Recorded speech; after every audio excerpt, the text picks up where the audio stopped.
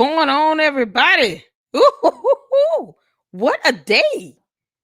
How you doing, y'all? 2.0, what's going on? Hey, Wyoming gal. Shout out to my moms. How you doing? It has been a busy week everywhere for everyone. How's everybody doing?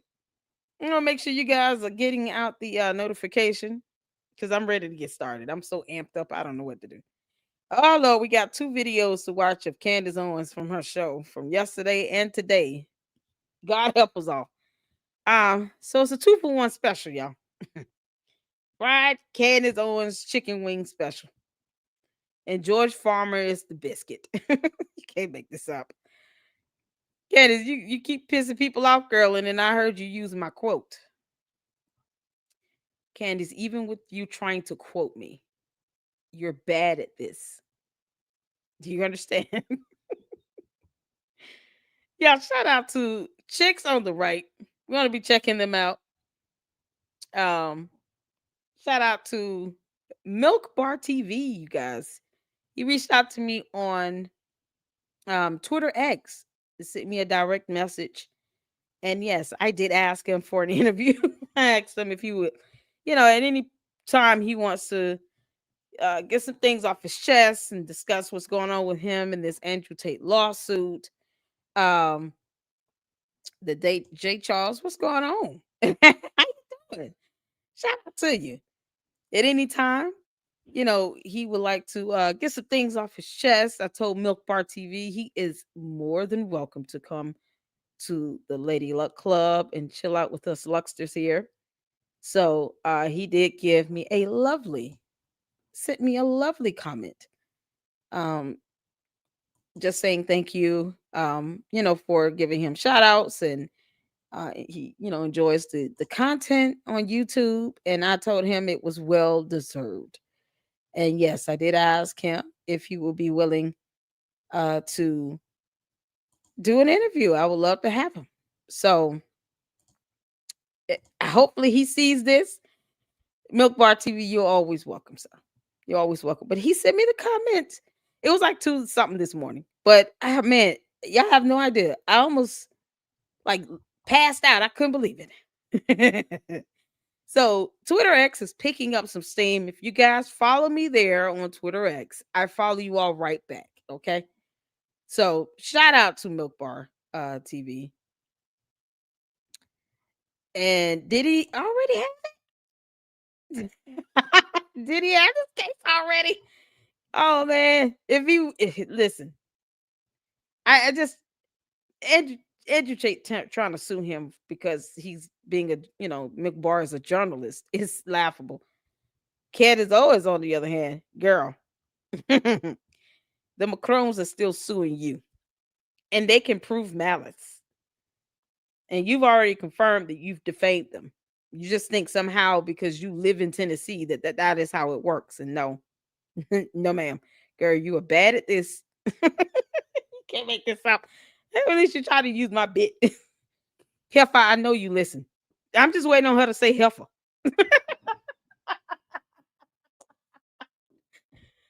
I'm just waiting on her. If she says heifer, that lets you all know this is a definite. She's taking another soundbite of mine. Just because I know she watched. That's how she's learning about what's going on with her own lawsuit. Girl, schedule that hearing for the motion to dismiss Candace and stop playing around with this. You can't make this up.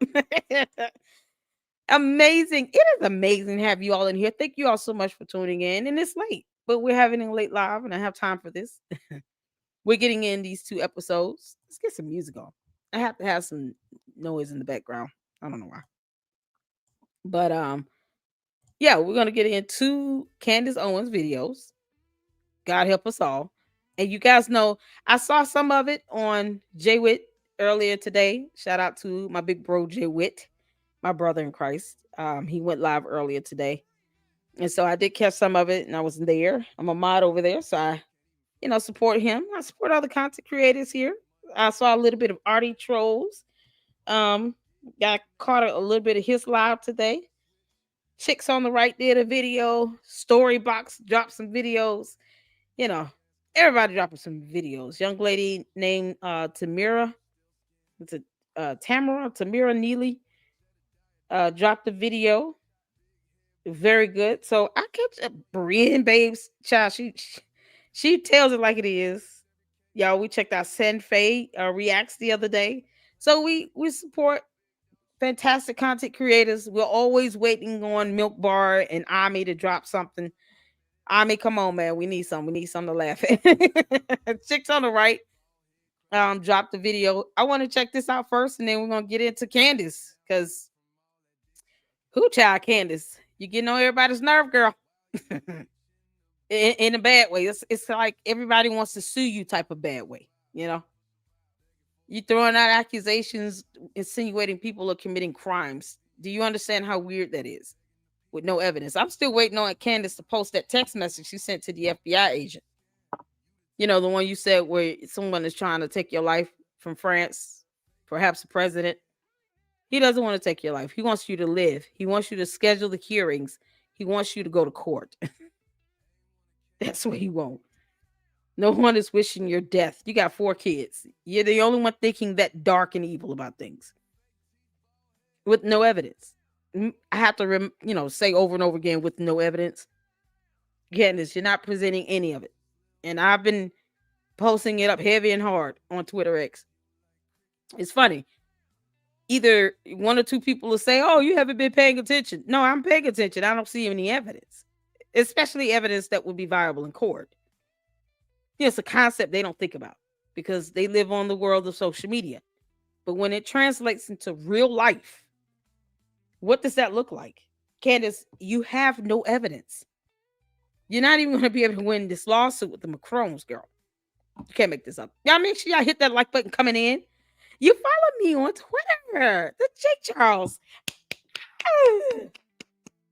Make sure y'all follow me on Twitter. Let's go. We're almost at 30,000. I know. Shout out to you, mister. Thank you so much. We're almost there. So you guys keep hitting that like button and we're going to 40 and then 50. And then, we'll probably be catching up with Jay Witt in no time. And then, the chicks on the right be catching up to him. Listen, over 1 billion users on YouTube. So spread the word. Share the videos. Hit the like button and subscribe to the Lady Luck Club. And let's get going. Let's get going. All right, I'm going to get some comments in, y'all. I just want to acknowledge all of you guys up in here. Shout out to Francisca, my fantastic mod. Wyoming gal is up in here. We got all hands on deck. Even though I make the I make the candy asses in the box. They got to subscribe, not a comment. So if you guys don't see so many comments, it's because I turned on the feature where you got to subscribe for an hour. Yeah, they got free speech, all right. You got to wait an hour to give it. I'm not hindering it. I'm just making them wait an hour to express it.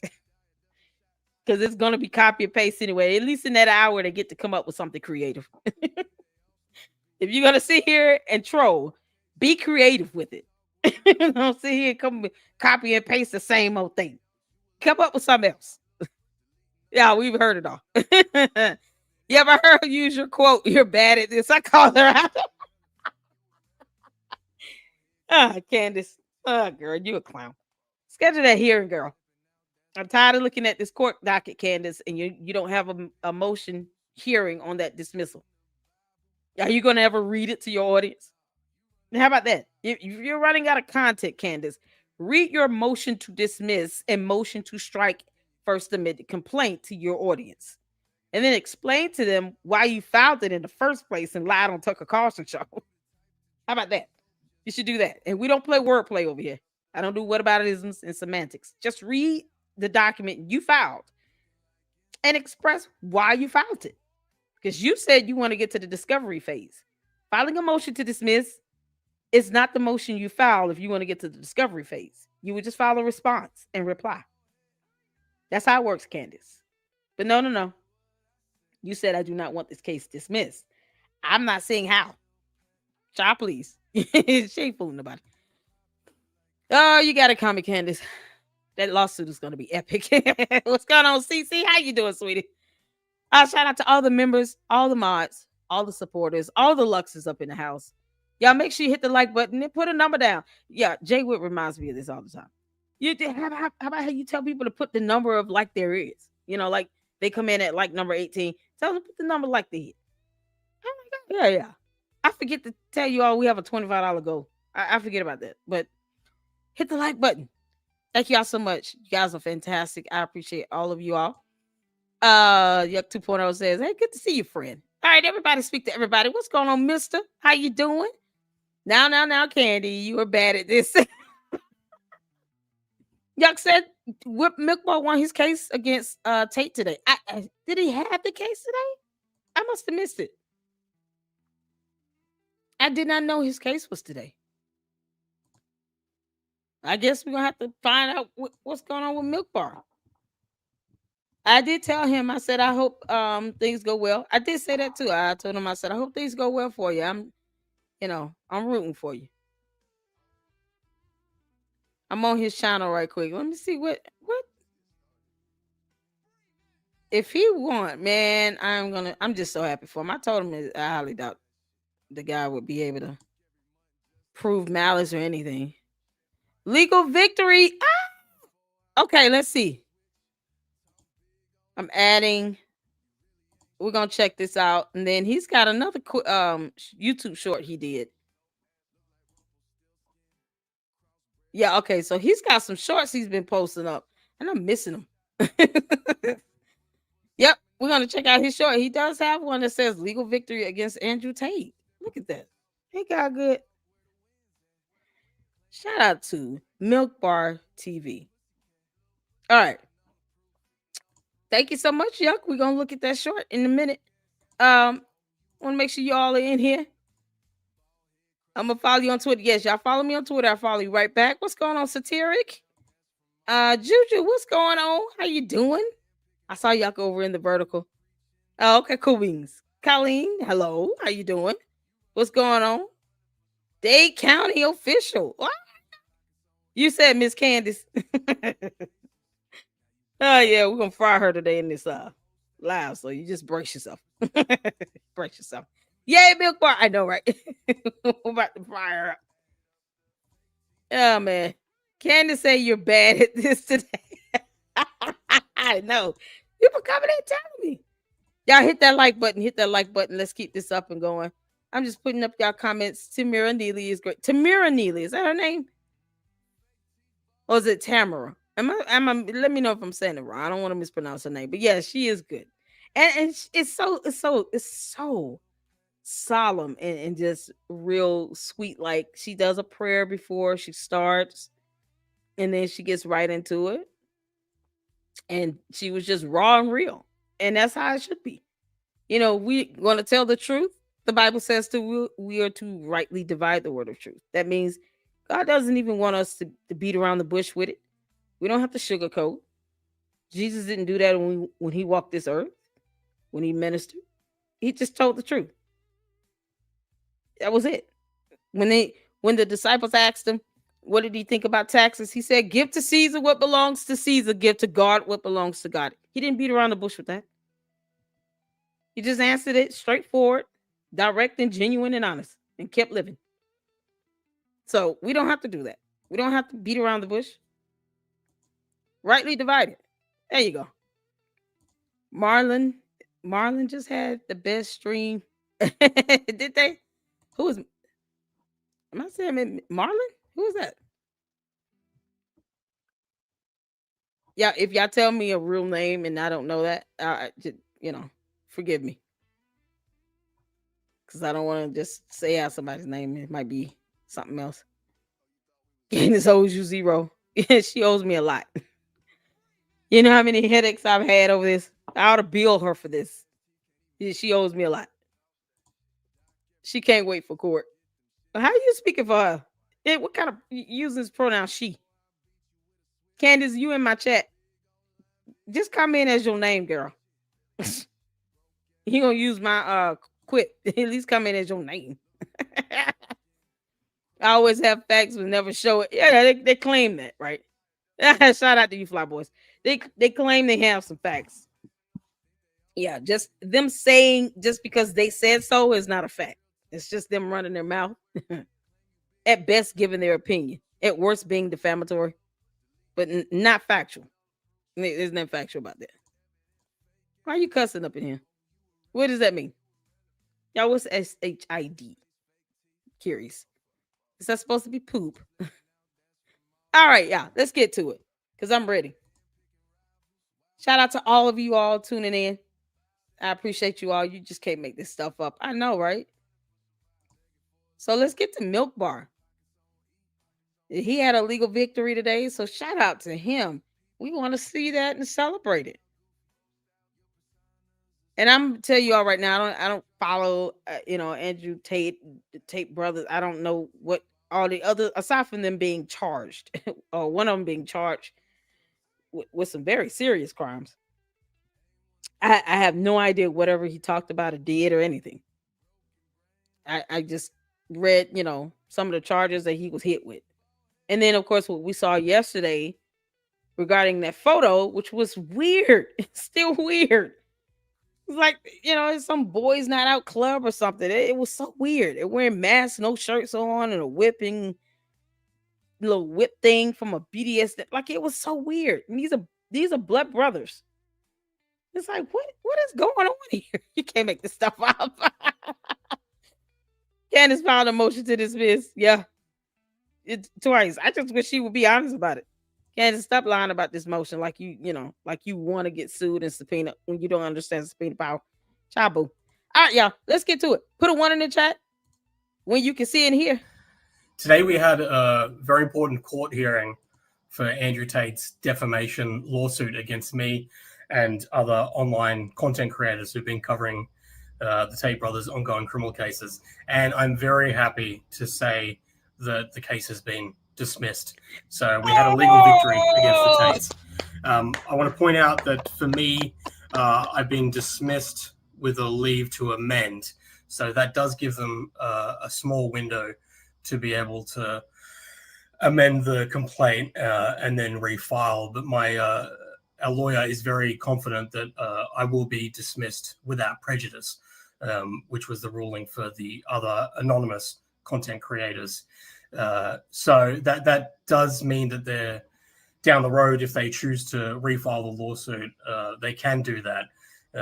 But this was a massive legal victory, and it's a huge relief. We're very, very happy. So we've been fighting this thing for pretty much the entire year, and I mean, we really couldn't have done it without the massive amount of support from all of you. So thank you, everyone who's contributed to the crowd. This has been a lawsuit for a whole year. Is this lawsuit somewhere I can read it?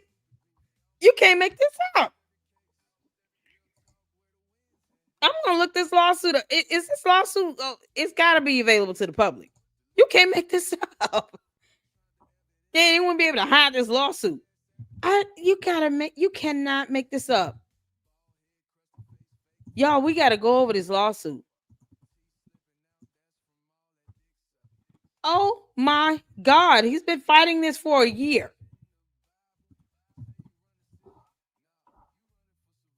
This is insane. And he's like one where he goes after people, just suing people. He sued his ex-girlfriend. Oh, he's been sued by his ex-girlfriend. You can't make this up.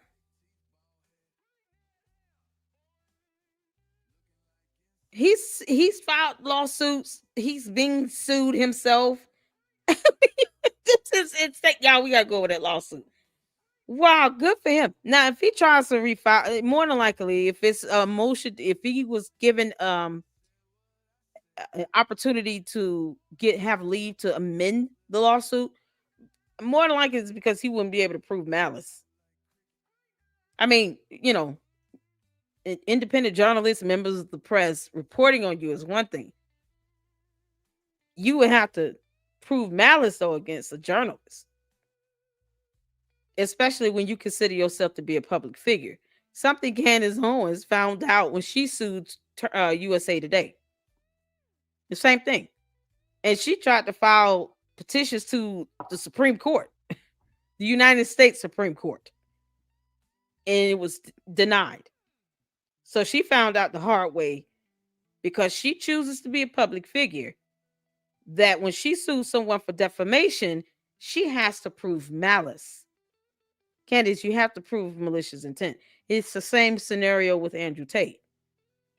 All these public figures, because you want to be social media influencers and make all this money, you go out talking about, oh, they're defaming me. No, you okay. If especially if they're a member of the press that is given extra protections when it comes to First Amendment, free speech, and free press, freedom of the press, free speech and expression. And on top of that, you're a public figure. Now you have the burden to meet that malice intent. And more than likely, he probably didn't even express that in his statement of claim. Especially I'm sure Andrew Tate has some lawyers. It seems like they're working overtime because he's got lawsuits against him. You can't make this up. Fund that's gone towards our legal defense, and to everyone, to the people that have had me on their shows and who have covered this in the media, and to everyone who's just brought attention to it and just expressed support for us. It's been overwhelming to know that we've got so many of you who've got our backs. This ruling just really does show that this lawsuit was frivolous from the beginning. Yes, it is. And I truly believe that the Tate brothers, it was never about trying to win this case. It was always about processes of punishment, and they were coming after us because we've successfully covered the ongoing criminal cases. So to know that there's been so many of you who've rallied, and that's what I'm saying. He's covered the criminal cases that's being covered in the news. Those documents are also available to the public, except from what may be sealed off as far as evidence is concerned. How do you if you're someone, this is what happens when people don't understand fully what it means to be a public figure. You go out and you blow up on YouTube, social media, Instagram, TikTok, whatever. And you consider yourself to be some sort of an influencer, that puts you in that status of being a public figure. So when you go out and say, oh, someone's defaming me, when they're reporting on a criminal matter, a criminal case from charges that you were charged with, you can't just say they're defaming you without evidence to prove that malice intent. If someone's just reporting on what's in court documents, that's not malicious. It's called journalism. It's free press. You can't make this up. I don't get what the. So he gets charged with criminal charges for trafficking and other. He's got some serious charges here. He's abused his ex-girlfriend. She sued him based on this. All kinds of stuff. And people are reporting on it. And he goes and takes them to court for reporting what he's been charged with. That's already in another court of law. Dear God. Yeah, I love Tinashe Peter. Yeah, me too. He's pretty cool. He's like, we got time. We got time. Tracy said, Katifa's in the chat. Who knows, Shy? Candace, if you're in this chat, stop saying my quips if you're not going to use it right. You can't make this up. Rallied around us to help fight back against the Tate brothers. It's incredibly inspiring. So, what a way to end 2025. I'll keep posting updates about the specifics, but for the time being, this is a massive win. It's time to celebrate. So thank you, everyone, very much. Cheers, guys. Yay! Awesome. I'm so happy for Milk Bar. I didn't know. Man. Oh, my goodness. So now we have to go over this lawsuit. We got to read it. We have got to read it. Y'all, this is going back to last year. I see a video from Tinashe. Andrew Tate sued this whistleblower for exposing his criminal from August 24. Okay, and then there's another one from a Substack here on April 7th. Something else going back up to March. Jeez. You can't make this up. Oh, okay. Why didn't you take crying like a baby? Yeah, okay. And then the other independent journalists and He said media personalities, they got theirs dismissed with prejudice. So I think he'll be able to get this one dismissed with prejudice. I don't see this going far. He's not going to be able to meet that component. I can tell you right now, but we can read that lawsuit. That's something else. He's trying to intimidate people. And did he file this while he was in jail? Did Andrew Tate file this while he was in jail? You can't make this up. To me, it sounded towards the end of Candace's live that TPUSA may take her to court. Yeah, because I even noted that in my on my post that I sent on Twitter X, and I think I forwarded one of Milk Bar's posts, and I said, at Turning Point USA, unless you all are trying to get her responses on the record, because I if people understand that lingo, you understand what that means. If you're just trying to get responses on the record, or you're prepared for her to just lie to your face, why are you all sending her out an invitation to have this conversation with her after 3 or 4 months of this? Erica Kirk has done a great job ignoring her. I told you all that. I say Erica Kirk is ignoring this girl's existence on Earth. And if she gets Erica Kirk to respond, because that's who she wants, that is who Candace Owens really wants to respond to her. And if she can get Erica Kirk to respond, it'll give her more content. So if they want this whole thing to die down, the best thing was to ignore her. If you respond, let it be with the lawsuit. So unless they're just trying to strictly give an opportunity to correct the record and to get Candace's response on the record, hear me when I say closely.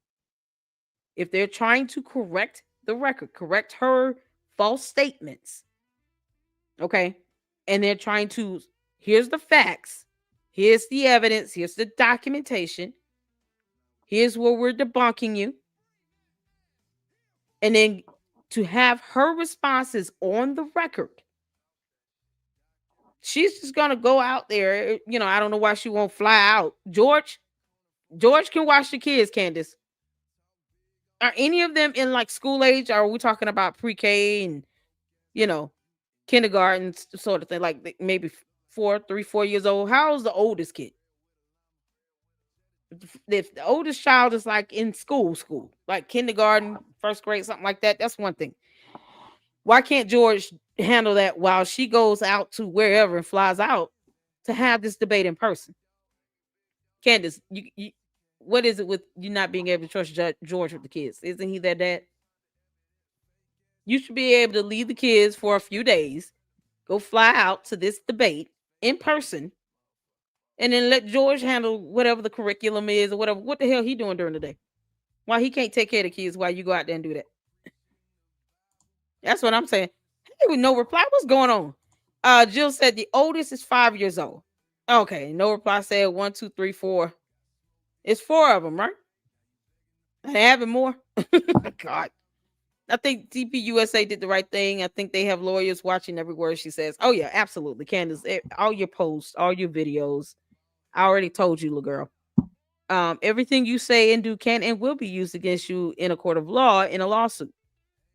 And they decide to file one, they're going to have so much evidence, it's not going to be funny. And there will be a jury demand because matters like this, considering who is against and the parties, they will definitely demand a jury. Just like the Macrones. That's why I said the Macrones are showing us how it's done. They've tried to get Candace to correct the record, to correct her false statements. They sent exhibits, photos, a birth announcement, all these things. She just didn't want to accept it. The court will not care about how she feels about the pictures. Once again, the court will not care about how Candace Owens feels about the photos or the birth announcement or anything like that.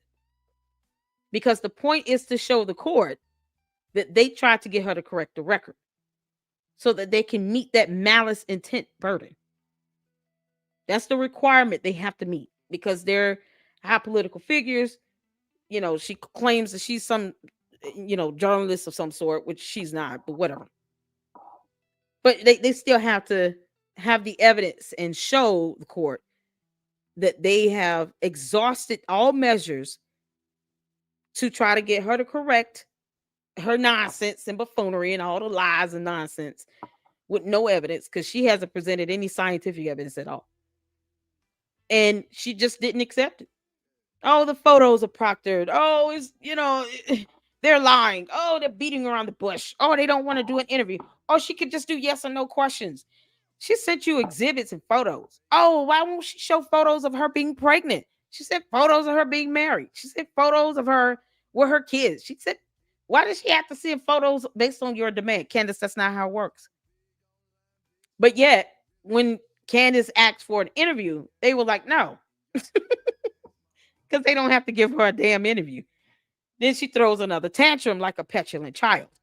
That's your problem, Candace. You're 30-something years old. You got 4 kids. Girl, if you don't grow the hell up, you're going to have to put your grown woman drawers on, get rid of that yeast infection, and go to court. Because you played around with it far too long in the court of public opinion, I guess. You might be able to get some bots and some candy asses to believe you, but that's not how it's going to work in court, girl. Not at all. Not even a little bit. You making your attorneys really work hard because you've already admitted to defaming them. She's already said she defamed them. She's just trying to say she did it in Tennessee, but she admits to defaming them. So it's like, her part's done. She's already confirmed that her LLCs are registered in Delaware. There's her defense right there about the whole, lack of jurisdiction. Out the window. You can't make this up. Candace has already just obliterated her case, her own case. So, it's going to be turning point. It's going to follow suit. So unless this is their way of trying to get the record corrected and to point out her lies and show what the truth is, whether she believes it or not, it's irrelevant. Because if they do sue her, whatever anyone else thinks outside of the court of law would be irrelevant. What would matter is what the jury believes and what the ruling comes out to be, and what the judge allows to be accepted as exhibits, as evidence, and introduced into the case. That's it. It'll come down to what happens in court. Candace, if you feel you have a defense, take your ass to court.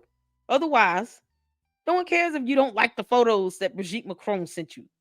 You're going to learn this the hard way. But either way, you're going to learn today. So we're going to check out this other short. Yeah, this is something else. We're going to check out this other short. She going to learn today. And that court is going to be all too happy to teach her. And the judge is not going to put up with your BS, Candace. You're not going to have your candy ass cult members and the bots in there to, to feed your ego. You go in there and bark if you want to and knuck if you buck. That judge will hold you in contempt. And then if your attorneys can't keep you under control, they might get sanctioned. So you might want to be on your best behavior, girl. You can't make this up. All right, let's check out this short here. If Candace is available, we would Hold on. If Candace is available, we would sincerely welcome her participation in that live stream at our studio here in Phoenix. At this point, we believe the ball is back in her court. So I accept it with whistles and bells, everything. I fully accept. You can pick the place. You can pick the time at 4 p.m. Eastern, 2 p.m. local time on Monday, December 15th from Charlie's Phoenix studio. Our offer from yesterday holds. If Candace wishes to join us in person in Phoenix, you can pick the place. You can pick the time. Obviously, leading up to Christmas, that's the last week of our show. Obviously, it's a pretty busy week. You can pick the place, you can pick the time, but no, they need to have it in person in Phoenix on December 15th, or they cannot have me at all. What? If Candace is available, we would sincerely... Candace, you don't get to dictate that. If they invite you, you go in on their invitation. That's like somebody inviting you to dinner, and then you say you can pick the place, you can pick the time, and then you go in there and you say any and everything but like you trying to negotiate where the date and time. They you go in on this invitation. That's not how it works, girl. That's not how it works. You said pick the place, pick the time. I'm assuming we're about to watch this in this episode from yesterday, and then the one she did today we'll do next, because you know it's a 2-for-1 fried Candace Owens chicken special with a biscuit. George, you're gonna have to watch the kids. You're gonna have to go ahead and make sure you got everything squared up, because Candace has got to go to some appearance on the invitation that they give her. You don't get to dictate that, Candace. You spoiled brat. I told you you're bad at this, girl. You don't get to dictate that. If someone invites you to their home and they say, we're inviting you to come here to our house on this day at this time for this specific event, you don't get to tell them, well, no, that's not going to work for me. You're going to have to invite me on another day and time. No, ma'am. We're doing this on this day and time. You can't just show up at somebody's house, you know, the next day in the middle of the night because that's what's best for you. Don't nobody give a damn. You can't make this up. I'm surprised that she even trying to entertain this. Y'all hit the like button. Oh, Lord have mercy. You can't make this up. So it's just like her showing up to someone's house, you know, the next day. They invited her to Thanksgiving dinner at 6 p.m. And then she shows up that Friday at 2 p.m. talking about, well, I couldn't come yesterday at 6 p.m. That didn't work for me, so I'm here today. No. You get your ass out my house. Get off my property, girl. Go home. This is an invite, Candace. They don't owe you anything. Just like the Macrons didn't owe you an interview. No one owes you anything, you heifer. No one owes you that.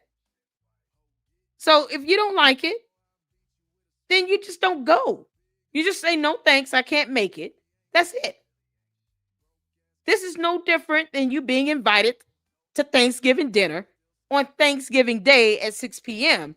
And then you want to show your happy ass up at Friday, the next day after Thanksgiving at 2 p.m. talking about, you know, yesterday didn't work for me. Yeah, okay. Well, we're not having dinner today. Thanksgiving was yesterday. Bye. Good to see you. You know, have a good time and be safe on your way out my driveway. That's it. I mean, where's George at? Did we watch a very boring interview of George and Candace barely interacting? Yeah, I felt like a Q&A session. How many times did George call his wife crazy, say he was married to multiple women and did not know what personality he was going to get day by day? Basically, he's trying to tell us she's got multiple personality disorder. Candace, your husband thinks you're crazy. He even said that as well. I did a snippet. You think she's crazy. Candace, you can't do what you want to do, girl. You'll live. This is what it's like to be an adult. They offered you an invitation, Candace. It's either yes or no. If you can't go on that date and time, you don't dictate nothing. Then deal with it and get over it, girl. You better grow up. She thinks she can just get this far in life, throwing a tantrum every time somebody says something she don't like. Child boo. Nah, man. So, y'all, let's get to what her episode was yesterday, and then we're going to flow into the one she did today. Y'all know I can't watch this without you all. All hands on deck with the mods. You know, because Candy asses and the bots are still, you know, they big mad. Because they big mad. And they still say nothing. They're not even being creative. I want the bots and the Candy asses, be more creative in your comments. Okay? The name calling is all of that. We get all that all the time over here. That don't do nothing over here. That does not bother me. Be more creative. How about sound intellectual for 5 minutes? Just pretend like you have a brain and ask questions, or just give your comments on something that's more rational. The name calling is laughable, and then it gets nowhere. And if it gets like to a racial slur type of thing, then you get booted out. Just like you think you have the right to free speech, I have the right to not read your nonsense if it's racial slurs. So you can't force me to read and endure your nonsense here. Not in the Lady Luck Club, where you have no power. Just want to reiterate that. Shout out to my mods. Thank you all so much for tuning in. Let's go. All right, you guys, it's happening. It's happening. Everybody stay calm. After yesterday's episode where we went kind of for the jugular with Turning Point USA, because really, I think everybody in the entire world has had enough with the non-response, trying to move on, trying to gaslight us, not answering basic details. So we just went for it. And guess what? Turning Point has moved to formally respond to all the things that we have said. And after a very long diatribe in which they wildly misrepresent the public and global investigation of Charlie Kirk's assassination, they at long last issued a public invitation or a challenge. I'm not sure what it is, but I accept. Okay. Quite literally, all we have ever asked for were sensible answers to our basic questions about what transpired. Candace, I don't think you, first of all, can't define the word sensible. Secondly, what's sensible to the average reasonable person with a brain is not sensible to you. That's the issue. Just like you won't accept photos as proof that someone was born a woman and gave birth 3 times and was married. It doesn't matter what responses people give you. If it's not what you want to hear, it's irrelevant. Therefore, you shall find out the hard way upon the day that they decide to file a court complaint with the court of law and not the court of public opinion, where you think all matters should be heard. No, ma'am. Nope. You got another thing coming, girl. Okay? That's just not how it works. And that's at the end of that. Let's see. Blue Moon says, for someone that know for a fact that someone paid to unalive her, she is very happy and unhinged about it. Strange. She's saying that, yeah, I know, right? It's the fact that she's sitting here saying that France and Turning Point USA, something with blue and yellow Egyptian planes, all has something to do, in the entire United States military, to do with Charlie Kirk's death. She's going to go to Turning Point's headquarters, to Charlie Kirk's studio, I assume, and actually sit down face to face. Yeah. While she claims that there's some sort of assassination attempt, and it's the French president, Club Dassault, and possibly Turning Point USA got something to do with it. Who knows? Just throwing out nonsense. But then, she went to Dollywood with no problem. Like, she's not making moves like someone that's scared for her life. I told you all that. Hey, this girl's out here doing whatever she want to do. Will it end in U.S. versus U.K.? What's going on, Probably? How you doing, honey? What's going on? Jen at the S-Files, we homeschool as well. 1 high schooler and 2 in middle school. I miss kindergarten. Oh, yeah. And I don't knock the homeschooling. All I'm saying is, why can't George homeschool for the day? Those are his kids as well. Why she flies out and does something in person with Turning Point, since that's what she wants.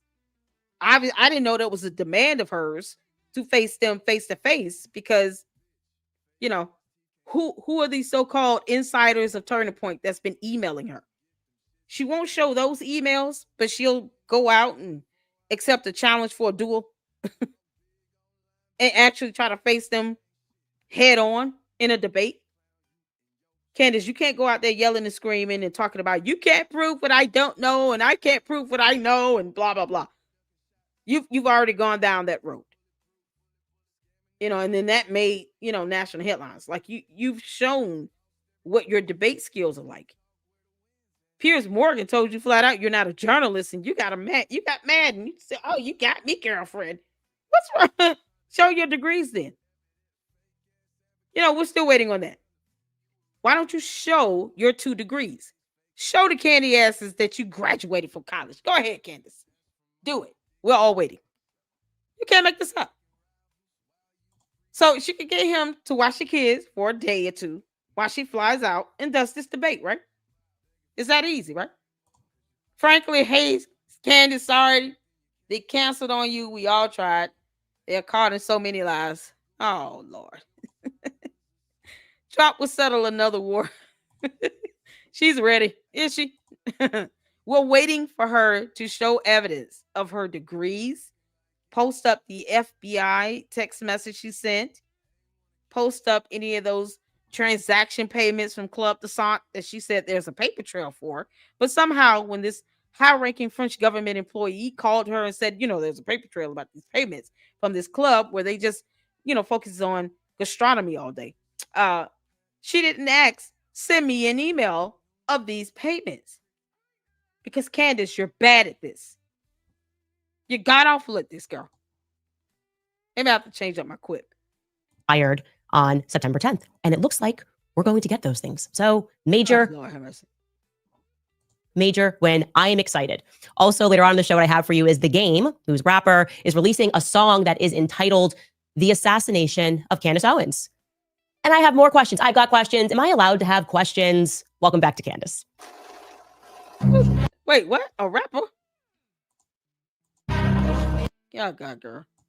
What can I say other than we went max? Pause, reflect. I'm proud of everybody. I'm proud of the world. Every single person who was in my inbox giving me tips, the people inside of Turning Point USA who were leaking, the donors that wrote public letters, the donors that didn't write public letters but sent us messages encouraging. She had no idea who wrote that letter that leaked the actual address of her own attorneys. I screenshotted that, Candace. You said you had no idea who that was. And you're proud of someone that could possibly be trolling you. Yeah, shout out to the trolls. Encouraging us to keep going. Today feels like a win because guess what? It forced Turning Point USA to finally respond. And that was the entire point, okay? That has been the point of refusing to let up even 1 second in this investigation. They wanted to simply be able to eulogize Charlie Kirk at a big memorial event, and then they wanted us to simply move on. And we didn't do that, okay? So yeah, we should celebrate the fact that we kept up. But she didn't even go to his funeral. Candace, you didn't go to Charlie Kirk's funeral or memorial. Because you kept talking about how you were afraid for your life then. And yet, you still didn't file a formal complaint to the FBI for an actual investigation to be done. When are you going to do that, Candace? I'm keeping my foot on your neck about that, girl. Because if you're going to sit here and cry wolf and that another country is trying to take you out, you're going to have to file a formal complaint to the FBI. We want to see the confirmation. Or else you're lying by omission. Because like you claimed that others are doing, like the Israeli prime minister, because he read some of a letter that Charlie Kirk sent him, you didn't want to believe it. And then when he posted the entire letter, then you wanted to just question and challenge the authenticity of it. Oh, did it come from his email inbox? How do I know it came from him? You wanted the letter. Even if they show her proof that it came from his email address, she still wouldn't believe that. Oh, everything's forged. But yet, it's so impossible for her to fake a text message. Especially when she's just posting up a photo of Charlie Kirk, no date timestamps in the text messages, and it's just a bunch of messages just going back to back. But no date and timestamps. Yeah, if you don't kick rocks. So yeah, let's shout out the trolls that are sending her these letters that she still doesn't know who they are, but somehow is verifying this with government. The pressure that we insisted that we have answers, and even in this tremendous culture of ADHD and everyone's constantly being distracted by their iPhones, that we kept the focus, okay? Turning Point is going to commit to a live streamed event where they are apparently going to answer all of these lingering questions. And I would say these were pretty basic questions right out of the gate.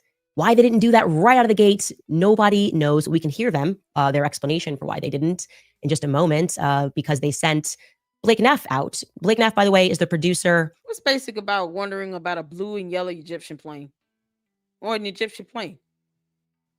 Or why they flew out some dignitaries? Like, well, you're off base.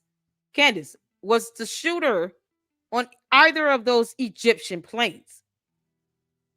Maybe you should be asking those questions from your tip line that you don't vet.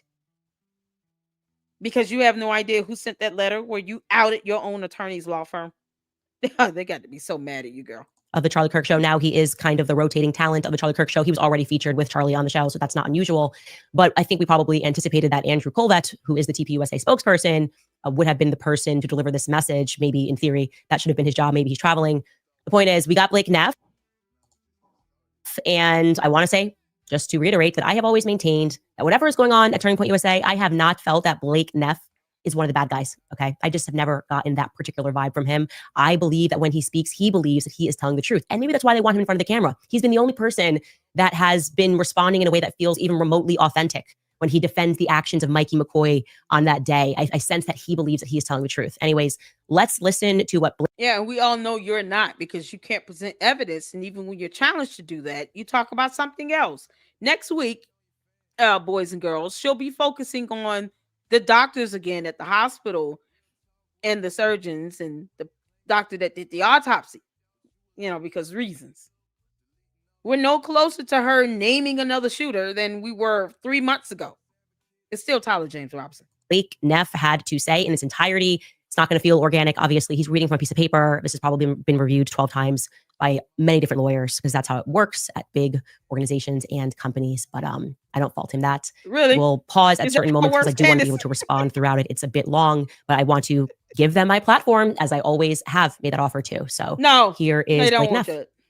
Ever since Charlie's murder, Candace Owens has leveled a flood of allegations against people at Turning Point USA, people at Turning Point Action, and people who work for this show.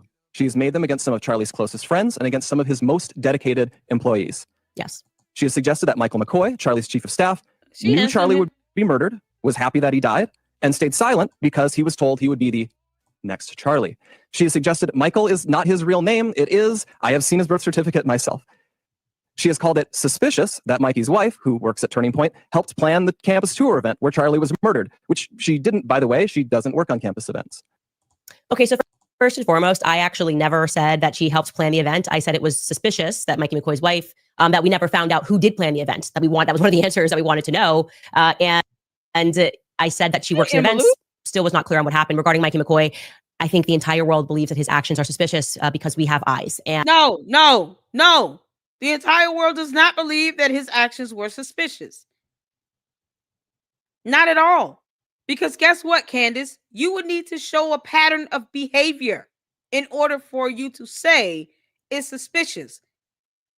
And then you're talking about an event that it's not like it happens every week. It's not like they're getting CEOs that are being shot in front of thousands of people every week. This is not something that commonly happens. Are you out of your mind? For you to say that it's suspicious in his behavior would at least have to indicate that you understand his behavior on a normal basis. God, are you bad at this? You probably didn't even know much about him until Charlie Kirk was shot. They probably even care about Mikey McCoy. You never said anything about him and his father before Charlie Kirk passed, because you know you would not be able to speak ill will of Charlie Kirk's pastor and get away with it. Charlie Kirk would have chewed Candace Owens out if he ever heard her speak ill of his pastor and his pastor's son. He would never have allowed her to do that and get away with it.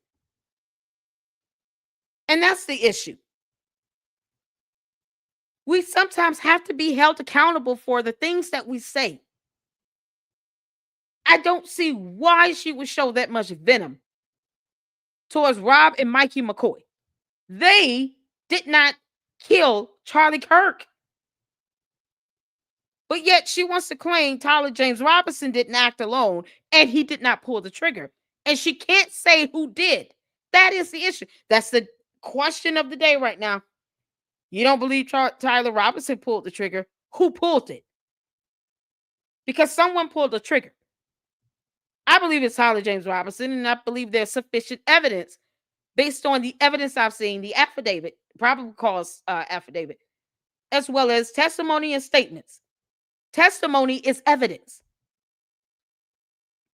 So all the people that go in and testify, guess what they'll be giving? Evidence. The key word of the month in the Lady Luck Club is evidence. Testimony is evidence. They're going to introduce the exhibits through testimony as evidence. Evidence is the key word, Candace. And you are not getting anyone any closer to who this supposed alternative shooter may be. Let's get the bad guy off the street. Why don't you point him out in a photo or a lineup or give a name so we can get him off the street?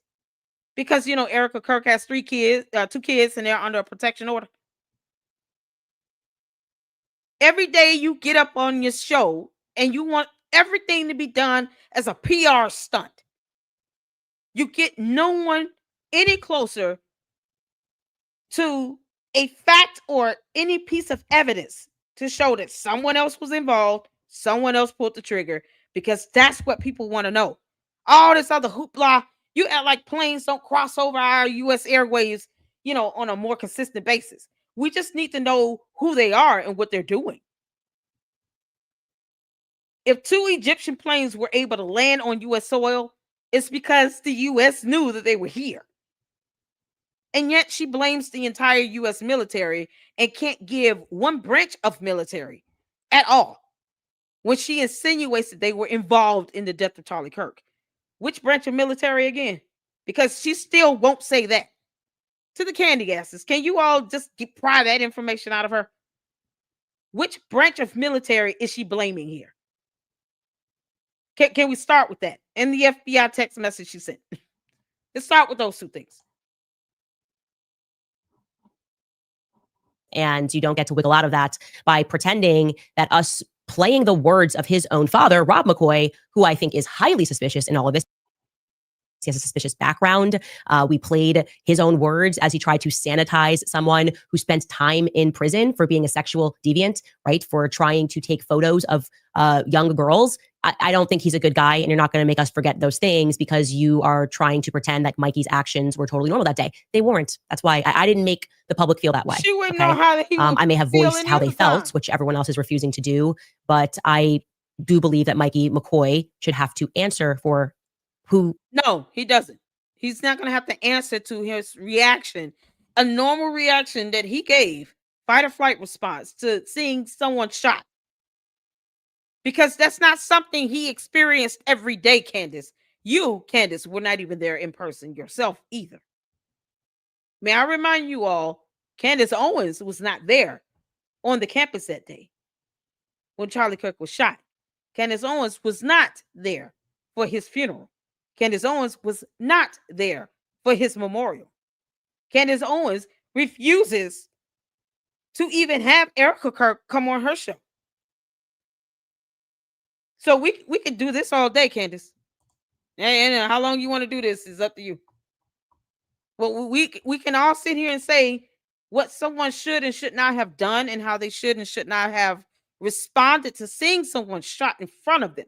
But if you don't have experience of seeing something like that, you can't tell someone how they should respond to it. So the actions are not just him, but any and everyone else that's not trained to see things like that. You can't say we're suspicious or not.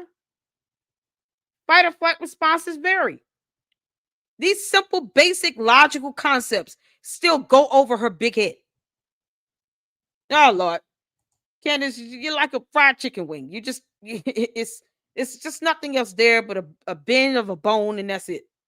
Little meat. He had on the phone right when the shot went off. So yeah, his father, his own father, is the one that spoke about Charlie's notebooks and spoke about how Mikey McCoy was talented. And it was Mikey McCoy who then jumped on Liberty University's stage for an event that was scheduled for Charlie Kirk. Y'all let me know if you guys. There you go. That's our perspective, and I'm going to stand by it. Let's keep it rolling. Candace has suggested the Utah Valley University event was unusual. Pause. I'm having sounds. I can't hear anything at all. Where we went.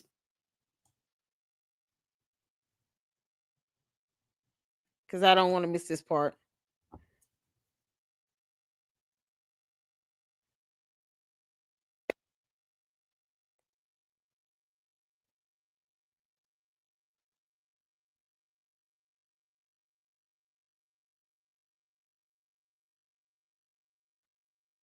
Hold on 1 second, y'all.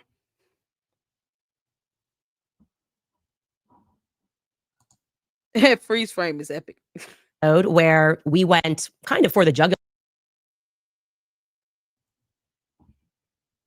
with Turning Point USA, because really, I think. All right, let me get back up here, because she said some stuff and I don't want to miss this. Who I think is highly suspicious in all of this. He has a suspicious background. We played his own words as he tried to sanitize someone who spent time in prison for being a sexual deviant, right? For trying to take photos of young girls. I don't think he's a good guy, and you're not going to make us forget those things. Who's she talking about? Mike and McCoy didn't do that. Playing the words of his own father, Rob McCoy, who I think is highly suspicious in all of this. He has a suspicious background. We played his own words as he tried to sanitize someone who spent time in prison. Someone, Candace, someone. Good Lord, you're treating this man as if he did it. So if you want to go on this guilty by association, Candace, why do you and George Farmer hang out with Andrew Tate? I told you, girl, two can play this game. So Candace Owens should be found guilty by association right along with Andrew Tate, because she has defended him. She's tried to sanitize his words and actions. And her husband is best friends with this guy. So comparing apples to apples, Candace, you should be held just as accountable and be seen just as guilty as Andrew Tate. Because that's the same thing she's saying, right? Isn't that the same thing she's saying? She's saying Rob McCoy tried to sanitize someone who spent time in prison. Candace, so has Andrew Tate. That's not even something people are making up. That is a point of fact. The man went to jail. He was charged with some pretty bad things. He did some bad things. But, you defended him. You tried to sanitize him. You tried to, ease the public's view on him. So you're just as guilty. Wouldn't that make you just as much of a horrible person as Andrew Tate then? By her logic, wouldn't that be the same as her trying to defend Andrew Tate? Yep. I think it is. He was charged, was he not? Didn't he go to jail? Yep. So I think, I agree. Andrew Tate comparison. Thank you.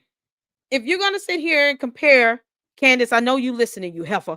If you're going to sit here and say Rob McCoy is such a bad person because he tried to sanitize someone who spent time in prison for doing heinous crimes, then we get to say the same thing about you and George Farmer for your association with Andrew Tate, for all the things he's done that was horrible.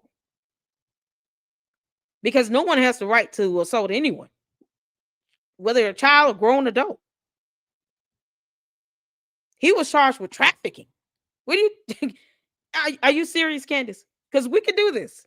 We can sit here and hold you just as guilty as Andrew Tate. Yeah, we can. We can do it. We'll do it. That's all I'm saying. So, yeah, we're going to do the same thing. Heifer. You and George are just as despicable as Andrew Tate, because you guys sanitized him and he went to prison. That's right. Candace, I told you. You're bad at this. Shout out to all of you all in here. And she was defending Harvey Weinstein. See, Candace, you're defending people who are just deplorable. Harvey Weinstein, Andrew Tate. So, yes, we're going to do the same exact thing you're doing. You and George are just despicable because you tried to sanitize Andrew Tate and Harvey Weinstein. Oh, yeah. We're doing it. We're just throwing it right back at you. You can't make this up. Shout out to Linda Walker. Was the one makes false statements about your business that damage your reputation, and bottom line, you are facing business defamation. Absolutely. Shout out to Linda Walker, y'all. Stacey Nelson said, I love when you say heifer. I'm calling her that. What's going on, Mira? How you doing? What's going on, Diane? Candace, can you live in a glass? Candace, you live in a glass house. Exactly. And we're throwing those rocks. Yeah, we're throwing them rocks, girl. We got 5 rocks, just like David and Goliath. See, we can make those references too, because I peeped her saying, I hit him in the jugular. Yeah, we peeped that. Because I know personally, I went over the possible major arteries that could have been severed when Charlie Kirk was shot in the neck, and the jugular was one of them.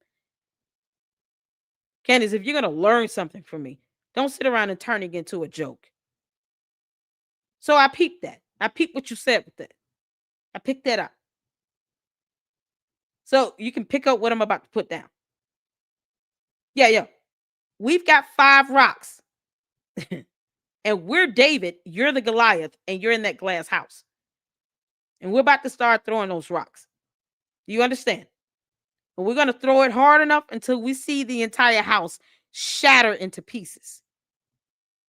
Yeah, we can do quips and quid pro quos and, all these witty cynicisms all day. We can do it all day, girl. We're here for it. For being a sexual deviant, right? For trying to take photos of young girls. I don't think he's a good guy, and you're not going to make us forget those things because you are trying to pretend like Mikey's actions were totally normal that day. They weren't. That's why I didn't make the public feel that way. Okay.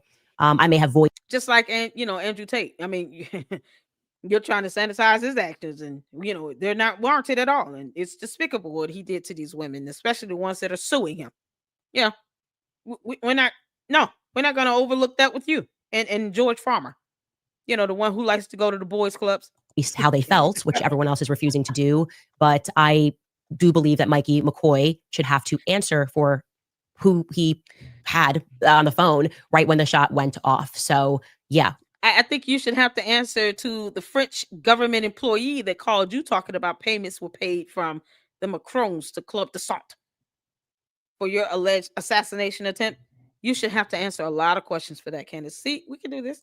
His father, his own father, is the one that spoke about Charlie's notebooks and spoke about how Mikey McCoy was talented. And it was Mikey McCoy who then jumped on Liberty University's stage for an event that was scheduled for Charlie Kirk. So there you go. That's our perspective. And I'm going to stand by it. Let's keep it rolling. Yeah, we're going to stand Candace has suggested the Utah Valley University event was unusual, and its details suggested a, quote, inside job.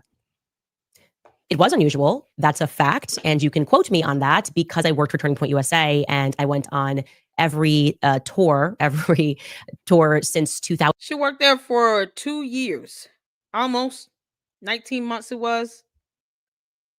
Yeah, you worked there for only less than 2 years. And it hadn't been employed there since 6 years? Since 2019? Once again, Candace, why did George Farmer get fired and or quit his position as chairman with Turning Point UK? Can you explain that? Are the allegations that he essayed another grown man true? We want to know. When is he going to speak on that? I told you, Candace, we're going to do this all day. 2019, and typically those events are decided at least the semester before. This came together very quickly. It is unusual.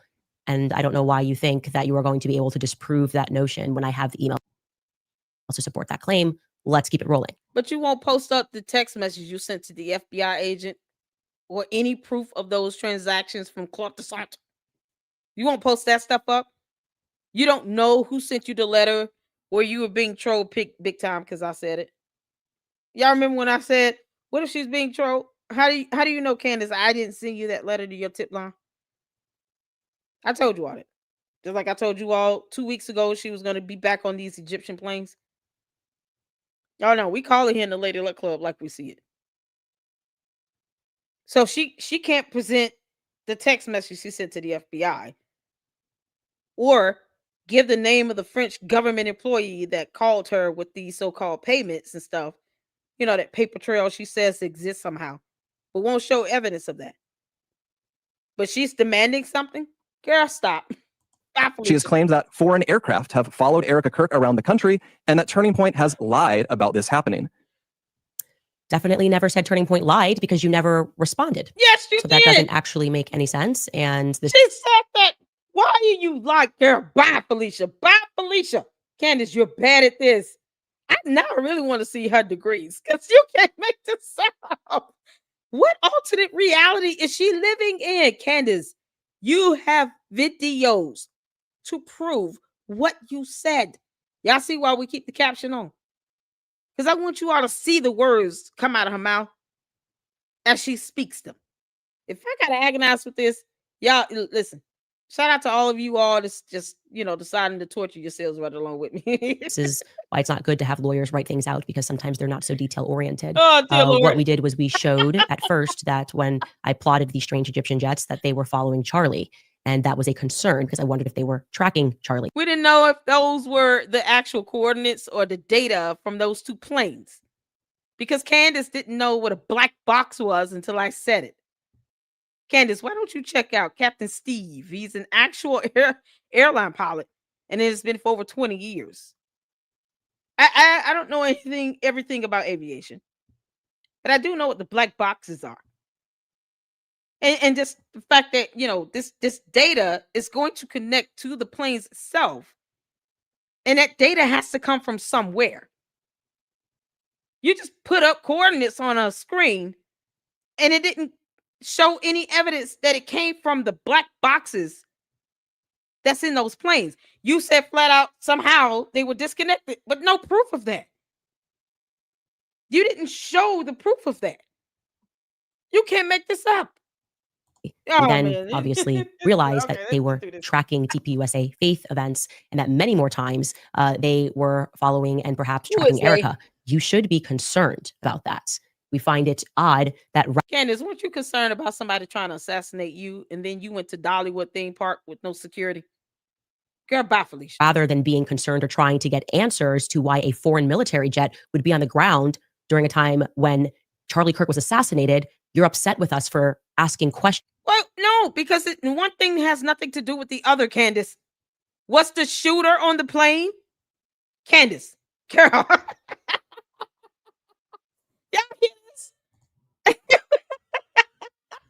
oh, Lord have mercy. You can't make this up. Candace, do you hear yourself, girl? I know you in my chat, you heifer. Why don't you be bold and just come out and just show us your full YouTube channel name? Candace. One thing has nothing to do with the other. You're talking about two totally separate events. That's just like me sitting right here, right now, getting upset because a Swiss airline plane landed in Hartsfield-Jackson International Airport in Atlanta. The audacity for this Swiss airline plane to land at the Atlanta airport, one of the largest airports in the country. And I'm sitting here live streaming. How dare this plane land in the airport while I'm sitting here live streaming? I'm not trying to compare my actions to the death of Charlie Kirk. I'm just saying that one thing has nothing to do with the other. What does that Swiss airline have anything to do with me live streaming? Unless somebody's gotten off that plane and they tried to break into my house or something. How would those two events even correlate together? This is the lack of common sense that you actually you don't have, Candace. You don't have the common sense God gave a billy goat. Yeah, Candace is at Ram the Bush from the UVU campus. Yeah. You're not using the common sense God gave a billy goat. Unless one of those individuals on that plane pull the trigger and you can prove evidence, camera footage, photos, something, that this person was on that plane, went to UVU, pulled the trigger on a gun, went back to that plane, and then flew the hell up out of here, then you're not making any connection. One event has nothing to do with the damn other. One of these things is not like the other. We got to go to Sesame Street on this. Candace, I'm sure you understand this song. One of these things does not belong. Can you tell me which thing is not like the other by the time we get through singing this song? You can't make this up. You can't make this up. About these jets. Let's keep rolling. She has accused us of lying about Charlie wanting Erica to take over for him if he died. Never happened. That is not a quotation. That is just them saying that. So let's keep rolling. Candace, you said you didn't think that it was a good idea for her to become CEO because of all of the dumb accusations you're throwing at her. And you thought she should not, she should be able to distinguish the difference between being a CEO and accepting all this dumb criticism, which is unnecessary because you have no evidence to prove anything, versus being a widow. Candace, you said that. You said that you didn't feel that she was ready to take on the mantle to be CEO. When you played that Wolves and Finance video, see, I pay attention here. That's what good journalists do. When you played that Wolves and Finance YouTuber, and he's sitting here talking about endowments, even though he didn't understand the definition or concept of one. You said then, see, I don't think it was a good idea for her to become CEO so soon and blah, blah, blah. But you're never going to be CEO. That's the important thing, Candace. The world is happier knowing that you are not the CEO. You weren't Charlie Kirk's wife either. He didn't pick you, girl. So you can keep hating on Erica Kirk, or you can just pretend like you have a husband you love, focus on him and your 4 kids. You know, or you can just let George have his fun at the boys' club and just focus on your 4 kids. Whatever. She has suggested Charlie's security team intentionally denied him first aid after the shooting to ensure that he died. When you say suggested, it means that they are interpreting my words. What I said is another fact. They did not issue him first aid. When he fell down, there was nobody who pulled out any gauze and tried to stop the bleeding. And they've admitted to that. In a sit down with Sean Ryan, Brian Harpole said, "You out of your mind. You literally think that in the time they even heard the shot, understood it would actually hit him, tried to cover him, gave him protection, didn't know if there were going to be more shots because you don't understand how that works.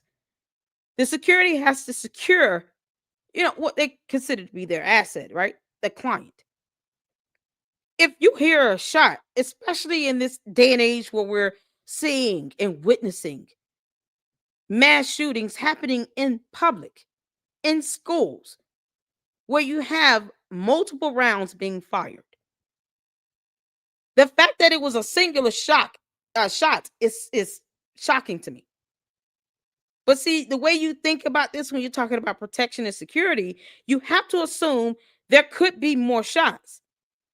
Because the moment you hear that one, and then you assume, all right, it's been 4 seconds, there may not be another shot. You get up prematurely, you start trying to do things prematurely, and guess what? Now everybody finds out the hard way, and everybody else is getting shot too. What good would he be? What good would the security team be? You don't think that man feels guilty already? The fact that he actually lost not only a client, but a friend that he had worked for over 8 years. If you don't understand how the protection, how this stuff works when it comes to that, and having to use, once again, here it is, Candace, common sense. When you hear gunshot, you don't just automatically just jump up and assume there are not going to be any other shots. You have to literally assess the situation and make sure if it's safe for you to get up. And then you're talking about having to carry him away because they didn't have a gurney or they didn't have a bed or a wheelchair even to roll him out. They had to carry him. 5 or 6 of them had to carry him physically away and try to put pressure on the neck. You said he didn't have a gauze. The man actually put pressure on the neck with his bare hands. And the fact that you he was shot in at least the major artery and the jugular vein in the neck. You knew he would not, like if you looked at this anatomically speaking, you knew the chances of him even surviving was very slim because of the major arteries, the major blood vessels that were severed. But he said he put his finger in the hole. He realized there was an entry wound, no exit wound. Put his finger in the hole, and he tried to stop the bleeding from the inside. But the only way they could even start doing something like that, you're talking about having to go into your pouch, get out all these supplies and all these things. They have to make sure that they're not going to get shot the moment they stand up. And then they had to carry him to the truck. And then he was able to actually put gauze in. it didn't mean that he did not try to apply pressure to the gunshot wound, Candace. That's what you're literally omitting out of this. And it seems like you're doing this intentionally because you have selective hearing and you just want to paint this stupid narrative to fit your moot point that does not apply, and it lacks logic, evidence, truth-telling, facts, laws, common just principles. You're lacking all of that in this. If you're going to repeat what was said, because we can just go watch it, why don't you repeat word for word what was said? Why not just play that clip of the video since you can't recall it correctly? Play the video. The Luxers here tell me if I don't understand something, they'll say, Lady Luck, Google it. They hold me accountable for that. You're saying no pressure was applied, no first aid, life-saving measures were done. That is false. You're talking about the application of gauze. It's not the only way to apply pressure to a wound. You can't make this up. So if you're going to recant this stuff, Candace, and you can't recant every word said, or you're going to sit here and pick and choose, and don't get mad when people debunk you and just actually play the part of the video where he actually said what he did to try to at least put pressure on the neck until they can get him in the car and get him going to the hospital. You're out of your mind. It was because of the severity of the injury. I'm sorry again that we noticed something that stood out as unusual, given the expertise and the amount of money that he was paying that supposed to be an elite team. Let's keep rolling. She has raised suspicions. Yeah, let's just not forget that Candace is not a doctor. She's not licensed or educated even, to do anything life-saving. She's also not, a security officer of any sort. Never served in the military, never served in law enforcement. She can barely quote a law. It's not perception, it's 9/10 the law. It's possession, Candace. Possession is 9/10 the law. You can't even quote that right. About the head of our technical team because he took an SD card out of a camera. She has spread absurd claims that Tyler Boyer, who we just had on the show, sexually abuses male interns. You can't make this up. Okay, so yes, the SD card thing is unbelievably suspicious. It's not something that you would do. Neither would you just run up onto a grassy knoll and record your... How would you know that, Candace? How would you know that that was not their protocol? How would you know that?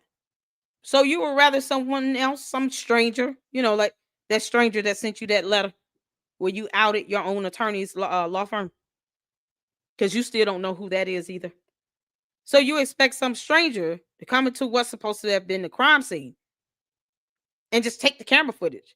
What if someone would have done that because they didn't move fast enough and secure the SD card? And then you got somebody that takes that SD card out. They have no idea who that person is. And then they upload all this footage on the internet just to get clicks and views and money, or to even sell it. Where's the common sense in that?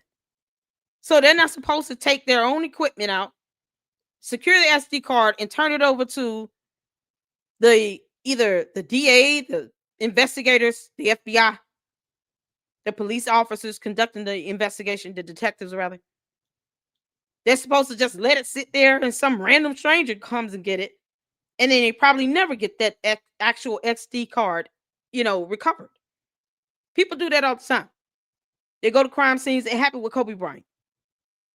When he and his daughter and the other victims that died in that plane crash, you had the technicians that go out and recover evidence, taking photos and keeping pieces of the actual accident, just so they could say they had a piece of it. And then they go out and they tell somebody that they did this. Never mind the fact that there's a whole investigation that has to occur where all of that evidence may be needed. Most of it would be required. So this SD card that can be used in a murder investigation was supposed to just be left there in the camera and posted up and no one go and get it? Are you telling me that, Candace? Because we're using common sense here that God gave a billy goat for once. So that camera was just supposed to sit up there where it was mounted up And then anyone could have just came down there and did the same thing by taking it down and taking out the card. This is how ridiculous this is for her to say this. She who knows nothing and can't prove that she has 2 degrees. You can't make this up, man. Oh, God. Yourself. Again, these are unusual actions, and rather than trying to pretend like it's normal to record a selfie video of yourself and to prematurely announce that somebody is dead, maybe you should answer why all of that took place, because you guys told lies about, verifiable lies about why that took place. Because don't forget, Andrew Colvett sat next to you and said it was because people were stealing. People were stealing. You probably would want to grab the very expensive cameras and not the SD card for an event that they had to get the SD card out the camera. Is she this stupid? Candace, they had to get the SD card out of the camera.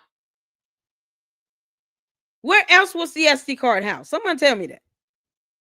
Maybe I'm missing the mark here. Was the SD card in any other place except inside the camera? She's literally contradicting herself. Let me go back. Hold on. Let's go back. Because she's saying it's unusual to take down the camera and the SD card and then turn around and said, you know, it's unusual to record yourself because people could come in and steal cameras and stuff. Wait a minute. Okay, that's the exact reason why they took it down, the security. How many people were recording at the event? Do you know how many people were recording, Candace, at that event?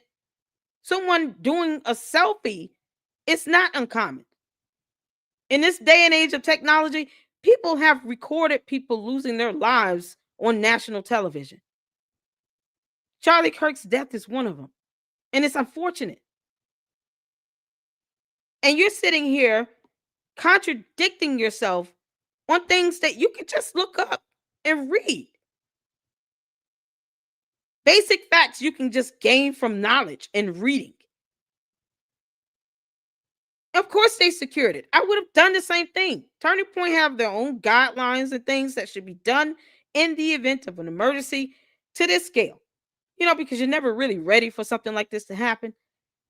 But if you plan for certain things and be strategic, perhaps something can be avoided or something can, you know, you don't have to worry about unnecessary hindrances that can slow down the process or the, you know, pursuit of trying to get help.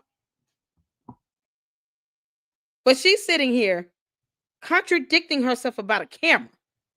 You know, because somehow she deems that more important than anything else. Unusual actions. And rather than trying to pretend like it's normal to record a selfie video of yourself and to prematurely announce that somebody is dead, maybe you should answer why all of that took place, because you guys told lies about, verifiable lies about why that took place. Because don't forget, Andrew Colvett sat next to you and said it was because people were stealing. People were stealing. You probably would want to grab the very expensive cameras and not the SD card. The SD card is in the camera. Is that the case? Things were moving so fast. You can't make this up. The SD card is in the camera that has footage that could aid in the investigation. Why would you want that to land in the hands of a stranger? Why? The person that took down the camera and the SD card is not a licensed paramedic. They're not EMT. The security were the main ones that provided that initial first aid and ensured that he went to the hospital. What was the cameraman supposed to do if he's not even licensed or certified or trained to even provide first aid? So you're saying it's wrong for them to just secure that evidence? That you don't want some random stranger to take down and steal? That would be something someone would steal if they're trying to get something valuable. It's not just the camera. It's the evidence on that SD card in the camera. You can't make this up.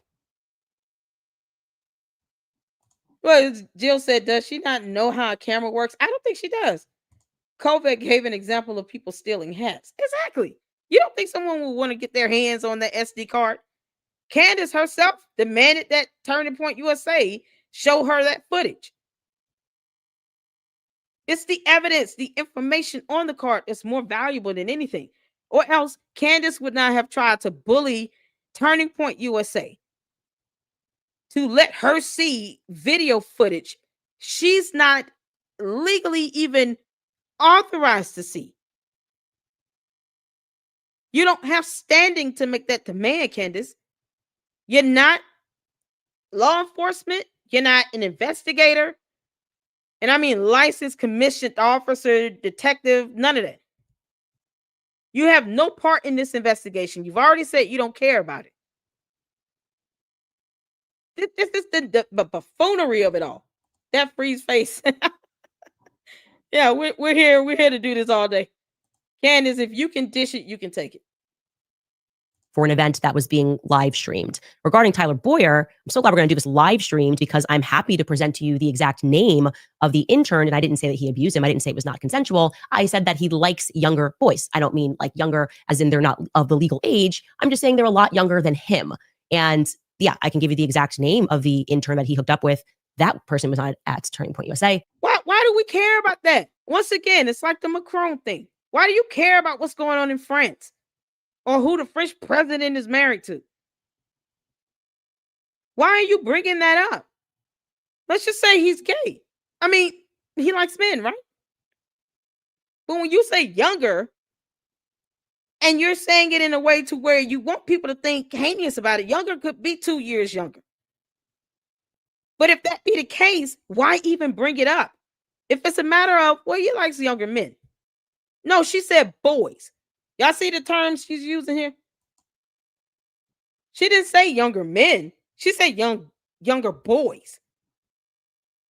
I'm automatically going to assume, as the average reasonable listener, not a candy-ass cult member, but the average reasonable viewer or listener is going to assume when you say younger boys, you're talking about boys that are minors.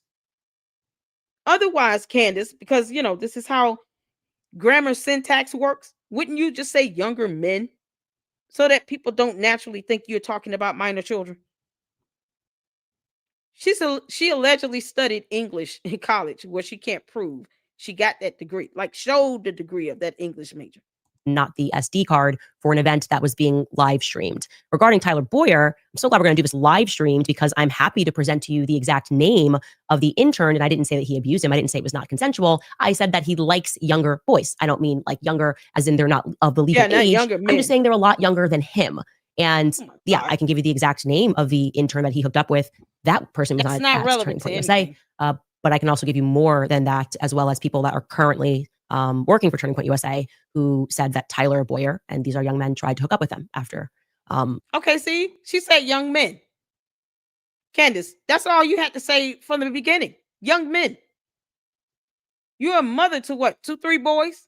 Doesn't she have like 3 boys herself? You understand how that will come across as a mother for someone to say younger boys. But then you turn around and actually say these young men because consciously, if thou has a soul, right? You would know subconsciously. Saying younger boys could give off a false impression. So let me say young men. And that's exactly what she did. Why couldn't she say that the entire time? And why do we care about whom he's dating if they are of legal age anyway? Why do we care about that? Candace, just because everything is fake and gay to you doesn't mean that it has to be to everyone else. What about this essay allegation from George Farmer? Why don't you speak on that? Because that will be of more public interest, I believe.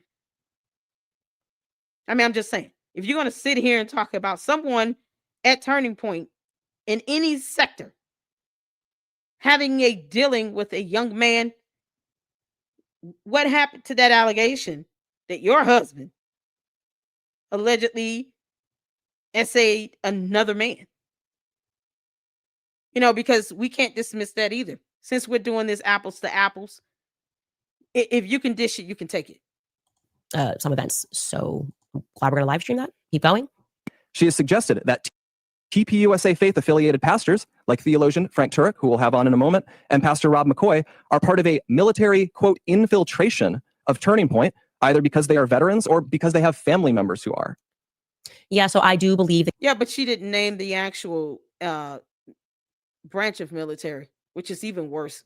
You can't make this up. Calvary Chapel, their history with Chuck Smith, the evidence that it was a militant CIA effort to infiltrate the Christian faith and to tie the Christian faith to the political ideology of Zionism. I think there's a lot of evidence for that, and I'm happy to discuss that in a broader debate. I do think that things at Turning Point USA became a bit problematic when you started to, I would say, almost hijack genuine Christian faith and sort of roll it into this idea that you must support Israel in order to be a Christian.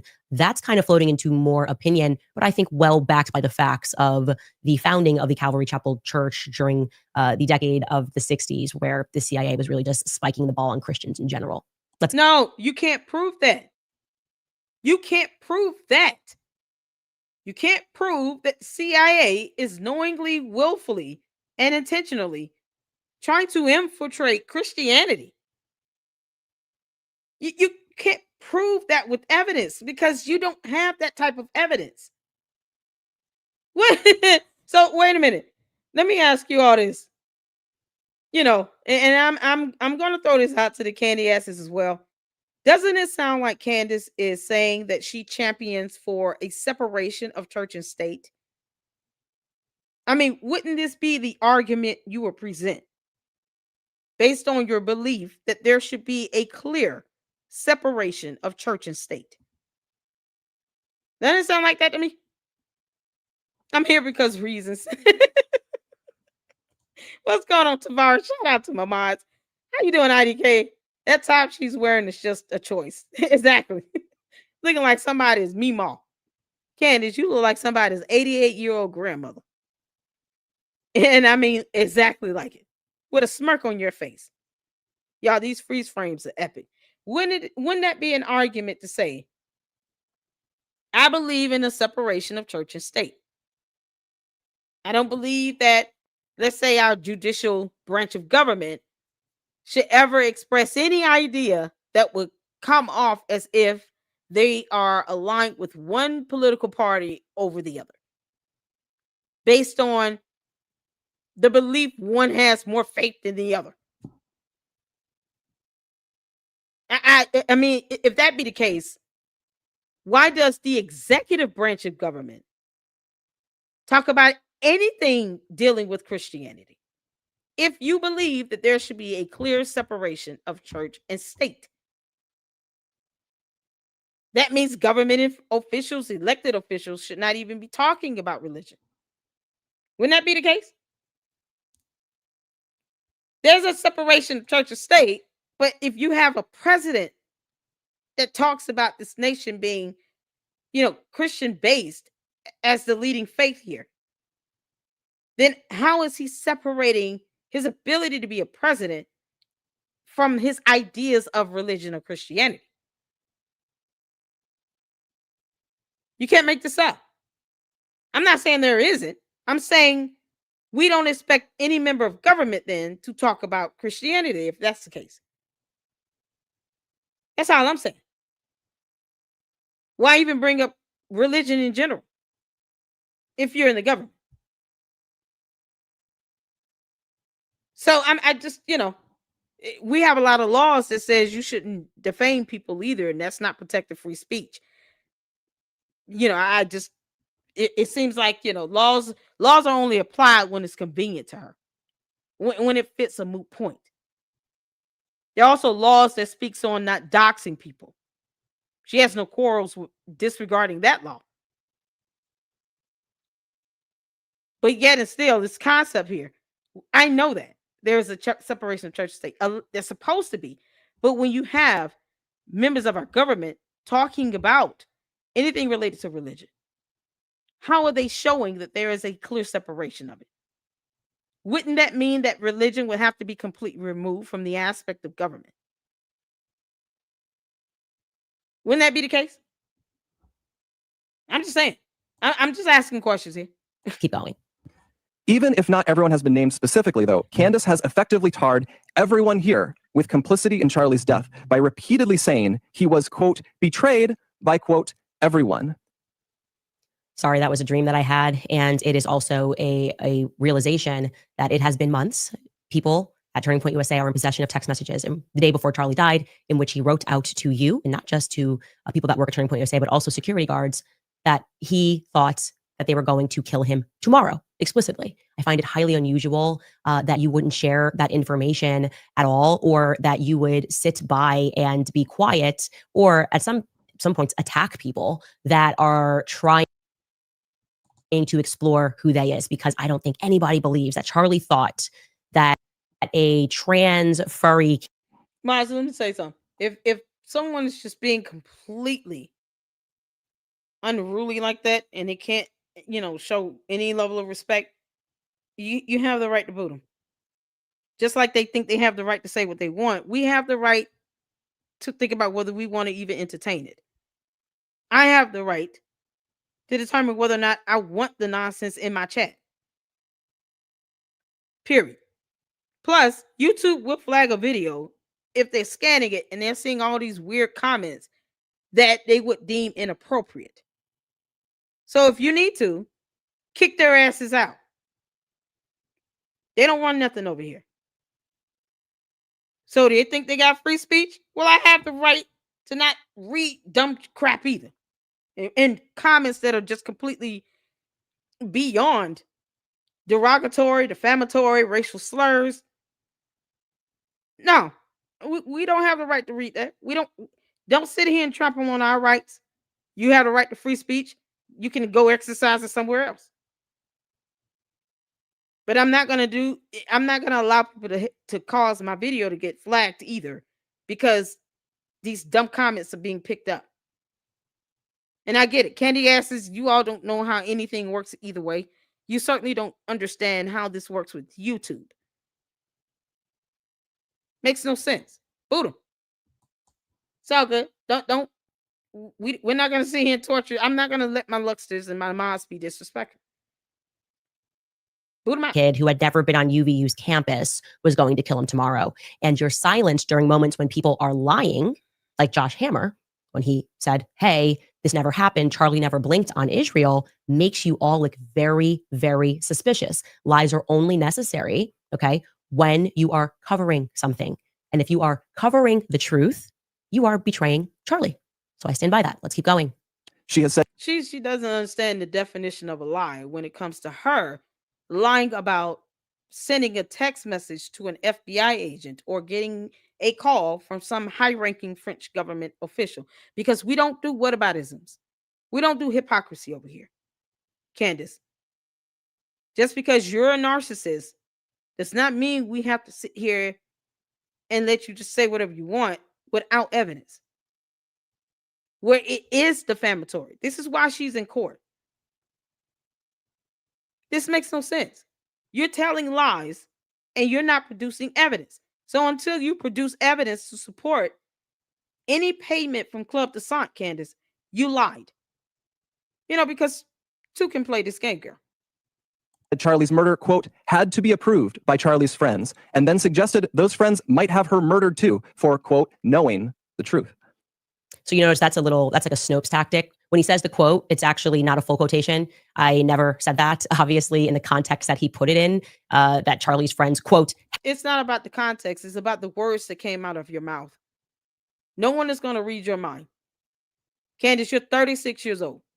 With 4 kids, you claim you're homeschooling, even though none of them are actual school age. But whatever. And somehow you think that people are supposed to understand some entirely different context based on the words coming out of your mouth. We're not doing it. Say what you mean and mean what you say. So if you don't mean to say something in a particular way or give off the wrong context of something, such as you saying young boys versus young men, right? Why don't you use the correct terminology so that people can understand what you're saying based on what you've said? You expecting people to read between the lines and you want to sugarcoat. We ain't doing that. No, ma'am. You better learn how to speak. Had to know he was going to be murdered. Did I say the sentence? Had to know he was going to be murdered? Perhaps, but we're going to need to hear the full sentence because you're trying perhaps. You just said perhaps. You said it. What the hell? She has said Charlie's murder, quote, had to be approved by Charlie's friends, and then suggested Just those admitted friends she said might it. have her murdered too for, quote, knowing the truth. So you notice that's like a Snopes tactic. When he says the quote, it's actually not a full quotation. I never said that. Obviously, in the context that he put it in, that Charlie's friends, quote, had to know he was going to be murdered. That did I say the sentence, had to know he was going to be murdered? Perhaps, but we're going to need to hear the full sentence. Did I say the full sentence? My goodness. This girl lies like she's breathing air. How do you contradict yourself from one statement to another? Y'all see how this... Oh, God. Not in the context that he put it in. Once again, speak plain. Be clear in what you're saying. Use the correct terminology. Candace, use your words, girl. Use your words. You can't make this up. To know he was going to be murdered. That did I say the sentence, had to know he was going to be murdered? Perhaps. Perhaps. Did I just say the sentence, had to know he was going to be murdered? Perhaps. If you didn't say it, and you can say that with a blessed assurance, wouldn't you just flat out say, I never said those words? Wouldn't she just say this? Candace, you're bad at this. This is why your ass is going to court right now for defamation. But we're going to need to hear the full sentence because you're trying to context it in a way that is just untrue. And I don't think it's necessary. If you're willing to have a conversation that you need to lie about anything that I've said, people have watched the show. They know exactly what I've said. And I tend to stand by what I've said. And I do stand by everything that I've said. Keep going. So why say perhaps? You stand by what you said, and then you turn around after you said, perhaps I said it. No, own up to it. Yes, I said those words. The end. Simple. Because you're a grown woman. So if you believe what you're saying is true, then why even cast doubt on what you said? You can't go to court with semantics, Candace. You go in there with that word salad and plain semantics if you want to. I dare you to do it. Just so I can prove my point. Go to court and play word salad and semantics if you want to. Oh my God, y'all hit the like button. The full sentence because you're trying to context it in a way that is just untrue. And I don't think it's necessary. If you're willing to have a conversation that you need to lie about anything that I've said, people have watched the show. They know exactly what I've said. And I tend to stand by what I've said. And I do stand by everything that I've said. Keep going. She has made claims of financial impropriety and fraud at Turning Point, adding up into the millions of dollars, which again is not true. Charlie made sure the organization was audited by a third party every year. He personally reviewed and he signed off on every expense report and literally every single bill paid by the organization down to a single United States dollar. We have never missed a 990 deadline. Okay, so immorality, like financial impropriety, does not necessarily mean that you committed true financial fraud. There's definitely financial impropriety at the company. I would say that if you are representing yourself as a charity and what you're actually doing is evaporating millions of dollars into various LLCs. They're not evaporating it. They have the right to transfer it to their subsidiaries. Period. Just like how you and Wolves of Finance, whatever the hell his name is, did not understand the definition or concept of an endowment. And I had to do a video claiming, basically saying both of you are wrong. I didn't even make the claim. I presented the facts and it proved that you both were wrong. You're talking about impropriety here. He just said that you falsely accused them of missing the deadline to file tax documents. I literally went over how the IRS will allow a 6-month extension without even having to say why. And then if you need additional time, they will grant you a 90-day second extension. But with that second extension, you actually have to state the reason, and it needs to be something valuable. And I do believe that the CEO of Turning Point being shot on national television is more than enough reason, if they needed an additional 3 months, for the IRS to give them that additional time. This is absurd. They can put money in their subsidiaries. They put money in their endowment. And then they invest with that money in the endowment. And it's the ROI that they use to actually pay the expenses for the parent company, Turning Point USA. That is how it works.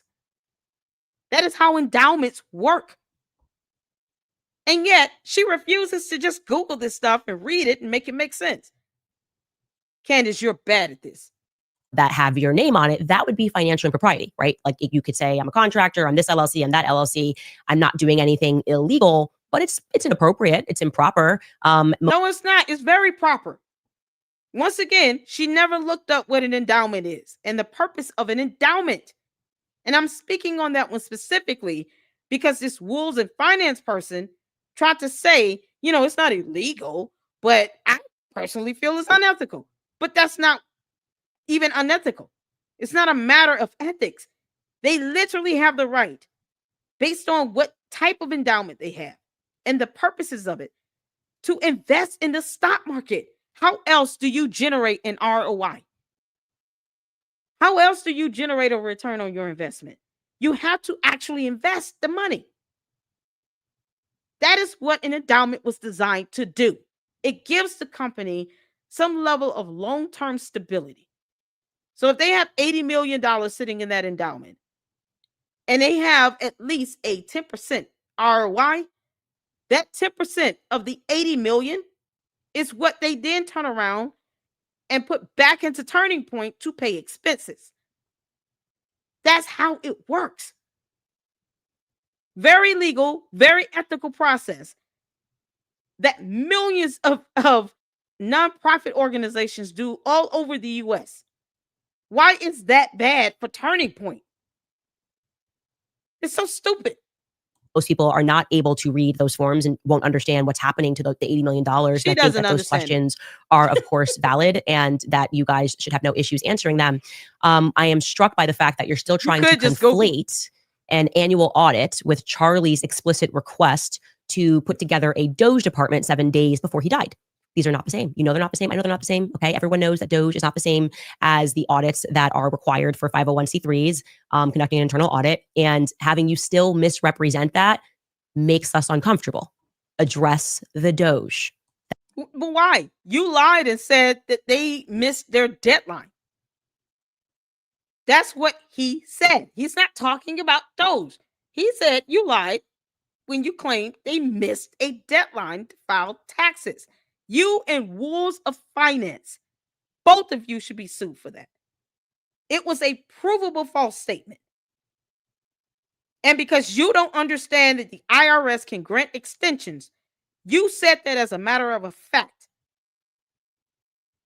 What a dingus. Show they know exactly what I've said. And I tend to stand by what I've said. And I do stand by everything that I've said. Let's keep going. She has made claims of financial impropriety and fraud at Turning Point, adding up into the millions of dollars, which again is not true. Fraud Charlie made sure the organization was audited by a third party every year. He personally reviewed and he signed off on every expense report and literally every single bill paid by the organization down to a single United States dollar. We have never missed a 990 deadline. Okay, so immorality, like financial impropriety, does not necessarily mean that you committed true financial fraud. There's definitely financial impropriety at the company. I would say that if you are representing yourself as a charity and what you're actually doing is evaporating millions of dollars into various LLCs that have your name on it, that would be financial impropriety, right? Like you could say, I'm a contractor, I'm this LLC, I'm that LLC. I'm not doing anything illegal, but it's inappropriate. It's improper. Most people are not able to read those forms and won't understand what's happening to the $80 million. And I think that those questions are, of course, valid and that you guys should have no issues answering them. I am struck by the fact that you're still trying to conflate an annual audit with Charlie's explicit request to put together a Doge department 7 days before he died. These are not the same. You know they're not the same. I know they're not the same. Okay, everyone knows that Doge is not the same as the audits that are required for 501c3s, conducting an internal audit. And having you still misrepresent that makes us uncomfortable. Address the Doge. That's got nothing. No. So let's go to this because, it's time for a vocabulary lesson. Keyword of the month here in the LLC is evidence. Candace. Impropriety is defined to be a failure to observe standards or show due honesty or modesty. A failure to observe standards or a failure to show due honesty or modesty. improper language, behavior, or character. This is the definition of that term. You did not provide any evidence that they failed to observe any standard. They were given extensions from the IRS, and you don't know what an endowment is and what it's designed for. You didn't show any evidence that they failed to show due honesty or modesty. And just because they got an extension to file the tax forms, you're claiming that that was improper. But it's not improper because they were given an extension. They could have easily got another extension. But because you didn't know that, and that is important for context here, you accused them falsely of impropriety. You said they didn't meet the deadline.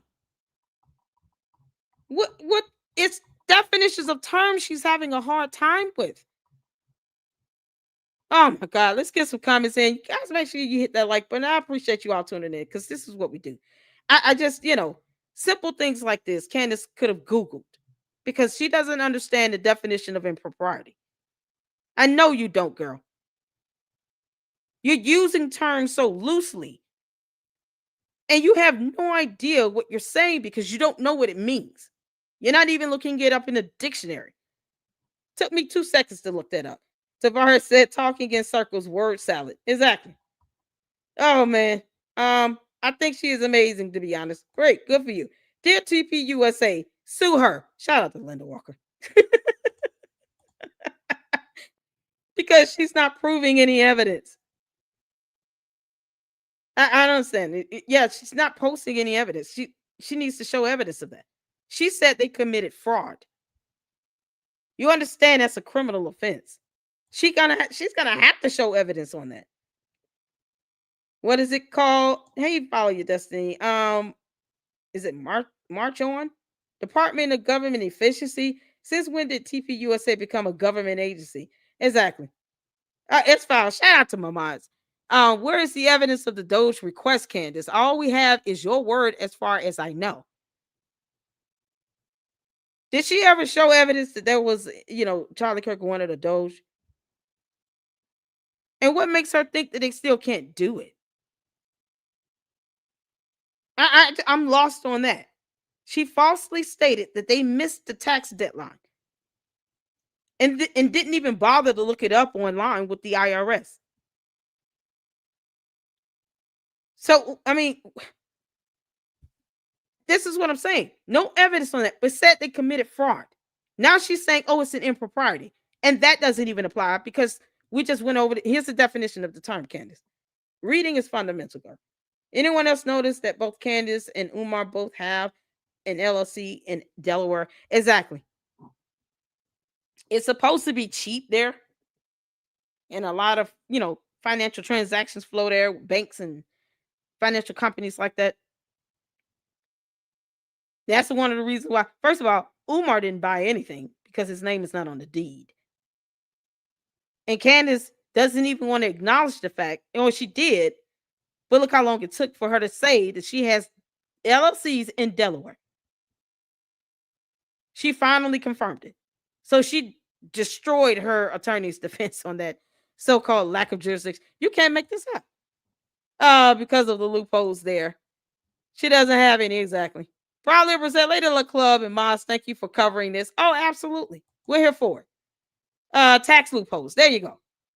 They get a lot of tax loopholes, a lot of tax cuts. I don't think that the taxes there are very expensive. Property taxes is definitely, cheaper and reasonable. But she's not even sitting here trying to explain why her LLCs are registered there. Oh, no, she's not going to make that up. Has anyone seen Candace's tax filings for her LLC? Anyone? We may have to look that up. Candace, because you're sitting here talking about they missed the deadline and you claimed they committed fraud. And you didn't prove any evidence to show either. So this is it. Impropriety. More words she can't define. This is absolutely insane. Nothing to do with anything other than Charlie, right? Charlie felt that this needed to happen. And inside sources at your own company say it was because he didn't know where the money was coming from or how quickly and where exactly the money was being evaporated to. What sources? That passes the vibe check in terms of what Doge is about, because, of course. Let's go back. Because she's, once again, no evidence, but here's her so-called the Doge. proof. That's got nothing to do with anything other than Charlie, right? Charlie felt that this needed to happen. And inside sources at your own company say it was because he didn't know where the money. Inside sources at your own company. Candace, that's not evidence. Just because some inside source you can't name said something does not make it evidence or true. You didn't even prove who this inside source is. That's if she has sources. Because I would like to just think for a moment. With her attacking Turning Point relentlessly for 3 months,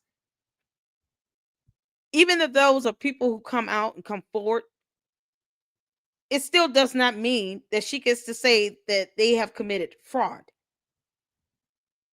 It does not mean that she gets to lie and say they did not file their tax documents in time. Her ignorance of not knowing about IRS tax extensions is beyond comprehension.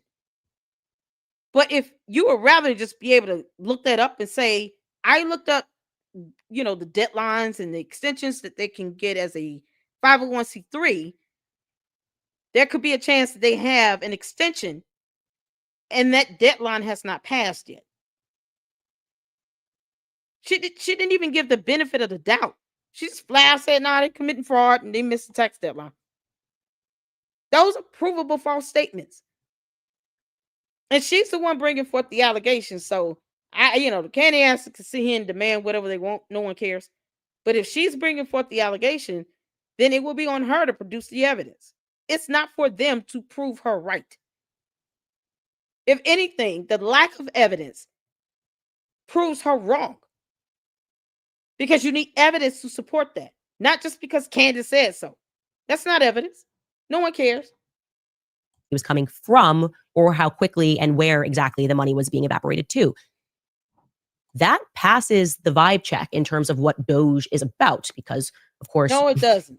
Charlie could not have been establishing Doge for the last 5 years because that's a very new concept as of 2025, something that Trump put into place with Elon Musk and Vivek Ramaswamy, right? So, yeah, you're still being dishonest, but carry on. Candace, that didn't prove anything because you didn't still prove that these so-called insiders worked for Turning Point. You didn't ask them for evidence on this. You saying someone committed fraud? Can you provide me emails on that? Because we have to have evidence to say that they're somehow doing something fraudulent. Why didn't she ask this so-called insider source for actual documentation? Once again, just like the government employee talking about payments and stuff, there's a paper trail. Why didn't you ask that French government employee, Candace, to send over the actual paper trail? If they laid eyes on a paper trail, why didn't you just ask them to email that stuff to you? Take a photo of it. Something. Do a screenshot. Something that can be evidence that we can see. You're just saying some inside source. We don't know who these people are. And for her to just say them, they, and we, and our, and us, and never specify who all these pronouns she's referring to. I have no reason to take her for her word when she says some inside source said this, as if it's a matter of a fact. No, you're talking about hearsay, Candace. So if you go to court and say, I have inside sources that said that this was happening, blah, blah, blah. Okay, who's the so-called source? And why didn't they send you evidence? Well, I can't disclose my sources. Okay, so it's irrelevant. We're going to object to it as hearsay. That's how that works. You're taking a conversation from someone else whom you claim you can't even actually reveal who they are with no evidence. And you're saying that this is the proof I need to claim that you're dishonest and you're committing fraud. These could be people she's making up in her head. Those imaginary friends she got. has made other stranger allegations involving French paratroopers in maroon shirts, Egyptian Air Force planes flying out of Provo, Utah, and potential underground assassins traveling through unseen tunnels. At one point in early November, she started wildly throwing suspicion on members of Utah Valley's soccer team for wearing hoodies. I could go on. There is always something new coming up, and none of it ever pans out because from the start, there has been nothing there. Okay, so no matter how many times you keep pretending there's nothing there at the Egyptian planes, the whole internet understands that there's something there at the Egyptian planes, especially because we don't know who was on it, and if any one of those people on it pulled the trigger. So it has nothing to do with the event, Charlie Kirk's death, and none of that. You're just saying planes were in the air. It's nothing but a distraction. And it's an intentional interference. Oh, these Egyptian planes flew over and landed the same day he was shot. Okay, what does that have to do with that?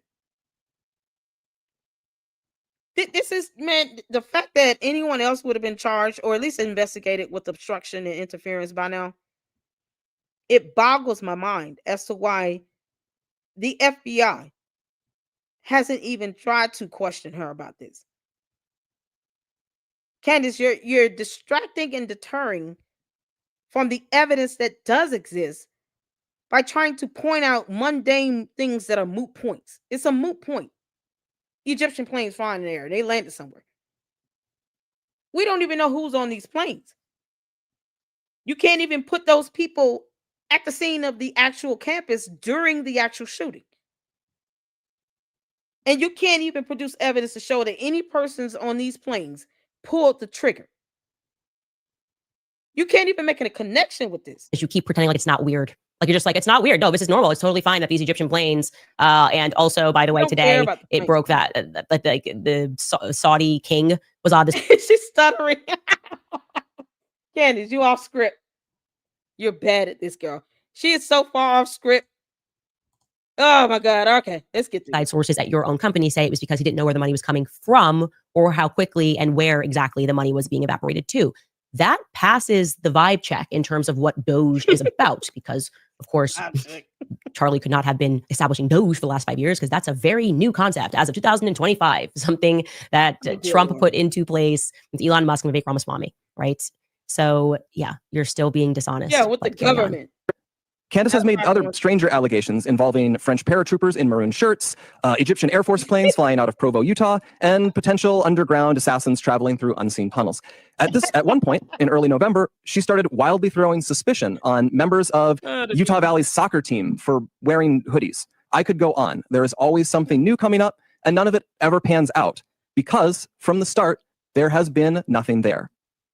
Okay, so no matter how many times you keep pretending there's nothing there at the Egyptian planes, the whole internet understands that there's something there at the Egyptian planes, especially because you keep pretending like it's not weird. Like you're just like, it's not weird. No, this is normal. It's totally fine that these Egyptian planes, and also, by the way, today it broke that the Saudi king was on this plane at some point in 2023. We'll get to that later. And you guys are like, this is totally normal. This is just what happens at UVU. People just lay over into Wilmington, do things. It's just so foolish. You guys have got to stop the gaslighting if you think your organization is going to survive. I mean, some of that stuff is just untrue. Saying that I went after somebody for wearing a green hoodie is not true at all. You posted a photo up of this kid. You're saying that you're accusing them of claiming that you went after him. You posted a photo up and said, this is suspicious. And it scared the kid so bad, he felt he had to respond to your buffoonery. You actually posted up a photo of this and called it suspicious for no reason other than him wearing a green hoodie. It's suspicious. It's hot outside. Why is he wearing this hoodie?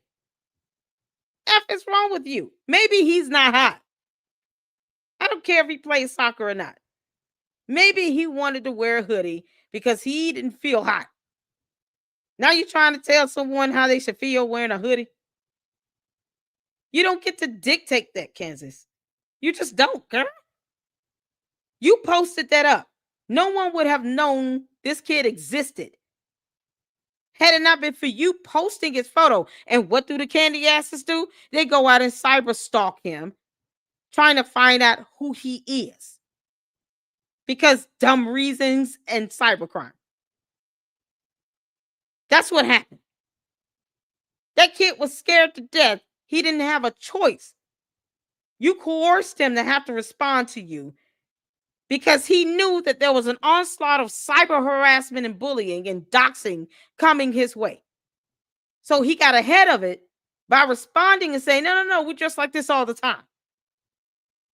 He should not have had to even do that. And yet he did. Let's not pretend like she doesn't dox people.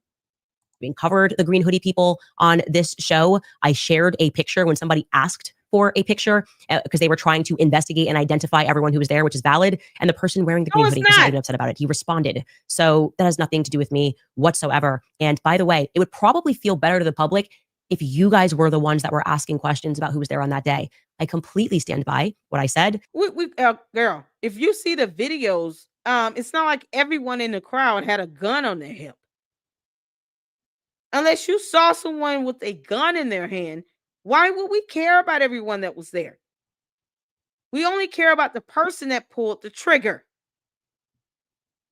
Several people, hundreds of people were live streaming. So unless you saw a video of someone actually carrying a gun, we don't care who all were there. Charlie Kirk didn't either, or else he would have started some level of a ticketing system a long time ago. He didn't even want it to be that way. Why would you think he would want you to find out every single person that was there unless you saw them with a gun? Otherwise, they were there to view and spectate. That's it. They're just innocent people who are out there supporting Charlie Kirk on campus. That's it. They were fans of his. Everyone didn't have a gun. The kid with the green hoodie, it's not like you saw him with a gun on his hip. There's no indication that all those people there should be identified simply because they were there. Now you're just trying to say, well, sex for all 3,000 of you. You were at the wrong place at the wrong time. Now I got to find out exactly every single person that was there, man, woman, and child, even though there's no reason for me to know who these people are. The buffoonery of this is unbelievable. About the people that are wearing maroon shirts, they are going to, I will guarantee you, represent a military unit somewhere. I'm very close to figuring out exactly which military unit that was. Again, trying to gaslight us and pretend we're conspiracy theorists or like that's stupid. Not a good long-term strategy for Turning Point USA. Carry on. The attacks and allegations from Candace are either lies or they are innuendos thrown around with a total reckless disregard for the truth so that Candace can manipulate and string along an audience of people who don't realize they are being played.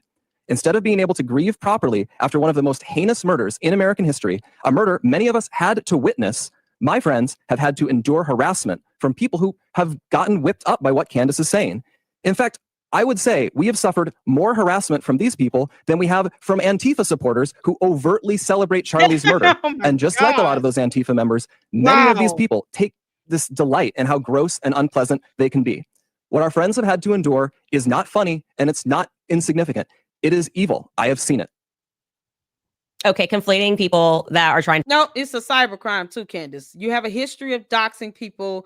Your candy-ass cult followers actually think that people should stoop to their level or dip into some alternate reality to try to believe anything you say when we don't owe you that. No one owes you that. The absurdity of you thinking you have to identify every single person there without just cause. As if these people don't have the right to exist in peace. As if they didn't have the right to be there to support someone they like to see on campus, to support someone they consider to be a leader. You're treating people as if they didn't have the right to live and exist, to make their own conscientious decision to go to a UVU event with Charlie Kirk. It is absolutely stupid, and any judge would agree with what I've said and what he has just said. Who gave you the authority to try to ID thousands of people who chose to go to an event? That's doxing. You and all these so-called brainless mommy sleuths impersonating CIA agents and investigators. You don't think all of this is going unnoticed? Especially those who aided in that, and they also have large platforms. Yeah, I really thought Ian McCarroll was or Ian Carroll. Yeah, I thought it was a female at first. Figure out who murdered Charlie Kirk with like Antifa is actually objectively funny. That's an unforced error. They should not have included that in the statement. Somebody in that room was like, should we say that? Should we not? And somebody said, no, we shouldn't say that. And then somebody else in the room said, no, we should, let's keep it in. That second person was wrong. That should have been struck from the statement. It's very silly. Okay. It's very silly to attack your own audiences who are concerned and your own donors who are concerned and say, you're Antifa if you don't accept this absurd Fed slop. If you're not going to drink the Fed slop, then you are Antifa. Just not a good idea whatsoever. Okay. That is not what's happening here. You are not the victim. Charlie is, actually. He's dead. And to pretend like you are too aggrieved to be able to answer the questions makes entirely no sense. Obviously, if you were actually. Oh my God. Did she just say to pretend you're aggrieved? Are you trying to say they don't have the right to grieve? Because somehow you think that you're God and they owe you an answer or response to something? This is why they didn't need to respond to her at all. Because you're giving her content. Candace cannot keep this up for long. At some point, she's going to have to talk about something else. Because it's going to get to a point where this murder trial investigation is going to start. And by the time all of the exhibits get introduced, along with the actual testimony of Tyler Robinson, she won't be able to say he didn't do it. Now, we all know she doesn't care about the investigation. But factually speaking, all of that will play out in the court of law. And simply because she thinks she's above the rule of law, she doesn't care what the hell is going on with that. She said it herself. She does not care about this investigation. You might as well just say you don't want Tyler Robinson to go to prison. That's it. As if his testimony was not enough. Unbelievable. And you know, he talking about people who are unexpected and all this other stuff. No. The candy asses, they choose to believe this stuff. And they don't ask her, hey, can you just post up that text message you sent to the FBI? As proof that you are truly concerned about your so-called well-being with this assassination. Can you give us the name of that French government employee that called you talking about payments from this club? Can you produce a degree? You claim you earned 2. Can you actually show the degrees? Because you saying it's not enough. Can you prove that Turning Point USA committed fraud? The IRS guidelines have already debunked you about them missing a deadline. But you said that as a fact, Candace. It wasn't your opinion. You didn't do any research before you made those statements. You admitted to posting up the photo of that kid. And then you're trying to blame it on someone else. The delusion in this girl, she is on a whole nother planet. And you are Antifa. Just not a good idea whatsoever. Okay. That is not what's happening here. You are not the victim. Charlie is, actually. He's dead. And to pretend like you are too aggrieved to be able to answer the questions makes sense. This is so evil right here. Pretend like you are too aggrieved to answer questions that only she's asking. No one gives a damn about those Egyptian planes because you can't point out anyone on those planes that pulled the trigger. You can't do it. You never could. Candace, you're bad at this. Entirely no sense. Obviously, if you were actually under a real amount of stress, if you actually were deeply upset that people had you on a list of suspects or thought that you were suspicious, you would just clarify things instantly, immediately. It's so easy. It's free. If someone said, Candace, what were you doing when Charlie Kirk was shot? I'd be like, I was sitting down at my table prepping my show. Like, the question doesn't offend me because I had nothing to do with Charlie dying. Okay. This is a psychological technique that is failing. It is failing. Neither did they. Even if they were there, what about all the thousands of innocent bystanders that were there just to support him? And you're sitting here talking about you want to ID everyone. That sounds like a dictatorship to me, Candace. You act like no one's supposed to live and exist, in peace. Freely choose to do what they want to do. That's like questioning everyone that goes to Disney World. You know, I need to identify everybody that was at Dollywood when Candace was there. Why? You can't make this up. That is no different than someone saying, you know what? She wants to play this dumbass game. Why don't we try to identify every person that was at Dollywood the day she was there and took that photo with this complete stranger and had that posted on social media when she claimed that there was some assassination attempt on her life? Yeah, maybe we should do that. Because it's absurd, but it's necessary to try to get to the bottom of, this assassination attempt. So let's ID every person that was at Dollywood. Those people would be fiery hot mad. They would sit here and snap off if they found out somebody was trying to ID them simply because, Candace, you went to Dollywood. And then it would be an invasion of privacy because you're talking about doxing people, because otherwise we're seeing faces, no names, no information about anything. And once again, if they were standing in the crowd and they weren't holding a weapon, you can't put one in their hands. Why would you need to know who they are? For you, and you're upset because you thought that with time, with the passage of time, people would let the story go, and they didn't. And these reasons that he's about to list for why they didn't respond and answer any questions are beyond ridiculous. Let's take a listen. For months, we have received hundreds, thousands, I suspect, emails and calls asking us to respond. Yeah. People have wanted us to invite Candace on the show. But for a long time, our approach was to say nothing. We did that for several reasons. First, we thought that her prevarications were so absurd that nobody would believe them. We shouldn't have to answer questions about secret tunnels or Egyptian Air Force planes. That sort of thing is it's beneath contempt to respond to. The second reason we've said so little, though, is because there's a good rule of thumb, which Charlie followed. Do not feed the trolls. Focus on the mission. Reviving. Oh, man.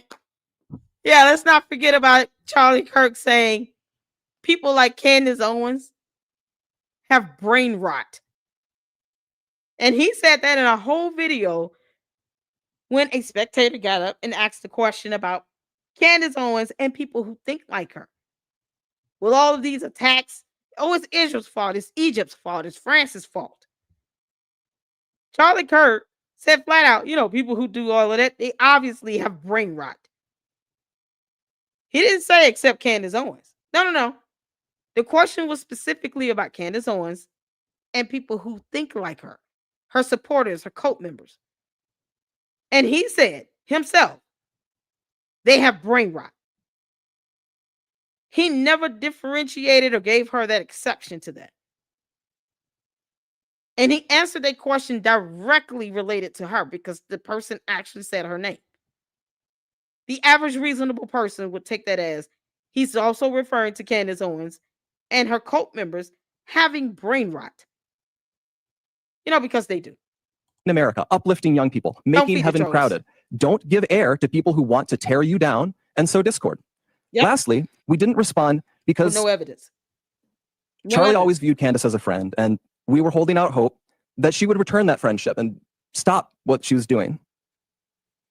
Okay, so the first thing he says there is we didn't respond because it's beneath us. Like, that's just not the right attitude. I mean, that is an elitist attitude. It is beneath us to respond to the very people who showed up in scores because they were so moved by Charlie's assassination that they all poured into the Staples Center, right? And poured their tears out and made videos and donated. It is beneath us to not to then respond to questions that you have that are meaningful, because we just think it's so stupid that you would suggest that the feds are involved in an assassination. That's never happened in American history. What? So that's a ridiculous thing. The second thing he says there, Charlie always said, don't feed the trolls. Well, that flies into the face of what he says thereafter, where he says Candace and Charlie were friends. So I'm not a troll, okay? I'm not a troll. I'm not trolling. I'm not somebody. You are trolling because you're talking about planes when you're not even talking about another possible shooter. Then you blamed it on France. Then you said they were coming after you. Then you blamed it on Israel. And then you just kind of put that on auto repeat for 3 months. You still provided zero evidence. None. You just throwing out red meat to your base. And you still don't even know who sent you that damn letter where you outed your own attorneys. Because you don't vet your hotline tip. These mommy slews impersonating, agents and investigators. You can't make this up. It's a federal crime. Hated Turning Point and wanted Turning Point to fail. I'm actually the exact opposite of that. And that's why the people believe in me and they trust me, because they feel that I'm the only one that's acting right in the situation. Who wouldn't want to have every stone unturned if they cared about somebody? Who wouldn't want to have every question answered? Who wouldn't be immediately suspicious to see Egyptian military jets? Who wouldn't go, why the hell were these jets around Turning Point way before, years before Charlie's assassination? Who is on these jets? Instead, okay, but if they are around years before the assassination, why would we care about any other day except the day of his assassination? She just said years before he died. What does that have to do with that then? Zero evidence, no proof, no nothing. Let's get some comments in. Oh, Lord. Don't turn on her because she's right, ma'am. Who paid you? You didn't. I can say that with a blessed assurance. You haven't paid me anything. I didn't know that, someone paying me something is a bad idea.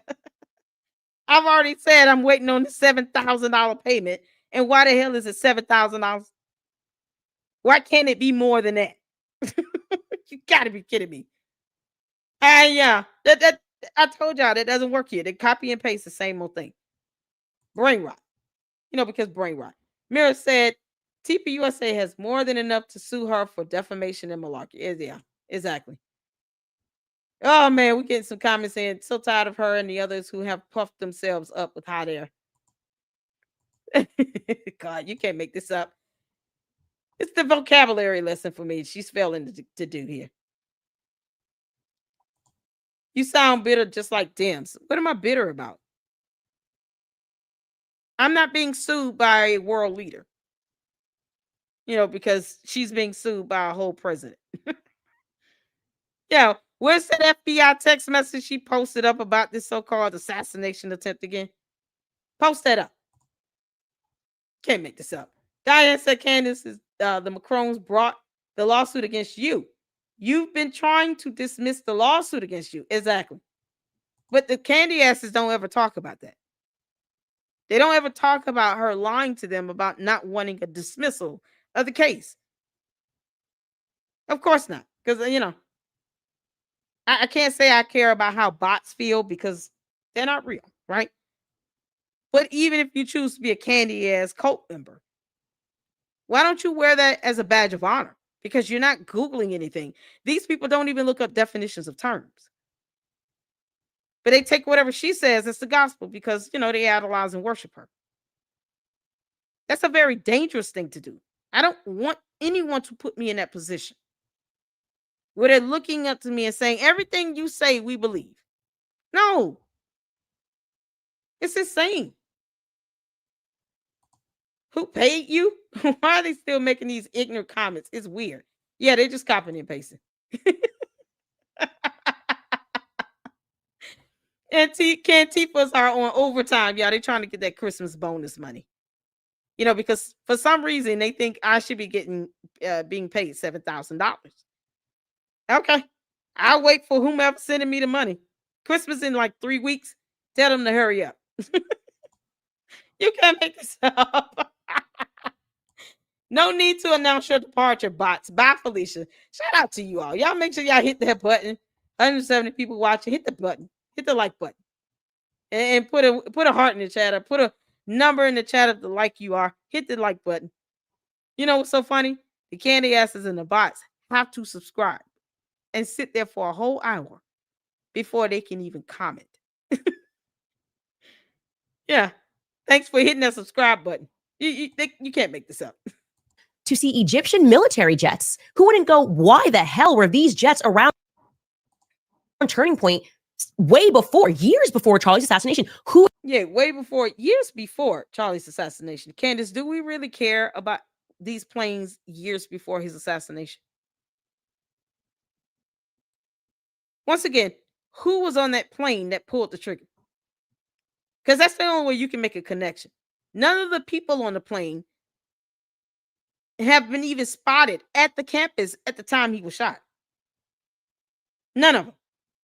She doesn't even know who was on the plane. Candace, why didn't you get the black boxes again? There's data being collected from those planes. Why didn't you just pull a camera video feed of the plane landing? People getting off. Somebody would have recorded that somewhere. Some camera picked that up. Why didn't you post the video camera footage of the planes landing and the people getting off the planes? At least post that up. Do a FOIA request and get that footage. This years before. We don't care. Was on these jets. Instead, you're mentioning the Egyptian planes for the 4th time. So I would like to recommit everybody that's watching this to figuring out what the hell's going on with the Egyptian planes because they're nervous about them. Okay. They're mentioned so many times. They're trying to give the vibe that this is so crazy. No, they are fearful. The Egyptian planes hold the key, and that is obvious even in Blake Neff's statement. But yeah, I am not a troll. Okay. And people followed what felt to them as authenticity. And it was not you. They were not getting that from Charlie's closest friends. Why is that? They weren't getting that from Charlie's most loved pastors. Why is that? Don't blame me for the bad energy that you exuded. Okay. Don't blame me for the fact that you didn't pass the gut check with the public. That's why you're doing this. Okay. That is why you are doing this, because your strategy failed. In fact, this is your old school turning point before they put on the faith pants. This is your old school turning point lesson in what the free markets are. The free market saw what you were offering, right? And they saw what I was offering. You were offering, we should accept this and move on. And I was saying, we need to investigate this. And the free markets said no to Turning Point USA. Anyways, let him take this way in terms of what he thought, I guess, was the best way to be a friend to Charlie Kirk. What did he think was the best way for them to show that they were friends with Charlie Kirk? Keep going, Blake. But a week from now, it's going to be 3 months since Charlie's murder. Candace has not changed her behavior. She has continued to spread falsehoods about Charlie's friends, and she continues to concoct new ones about new people. She's using these falsehoods to enrich herself while dividing the conservative movement at an absolutely critical time for this country. I have to applaud that audacity. I have to applaud it. You do. You have to applaud it. These, excuse me here, but like, I'm trying not to swear. Yeah, because we all know you have potty mouth. Candace, the audacity of you to say that you text messaged of FBI agent had multiple government agencies to verify or vet some letter where you then stated you had no idea who sent you that letter where you outed your own attorney's office. The audacity of you to insinuate the entire United States military, but you can't say which branch of military or present evidence from that branch of military where somehow they're telling on themselves, I guess. You can't even be specific about this French government employee. You make this whole thing about you. It went from the buffoonery of her conspiracies about the assassination to now somehow there's an assassination attempt against me from the French, because they're suing her. Candace is the only one that benefits from lying. She's the only one benefiting from that. The rest of us would have been held accountable, probably sued already, and forced to produce evidence. And in the court of law, not court of public opinion. Because Candace, we don't care if you don't want it to go to the court of law. No one cares. You can't make this up. Tavares says she claims to be a diehard Christian. Exactly. I don't think she's a Christian. I just don't. Mira said that's why Turning Point USA needs to talk through attorneys only from now on and bring it to the court. So the message is going to be loud and clear, just like the Macrons. Exactly. They're showing us how it was done. Francisca, who would turn troll her? You can't make this up. Exactly. Candace, who's the person that sent you that letter again? Did you enjoy reading that letter, Candace? You outed your own attorneys. Was that fun for you? I told you all, you never know who sent that. She admitted she don't know. But yet it was somehow vetted and verified with multiple government agencies. Those same government agencies she doesn't trust. No, she wants this back and forth banter with Turning Point USA. This is probably the worst thing they could have done is to try to sit here and to try to give some statements out on social media like that. And at the very least, if they had to give a statement, which they didn't owe her anything, they should have used an attorney to do that. Turning Point USA has enough money coming in where they could have hired an attorney to represent them as an organization. And the attorney should have given one simple statement about it. Candace Owens, we will see you in court. That's it. That's all that's needing to be said at this point. Candace, we will see you in court. The end. That's the only statement that should have been issued from Turning Point USA through legal counsel, Candace Amber Owens Farmer. We will see you in court. Bye, Felicia. Oh, P.S. Lady Luck Club said, you're bad at this. Helpful. Enough said. This is all that needs to be said. They didn't have to engage in this nonsense. They don't. It's so crazy. Bye, Felicia. These men, okay, this company, these amazing lads over here have the audacity to accuse me of enriching myself when they were out there selling T-shirts, okay, of what Charlie. Candace, you sell CIA logo or the likeness of the CIA logo without consent. You are violating federal law when you make money selling any merchandise with a CIA logo or the likeness and image of that logo on hats, T-shirts, cups, whatever else. You're literally violating federal laws when you sell that merchandise because the CIA did not give you consent to use that logo or the image, likeness or image of it to put it on merchandise to generate revenue. They would never give you permission to do that. Why would they? They don't give permission like that for people to just use that logo and to be insulting and degrading with it. It's just absolute bonkers to me. But you never got their consent. Your videos are hitting millions of views. Each video, double to triple more than what you were getting when you were sitting down interviewing Harvey Weinstein. So to say that you're not enriching yourself is false. Your YouTube channel has already debunked you with that. It is a reflection of how much you're making per month just on YouTube. That doesn't include Twitter, X, Instagram, any other social media platform she has, her book clubs, any other paywalls she has set up, and plus the supers, the donations she gets that comes in. She's making a lot of money. The more she talks about Charlie Kirk, the more money she makes. And if they keep responding to her, all she does is respond to it because, these candy asses and the bots love the banter. They don't care about facts and evidence.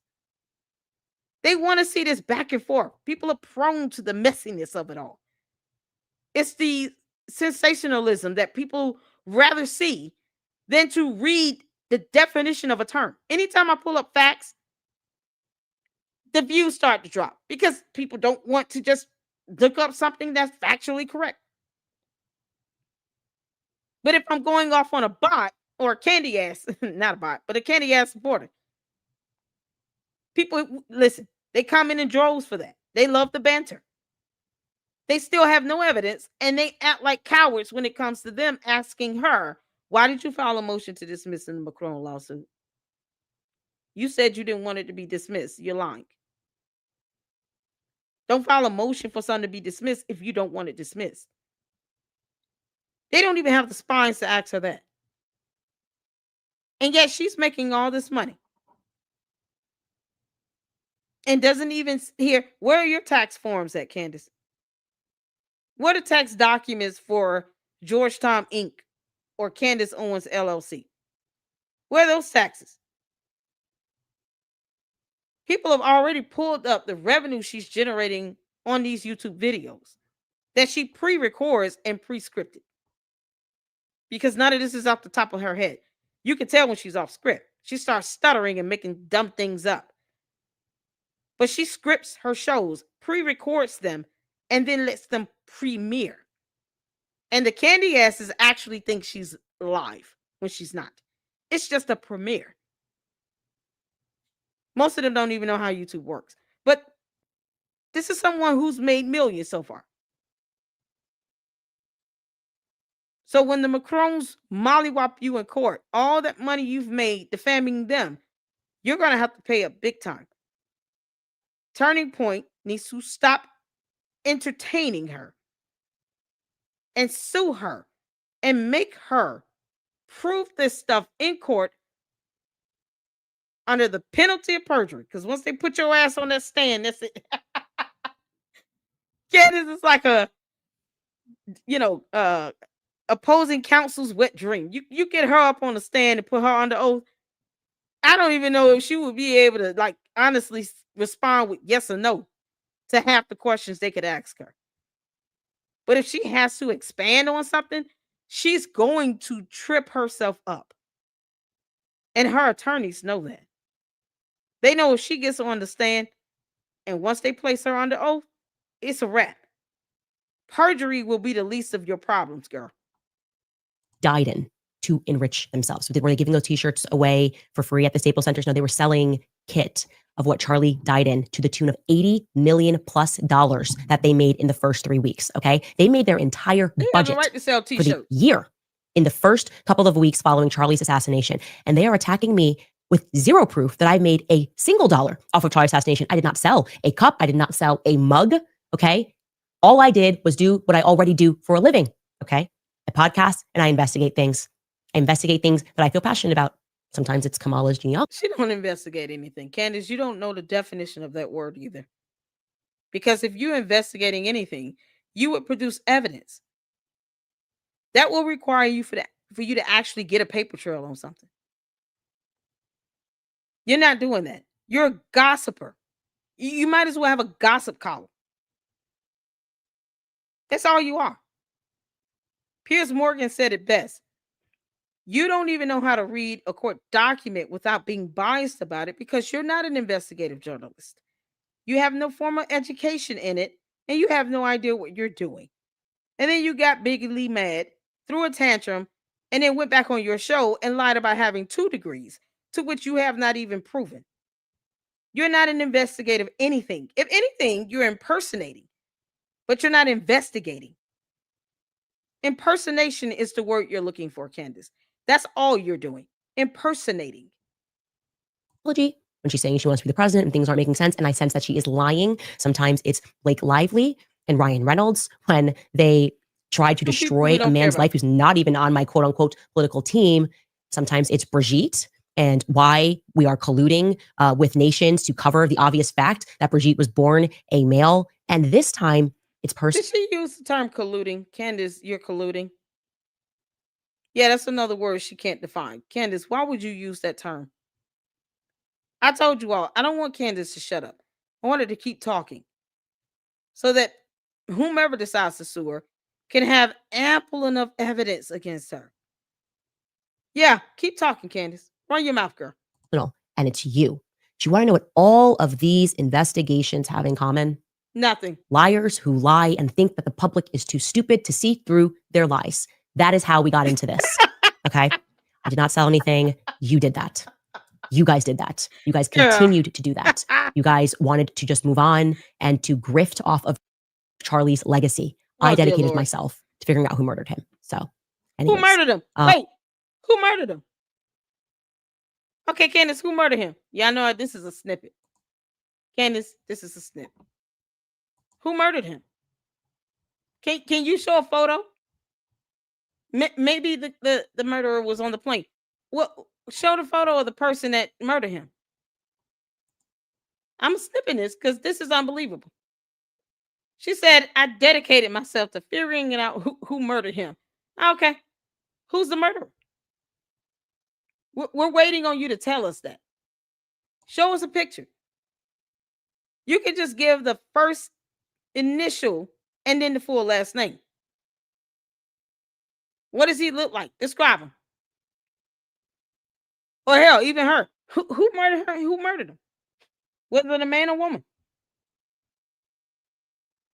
We're ready to see your evidence of who murdered him. It's been 3 months. You haven't figured that out? You can't make this up. Oh, God, let's get some comments in. We're all waiting. I know, right? What's going on, Rebecca? How you doing? Oh, man, Juju says, say the name. She doesn't want to be hit with another lawsuit. Exactly. She hasn't a clue. We have to tune in next week for that. Yeah, because she's going to prolong this thing to death. You can't make this up. Comment, Miss Whomever, who you have. How more? Thank you. I'm out. Wait, what? Stop copying and pasting the same comment. It literally proves that you have a hard mindset, like a cult. Good grief. I don't even understand this. What's the more? More? M&Ms? Were you trying to say M&Ms? That's candy. You're a fool. I'm waiting on evidence from her to show us the murderer. Yeah, another copy and paste. I've seen this 1,000 times. I wish you shut up, or at least I wish YouTube would stop putting podcasts on my feed. You can block it, but you don't dictate over here. I told you, candy asses and bots, you have no power here. So why don't you block all podcasters in your feed? Block it. Don't watch it. Don't click on it. You know, they're here for the banter. The candy asses love this crap. They love the banter. They do. You wouldn't comment. You would not subscribe. Wait a whole hour. And then post up something if you did not enjoy what you're viewing. So hit the like button while you're at it. Oh, the candy asses. It's just funny. It was a man and a woman, and of course, one of them was Jewish. You can't make this up. Oh my God. Lily, how you doing, Lily? There's many photos. Do some research. Who watches and listens to you must be a Democrat. I'm neither. I'm not a Democrat or a Republican. Put a 1 in the chat if you're a conservative. If you consider yourself to be conservative or Republican, put a 1 in the chat so that this candy ass can see I have a very diverse platform. Put a 1 in the chat if you're a conservative. Because I don't shun people because of their political affiliation. That would be beneath me. And that would be extraordinarily biased. And all the research I've done, do we not just look up definitions of terms? We had a whole vocabulary lesson. How did you miss that vocabulary lesson? We looked up the definition of the word impropriety. I've gone over at least 4 lawsuits that involve Candace Owens. I have a whole playlist, and somehow they miss all of that. But whatever. So that you can see, it's not just all Democrats watching my videos. I have Democrats and Republicans alike. Because one thing that people of a sound mind that have a brain and they actually use it can agree to is that facts, laws, and evidence don't care about your feelings. Facts don't care how you feel.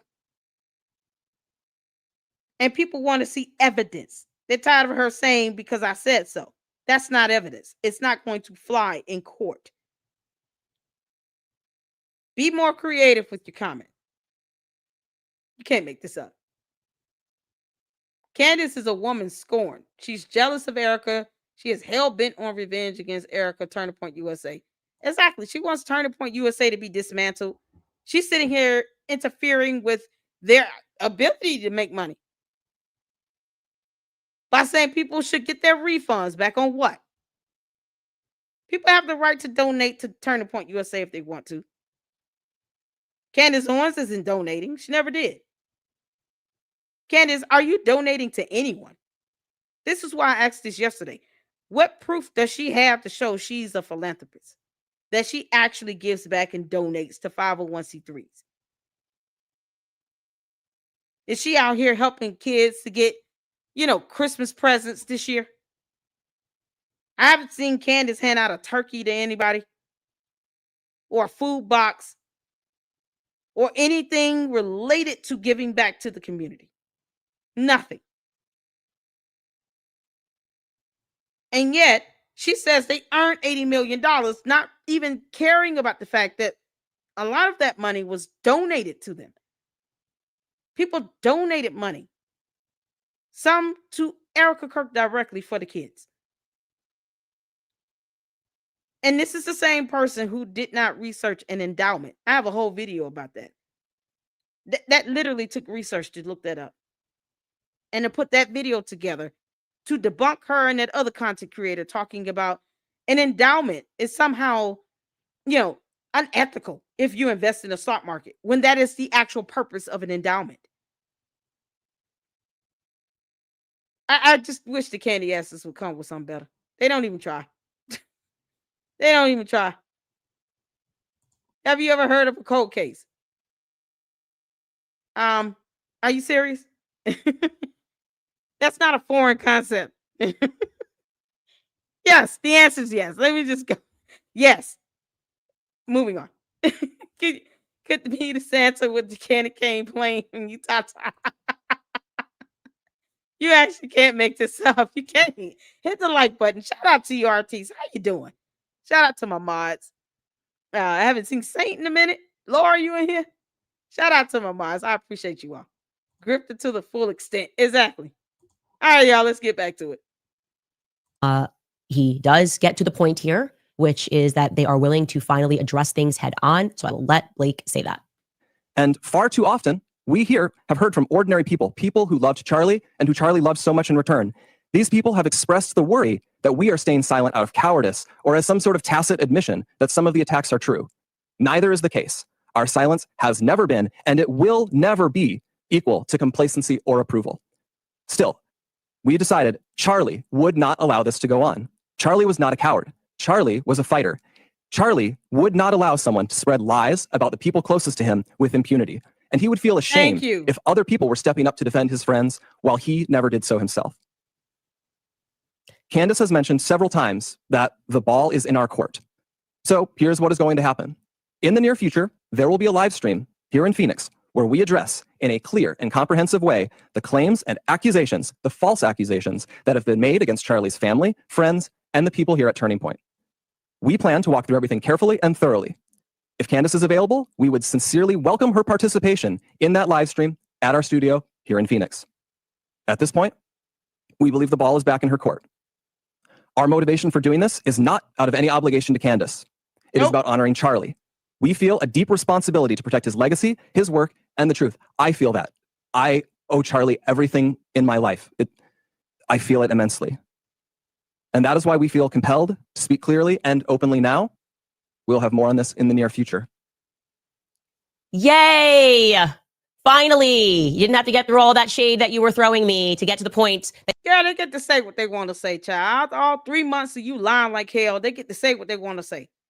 I feel like, and I'm just being honest here, this is just me. I feel like they need to take her to the court and say whatever they need to say there.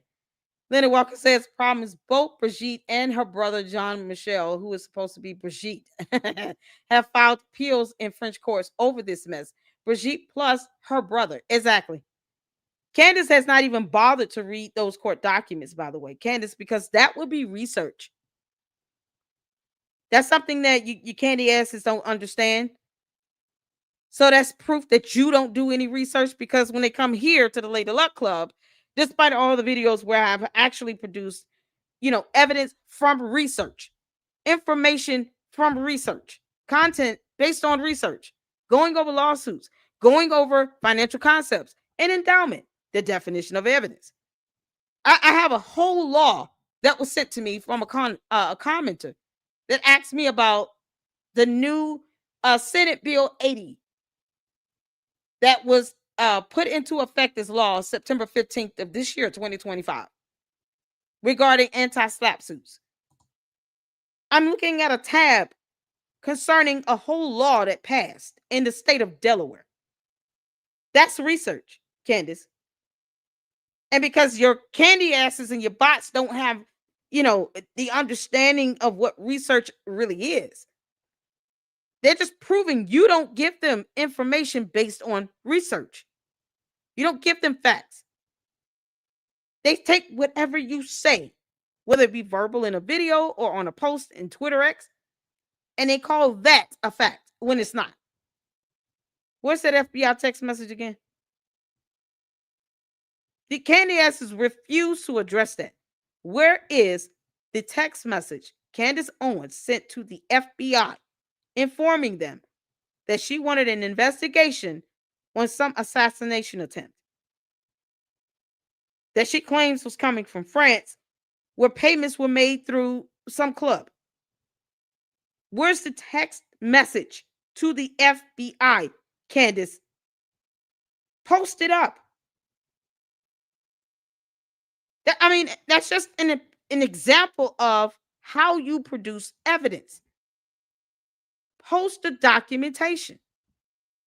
Why not file a formal complaint to the FBI, Candace? You claim to have leaks in the FBI, and you said on both sides.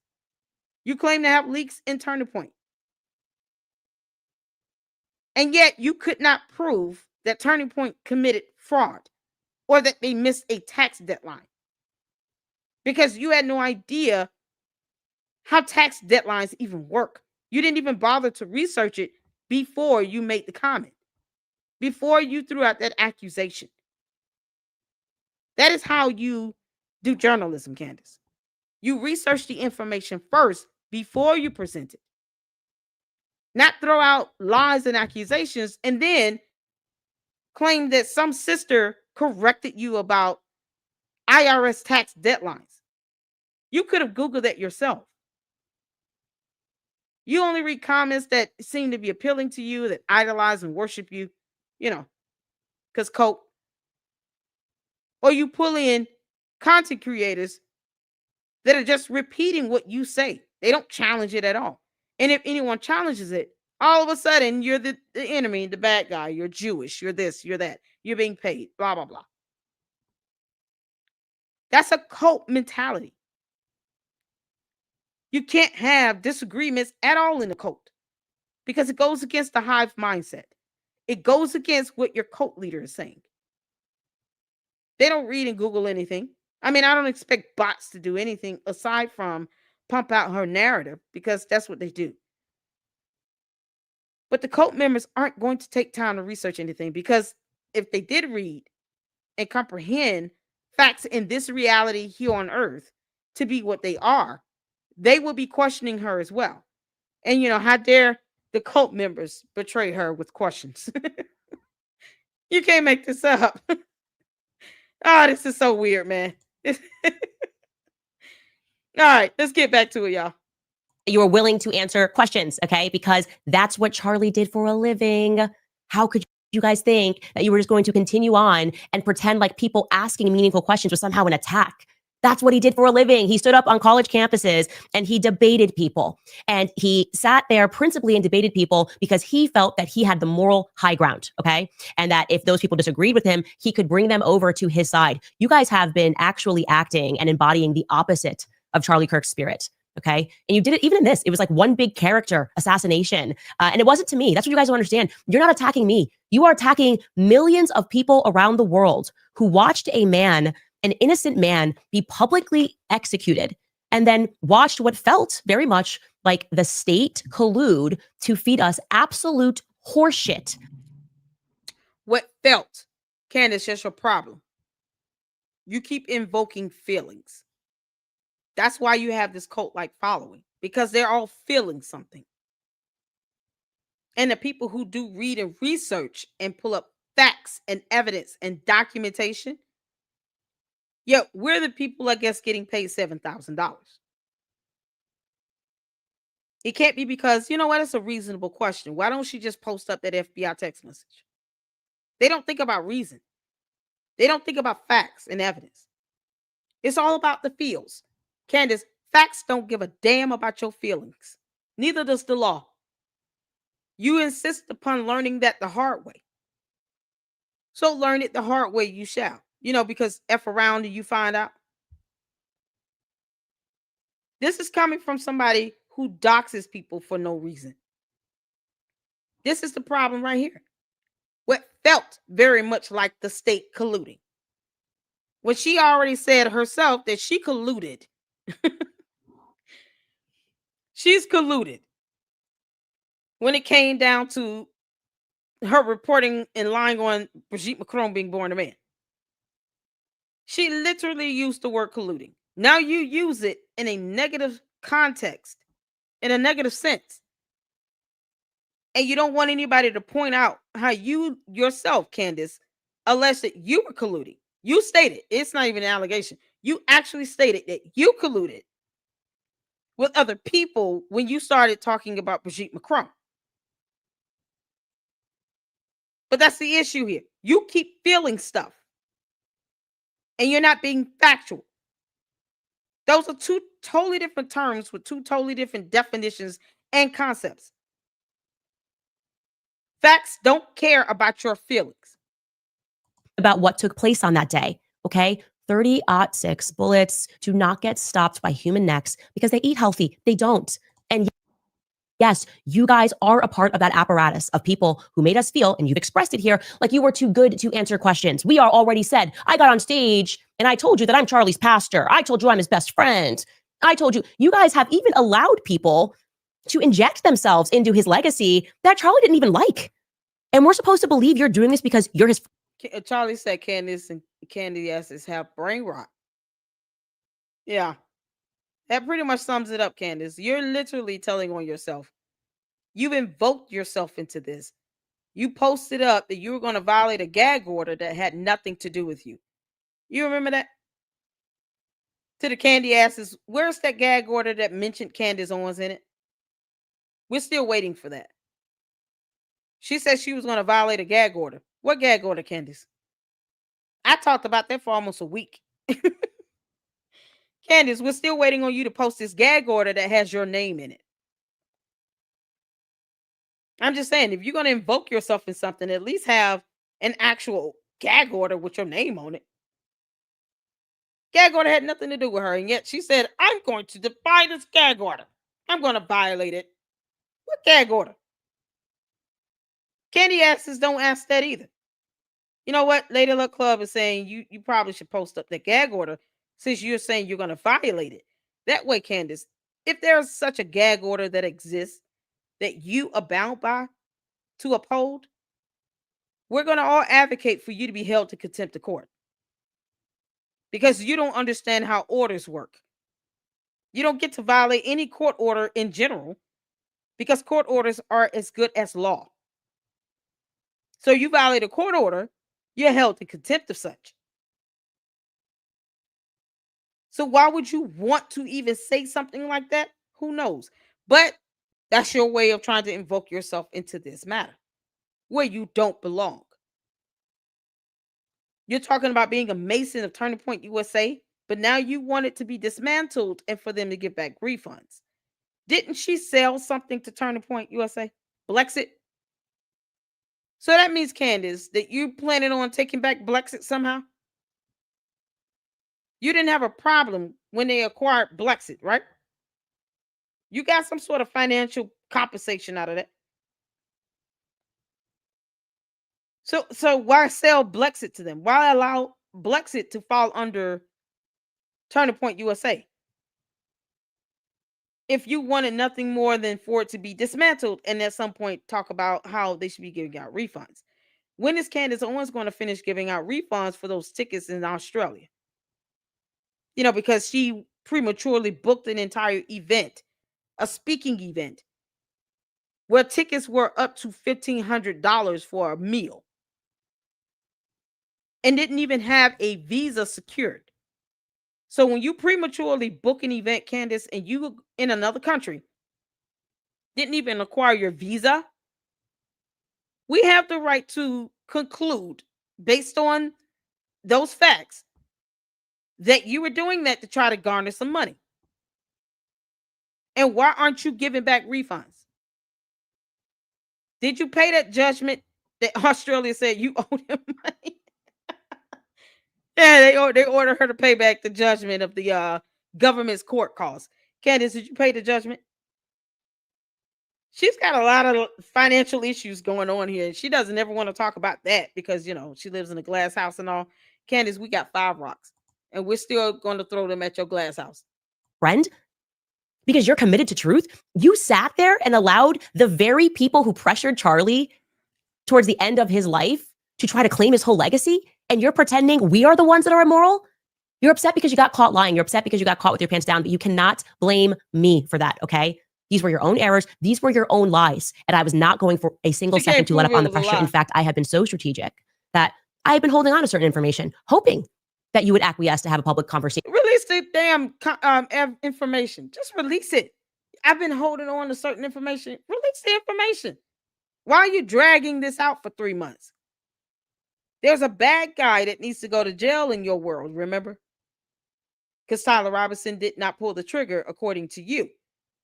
So release the information so we can get the bad guy off the street. We don't care if your candy asses wants entertainment. Why don't you at least release information where somehow, I guess, you've discovered the other shooter? Post it up.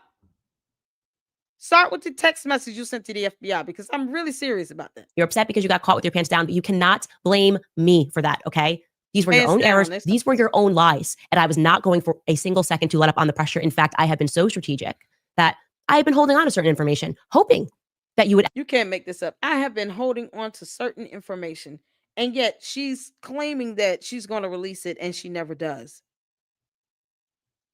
Why hold on to it? Why don't you start with that French government employee? Start with their name and position and ranking.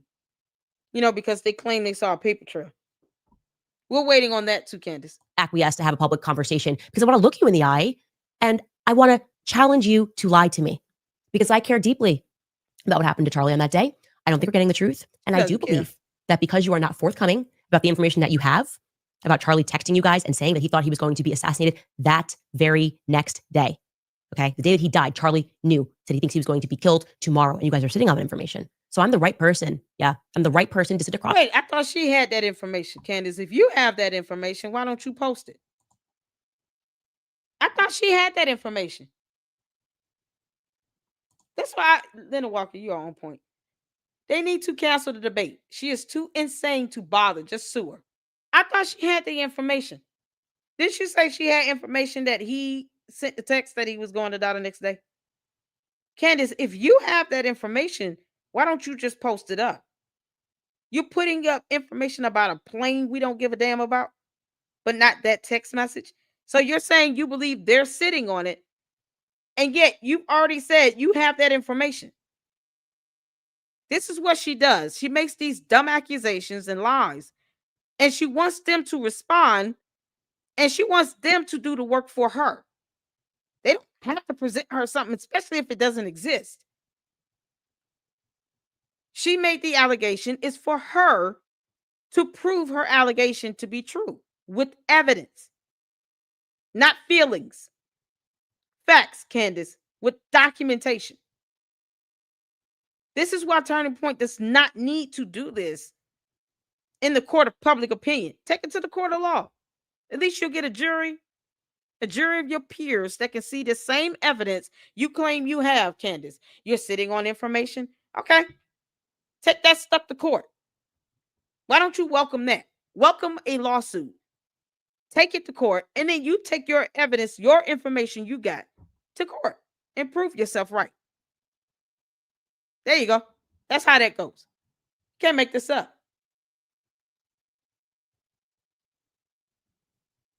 Just tell her to post up her information. That's all we want. Post it up. If you think she's wrong, it's because you don't watch her. Are we not watching her right now? Once again, copying and pasting the same dumb comments gets you nowhere. Are we not watching Candace on? Listen to this.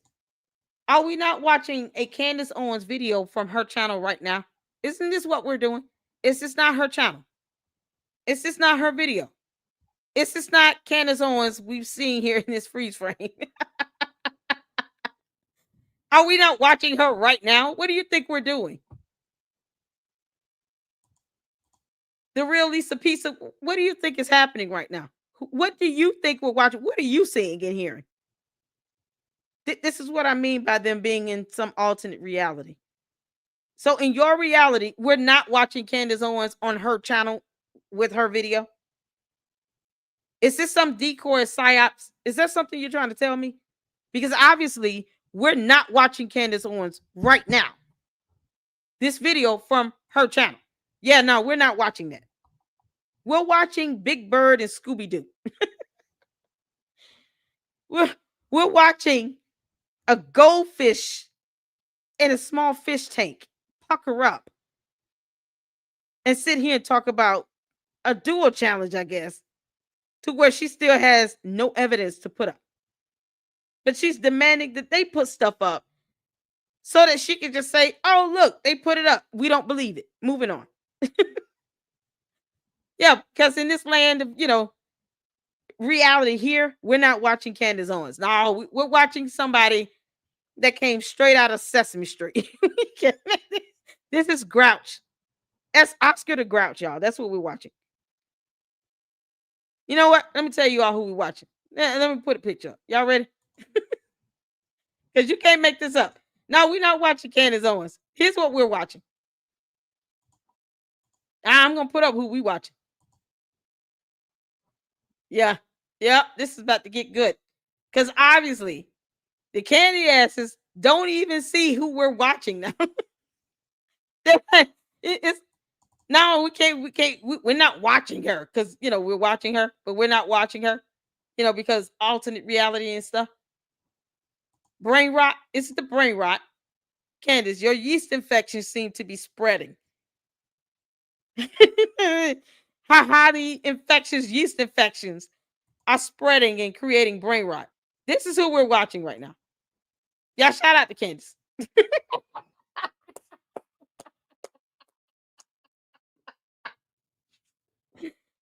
Yeah, here it is right here. We're watching Candace, y'all. This is Candace. Y'all tell Candace hello. Candace, girl, you got to shave that little beard up there. And what is this boy sweater? Are you telling us that you were born a boy? Since you want to throw out an accusation against, someone else. Is this your way of telling us what you were born as? Candace, why do you have a beard? We're not watching Candace Owens, y'all. We're watching this here. This is what we're watching. You can't make this stuff up. This alternate reality, boy. You can't, boy, that damn brain rot is something else. Candace, your yeast infection is spreading amongst the masses. We got to contain it. Across from you and to ask you questions, right? Some things that you told me on that day, they're not adding up. I think the entire world would like to see this discussion. I think you can do it in Charlie's honor. I'll sit there. You pick a place and time. We could have done this today, by the way. You didn't have to read all that. Okay. We all have tech. We could have done a live stream. We could schedule a live stream. We can raise money for Turning Point USA if you promise to answer every question. Wait. They don't need you to help them raise money for Turning Point USA. Didn't they earn $80 million in 1 week from donations and sales? Isn't that what you said, Candace? Raised $80 million in 3 weeks. Isn't that what you said? That's what you said. Why would they need your help raising money? Here's a better question. Why don't you just donate to the kids directly? Because if you truly love Charlie Kirk, wouldn't you love his children at least? It's obvious she can't stand his wife. She can't stand Erica Kirk. It's obvious that Candace is jealous of her. She got the man. She got the company. She's handled herself very gracefully. She has ignored Candace Owens on every level. She has done at least one interview where she didn't even say Candace's name. Candace, Erica Kirk didn't even recognize your existence on Earth. Not even a little bit. Now somehow they need your help raising money when you can't give back refunds for tickets that you sold in Australia. When you do all of that, then we'll take you seriously about you helping somebody else raise some money. They don't need your help. You're telling people to get their refunds back. For what? That's tortious interference. You could be held liable for that. And I really hope they just sue her. Now they can say you're damaging their reputation and their image and interfering with their ability to make money. So they're not supposed to make money somehow? I don't get this. I thought we lived in a capitalist society. Because those communistic bees are a buzzing. No. You sitting here making money. Why can't they? They got donations as well. You don't dictate donations. You can't dictate people donating to them. You get donations. No one is saying that you need to give back refunds to people that are donating to you. You do owe people refunds from those tickets you sold, knowing you didn't have a visa secured. But that's an obligation you owe back. Because these people they're not giving you that money for you to keep it. They gave your LLC, your whomever under whatever LLC you booked this venue under, they paid for a ticket. So they paid money in exchange for something. And the understanding that they should be getting that money back if you could not fulfill your end of the bargain by actually having the event. You owe them a refund. You're telling people to get back their donations and contributions they willfully gave to Turning Point USA, a gift. So once again, she's shown that she's ignorant to laws, because you don't have to refund a gift or a contribution. It's a gift. We have laws on that. But Candace, those tickets you sold, you have an actual obligation to give back those refunds, because people bought those tickets with the expectation to see you live, and that did not occur. You can't just keep their money. But yet again, why aren't the candy asses sitting here urging her to do that? That I have, okay? And it's not hard. It's not difficult if you are telling the truth to answer questions. When you are emoting so much and you're upset at the inquiry and you're playing this game like you're David Hogg and why I survived Parkland, so how dare you question my authority on anything?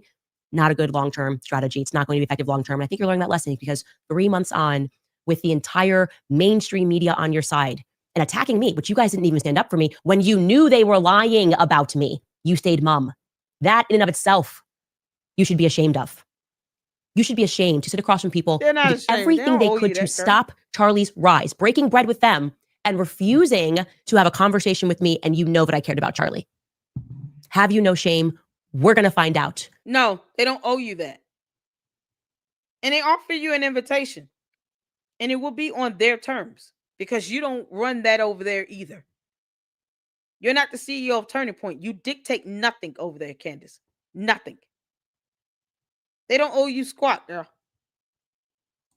You can pick the place. You can pick the time. I say we do it tomorrow. We don't need to plan for this. We don't need lawyers in between us. Lawyer statements. It's not how I roll. Pick place. Pick time. Me, but you guys didn't. Yeah, I'm going to stand up for me. When you knew they were lying about me, you stayed mum. That in and of itself, you should be ashamed of. You should be ashamed to sit across from people who did everything they could to stop Charlie's rise, breaking bread with them, and refusing to have a conversation with me, and you know that I cared about Charlie. Ooh, the narcissist. Have you no shame? We're going to find out. You can pick the place. You can pick the time. I say we do it tomorrow. You can pick the place. You can pick the time. Oh, my dear Lord. We don't need to plan for this. I say we do it tomorrow. We don't need to plan for this. Girl. Yeah. If Erica Kirk told her to shut up, you think she would still shut up? I'm just saying. She also said the only two people that can tell me to shut up is Erica Kirk and George Farmer. Where the hell are these two at again? Now Erica Kirk don't need to say anything. She need to let her attorneys do it. You can't make this up. Have you no shame? Oh, no. You can pick the place. You can pick the time. I say we do it tomorrow. We don't need to plan for this. We don't need lawyers in between us, lawyer statements. It's not how I roll, okay? I don't care about any of that. I want it to be authentic, like I said. That is how she rolls. She sued USA Today.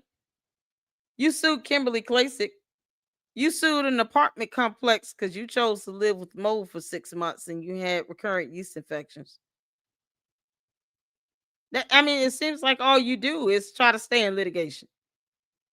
But then when you realize you're not going to win, then you want to start whining and crying about it. Once again, Candace, you're over 35 years old with 4 kids. Grow the hell up, girl. Grow up, heifer. Awesome people who did everything they could to stop Charlie's rise, breaking bread with them and refusing to have a conversation with me. And you know that I cared about Charlie. They don't care about you. Have you no shame? We're going to find out. You can pick the place. You can pick the time. I say we do it tomorrow. We don't need to plan for this. We don't need lawyers in between us, lawyer statements. It's not how I roll, okay? I don't care about any of that. I want it to be authentic. Like I said, you can take the money. We can raise money live for this conversation. That is how badly the world is demanding it. So I accept it with whistles and bells, everything. I fully accept. I say, let's do it tomorrow. Let's do it tomorrow. Oh. And my only ground rule is no assassinations. Okay? No assassinations, no funny business. You can't pretend you're going to do it. And then Candace died. But I thought the French was trying to assassinate you. Didn't you say the Macrons were trying to assassinate you? Why would that be a ground rule for Turning Point USA? Isn't the French trying to do that? You know, that female assassin and that male Israeli operative you talked about? Those payments coming from Club de Sant, you have not proven or posted up, but somehow there's a paper trail. Why sit here and make a ground rule against Turning Point USA for that when you're not even, you're saying the French is trying to do, the Macrons are trying to assassinate you. And the last time I checked, the Macrons aren't the CEO of Turning Point USA. Unless something's happened in the last 4 hours since we've been live. You can't make this up. Serious accident, okay? We'll be right back after a quick break. All right, you guys, this holiday season, you can express your from their ranch. At urgent care. Urgent care. I don't care about your sponsors. All right, you guys, let's get into some stories. I'm laughing at the live chat right now. They really think Turning Point's going to kill me. Like, don't go in person. It's a setup. It's a trap. Guys, I think that they would kind of figure that they would be blamed for that. I think we're okay there. But let's start with the Pentagon, because this is interesting. The United States Pentagon, in case you don't know, is the complex that houses our Department of Defense. It's a massive complex, right? There is arguably no more relevant building to communicating to the American people about foreign threats. That's what they do. Is quite literally the nerve center for the United States Armed Forces. It's headquarters for the Army, the Navy, and the Air Force. And recently, because the American government wants the world to no longer take us seriously as a nation or something, they decided to undergo a quote-unquote press corps makeover, ostensibly to let in new, independent, more trusted journalists. And some of them are, okay, James O'Keefe, obviously, formerly of Project Veritas. He's very much trusted. Matt Gaetz, I like him very much. But some of the people that they let in are almost the exact opposite of trustworthy and are just radically pro-Zionist. Like, they will lie, steal, cheat, and figuratively murder, literally allow Israel to murder without asking any questions. And so that's why they're being let in. Most notably, obviously, Laura Loomer. She's totally nutty. And I don't say that in a way of like, it's an ad hominem attack. I mean, like, she has psychotic issues. Allowing Laura Loomer into a national defense complex is... Yeah, that's cult speak. Anytime someone says something to criticize the cult leader, then they must have some sort of mental or psychological disorder. No, Laura Loomer does not kiss your ass. The end, Candace. She's not stunning you like that. Laura Loomer has caught an online death threat from Nicholas Ray. And yet you still refuse to denounce his actions. And you are one of his main influences. Laura Loomer did not deserve an online death threat just as much as anyone else. You're literally going out your way to lie about someone trying to assassinate you while you do nothing to protect yourself. And yet a man has been charged with 12 counts of sending online death threats to Laura Loomer, being one of those people.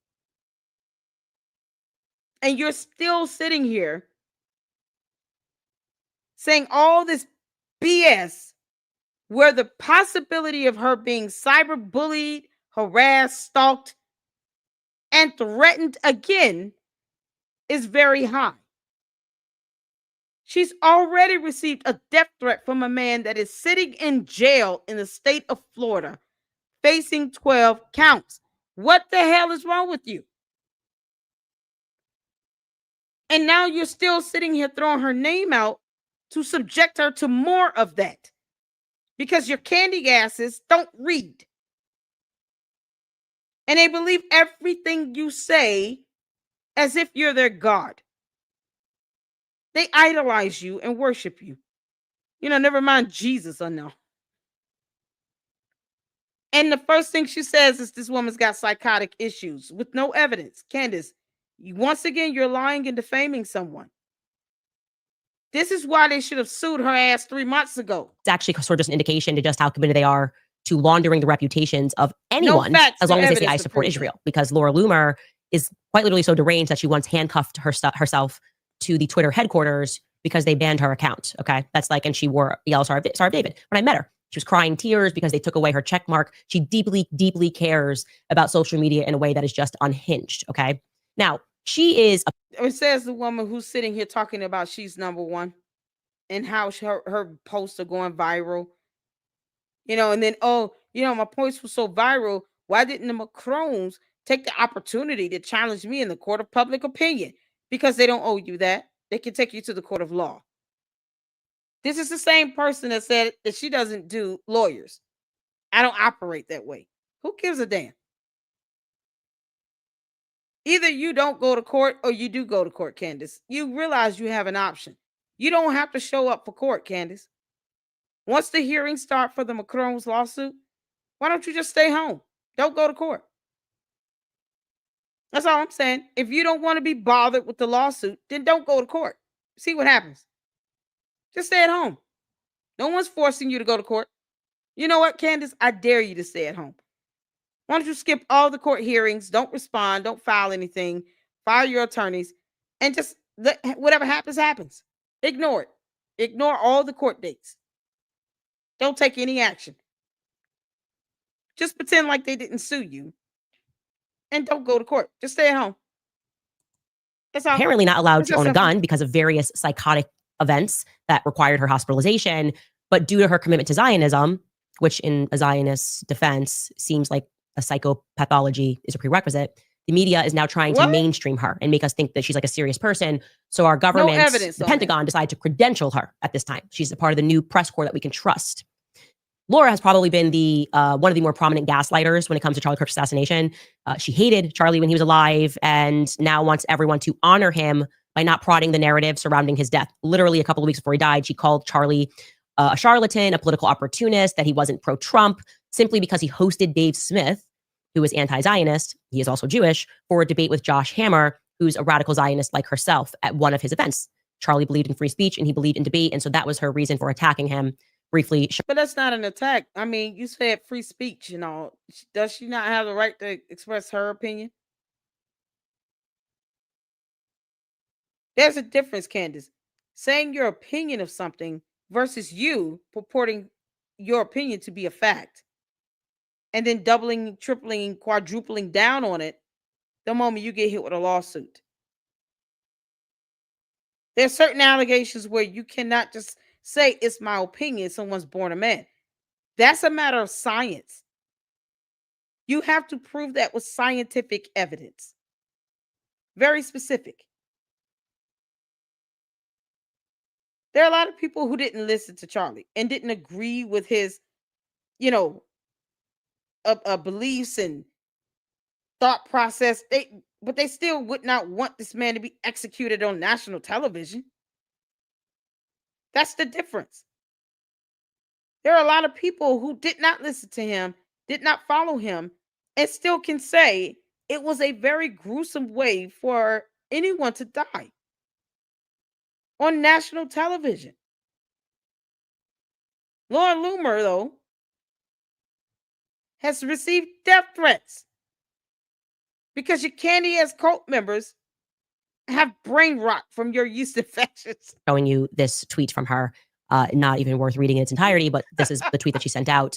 And then Charlie died a couple of weeks later, and she completely switched and now thinks that she's guarding his legacy. Anyways, she was beside herself with glee this morning, sharing news that another Zionist influencer named Cam Higbee, who has also now been credentialed by the Pentagon, decided to ask the perhaps billion-dollar question to the Pentagon's press secretary, a young woman named Kingsley Wilson, about the foreign angle of Charlie's assassination. Now, I obviously reported that the French Foreign Legion were apparently on the ground on the day of Charlie Kirk's assassination. So here is Cam Higbee, Where they who I guess is playing dress up as a reporter, asking the Pentagon's press secretary a question about the most viral story for about a week pertaining to France's participation in the biggest political assassination that has taken place since JFK, I would say. I think that's fair. Here's our new press corps, guys. Take a listen to, actually, first, let's focus in. You claim, wait a minute. What the hell? I obviously reported that the French Foreign Legion were apparently on the ground on the day of Charlie Kirk's assassination. Where on the ground? They weren't at the campus. You have yet to ID them on the campus with a gun in their hand. No evidence to prove that. No, not a photo, a video, or anything. You can't even show videos of the planes landing somewhere. They were on the ground, probably in another state, in a different city. But you can't put them on the campus with a gun in their hand. You can't make this up. So here is Cam Higbee, who I guess is playing dress up as a reporter, asking the Pentagon's press secretary a question about the most viral story for about a week pertaining to France's participation in the biggest political assassination that has taken place since JFK, I would say. I think that's fair. Here's our new press corps, guys. Take a listen to, actually, first, let's focus in on Cam Higbee's question. The way he asks it is, I think, worthy of highlighting. Take a listen. Absolutely. I'm Kingsley Wilson. I'm the press secretary here at the Pentagon. We're in the Pentagon briefing room, and it's been fantastic. Get to come to the Pentagon every day, and now you all do it as well. Yeah. So this is my first question, and don't laugh. Does the DOW have any evidence at all of a French military plot to assassinate Candace Owens? Okay, here's my first question. Don't laugh. It's like two girls getting their nails done. Okay, let me ask. We're like a sleepover. Okay. I have something to tell you. Don't laugh. Is this supposed to make us think that this is not propaganda? Are we going, this is cool? Is this the new strategy? All the cool kids don't even ask the feds questions. All the cool kids just get in line and do whatever they say. All the cool kids just think it's beyond crazy to consider that the state would assassinate people, even though that's what we do. That's what the CIA does. We just murder people around the world. But that's crazy. What? But you haven't proven that they assassinated Charlie Kirk or the French or these Egyptian planes or anything. Perhaps there was some firepower that came out of those Egyptian planes. Was there a rocket or some sort of, payload dropped that landed right in front of Charlie Kirk that we missed? Are you serious? Did Tyler James Robinson parachute out of one of those Egyptian planes? Because see, Candace, that's how you will make a connection. You're tying in the person that was the shooter to the planes themselves or the French or something. You won't even produce evidence of a paper trail of payments to a club that eats food for fun. What the hell? Them being on the ground is still not putting them in the actual event. Look how she's saying all of this. I don't understand. This girl is losing her talk. And so they're going to make it's like too cool to even answer. Take it away, Kingsley. That's an interesting question. Not that I'm aware of, but, interesting question. I can try to find out and maybe let you know. I think that might be more of a law enforcement matter, though. No, I think actually the Department of Defense, this would be a good matter for you guys to take up of whether or not foreign. The DOJ is already doing that. And since Candace doesn't know what the DOJ is, I guess that would be the Department of Justice. The Department of Defense would not have initial jurisdiction over this. As a matter of fact, the FBI, which falls under the Department of Justice, is aiding in the investigation being done by Utah itself and their law enforcement, their detectives that actually have jurisdiction over the investigation. Something Candace Owens has already said she does not care about. Candace has already said, I don't care about this investigation. So what the hell? You can't make this up.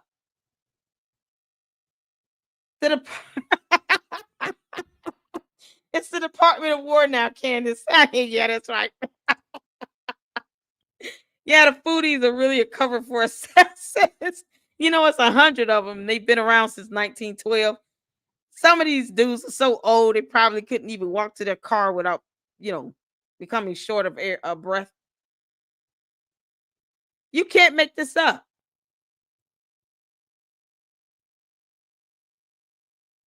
So you don't believe facts, resources, evidence, investigating. You're just throwing out words that you can't define. Tell Candace to post up evidence at all, any evidence of anyone getting off those Egyptian planes actually being at the campus the moment Charlie Kirk was shot. Because she said she figured out who murdered him, right? You know what she said? I did a snippet. I dedicated myself to figuring it out who murdered him. Who murdered him?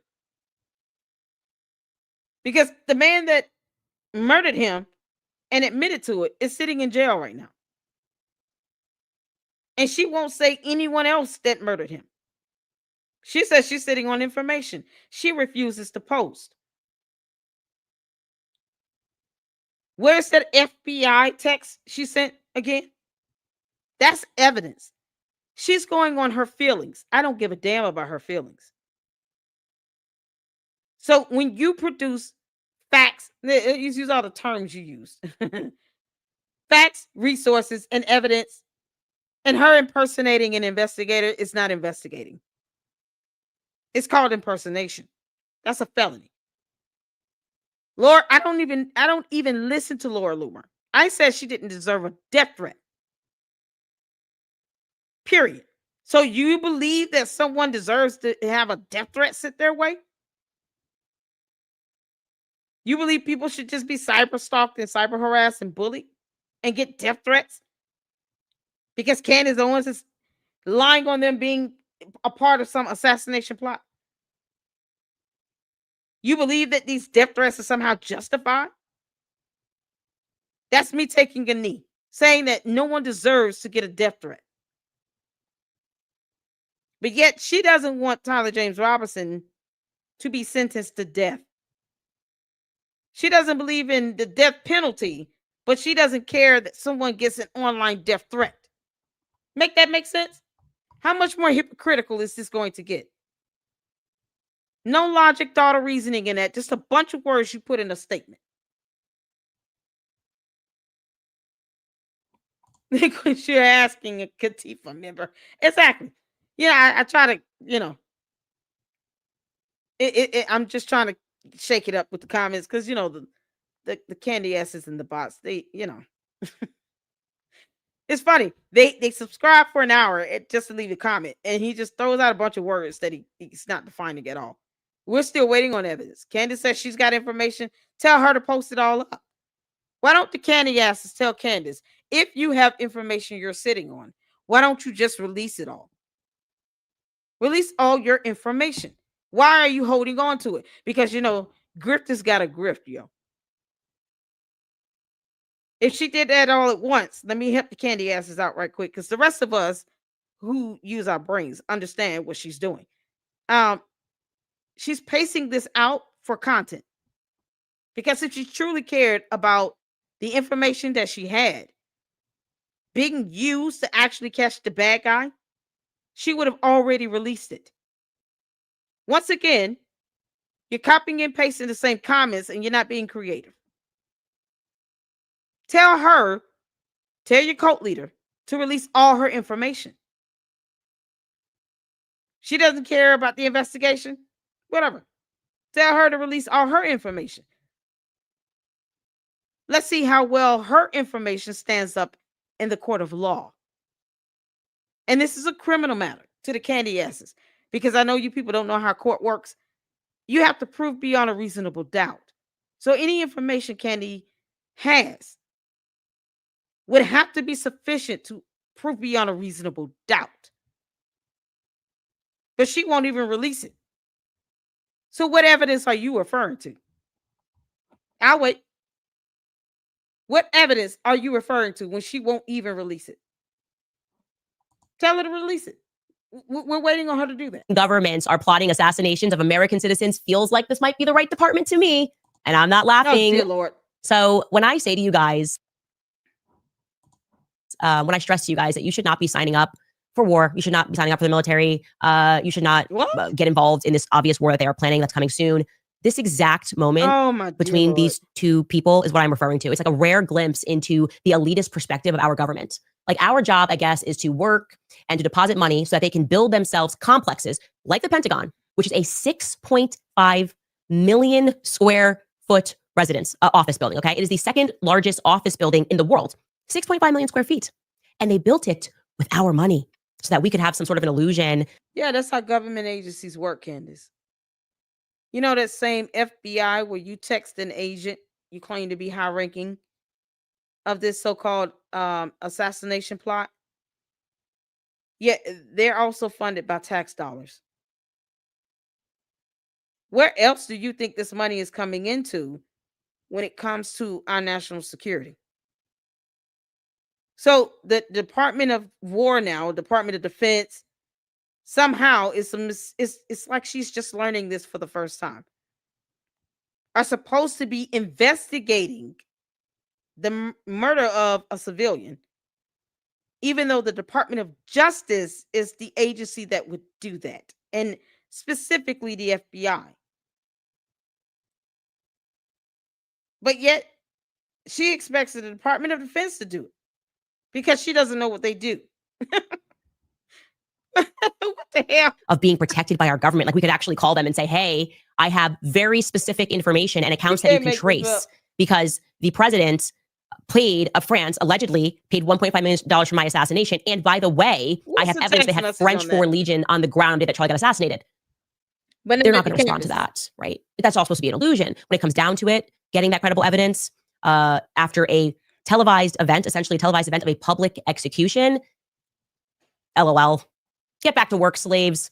We're trying not to laugh at you questioning whether or not a 30-06 can be magically stopped by a human neck. How dare you ask any question? She just insulted anyone that was a slave. Candace, no one told you to do this. You chose to do this. This is how absolutely asinine this is for her to sit here and to compare this to her being a slave. You know, if she's not able to continue to lie without evidence, lying with impunity, and then get mad when people take her to court. Turning Point USA need to hurry up and sue her ass. Questions or speak to us about states coordinating assassinations. And are you guys still talking about the Epstein files? That's the attitude. They think this is good PR. Like the Zionist accounts are sharing this and they're going, LOL. I don't know that the American government has ever been more, I don't know if they've ever been more out of touch with the American people than to see this as they're like, send it around the press. Haha, the Pentagon is laughing at foreign assassination. They don't take anything seriously. Yeah, we just watched Trump get shot at and his ear clipped. We just watched another person try to assassinate Trump on the golf field. And then we watched Charlie Kirk die publicly. But LOL, I'll get back to you. I'll get back to you. That's not what we're here for. Get to work, slaves. Again, there's no left or right. It's just the elites. It's the media apparatus that protects those elites. And then the rest of us who are supposed to be slaves. There's no left or right, Candace. Your candy asses seem to believe that people who listen to people like myself are Democrats, are leftists, I guess. All leftists. Like, I can't have any supporters that are conservatives or Republicans. Because I'm not sitting here repeating your nonsense and your buffoonery. I'm not agreeing with you. I'm not kissing your ass. I'm not worshiping the ground you walk on. I'm not a part of your dumb coat. So anyone that listens to me is a left or lefty, leftist, whatever. What you sit here and say, this is not a left or right thing. Why are your candy ass cult members walking around on different channels talking about you must be a lefty Democrat? But yet your cult leader is saying she's not left or right. Right? They don't take anything seriously. Yeah, we just watched Trump get shot at and his ear clipped. We just watched another person try to assassinate Trump on the golf. Trump is the president of the United States last time I checked. Is he not? Whether you like him or not, I mean, it's a fact that he is the president of the United States of America. The DOJ investigated it as well. Does she not know that the Secret Service falls under the Department of Justice? Does she not know that? Are we for real here? So she has no idea what the Department of Defense, Department of War does. Just like she has no idea all the different agencies, the subcomponents that fall under the DOJ. You can't make this up. Field, and then we watch Charlie Kirk die publicly. But LOL, I'll get back to you. I'll get back to you. That's not what we're here for. Get to work, slaves. Again, there's no left or right. It's just the elites. It's the media apparatus that protects those elites. And then the rest of us who are supposed to be slaves. Okay. The elites own everything. They own everyone. And if somebody actually breaks free, right? If they have an individual in the matrix who creates something that they cannot control or buy, then there are only a couple of options for that individual. Okay. The state responds and they say, we will destroy you reputationally. We will call you crazy, go after reputation, make up allegations against you. We will bankrupt you. We will imprison you. Candace, you're worth $244 million. If the Macrons are able to win that much money, good for them. Good for them. I'm just saying, good on them to be able to get $244 million. Do you realize that that money includes any money that George has? You know, because that's why you married him. That's my opinion. You married him for money. The end. That's how I feel about it. I will not apologize for that. Or we will kill you. That's the reality of the world that we live in. Okay. We don't live in a meritocracy. It's not a free nation. They have to be able to control you.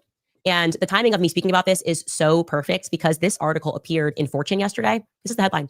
Inside the economics of Candace Owens' media empire and the Macron lawsuit threatening to unravel it. They went with this, like they're proud of this. Like a lawsuit can unravel. What they're calling an empire is actually just a mom from home who got fired and rejected from literally nations. They tried to destroy me last year. They took everything. They just tried to destroy my reputation, tried to break my friendships, and I survived. Okay. Candace, you're not broke. You're married to a Playboy bunny that is filthy rich. He has old money. You're valued at $244 million. You weren't broke last year. You don't have to worry about how your mortgage is going to get paid. And if you do, one of you all are lying like hell. Because you shouldn't be saying that he has hundreds of millions of dollars if somehow you were struggling last year and you had nothing. When you were married to someone that has a lot of wealth. What kind of nonsense? That's absolutely hypocritical. She wasn't bankrupted last year. She wasn't struggling. This girl has no idea what it's like to struggle. Candace, no one told you to live in an apartment for $3,500 a month where you're alleged to have been exposed to black toxic mold and then you stop paying rent for 7 months.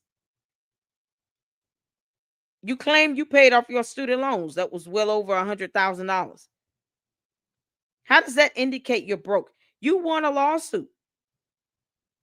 No. You stipulated to a lawsuit with Kimberly Clayson because we went over it. You didn't win. It was a stipulation you and her agreed to. You got 6 figures out of that. You sold Blexit. It was acquired by Turning Point USA. You got money from that. I'm not, and you married someone that had well over $200 million on their own. How are you broke? Okay. And that angers them. And so this article is written with such elitism, the hope that the state will step in and just break it, just bankrupt it. This is an actual quotation.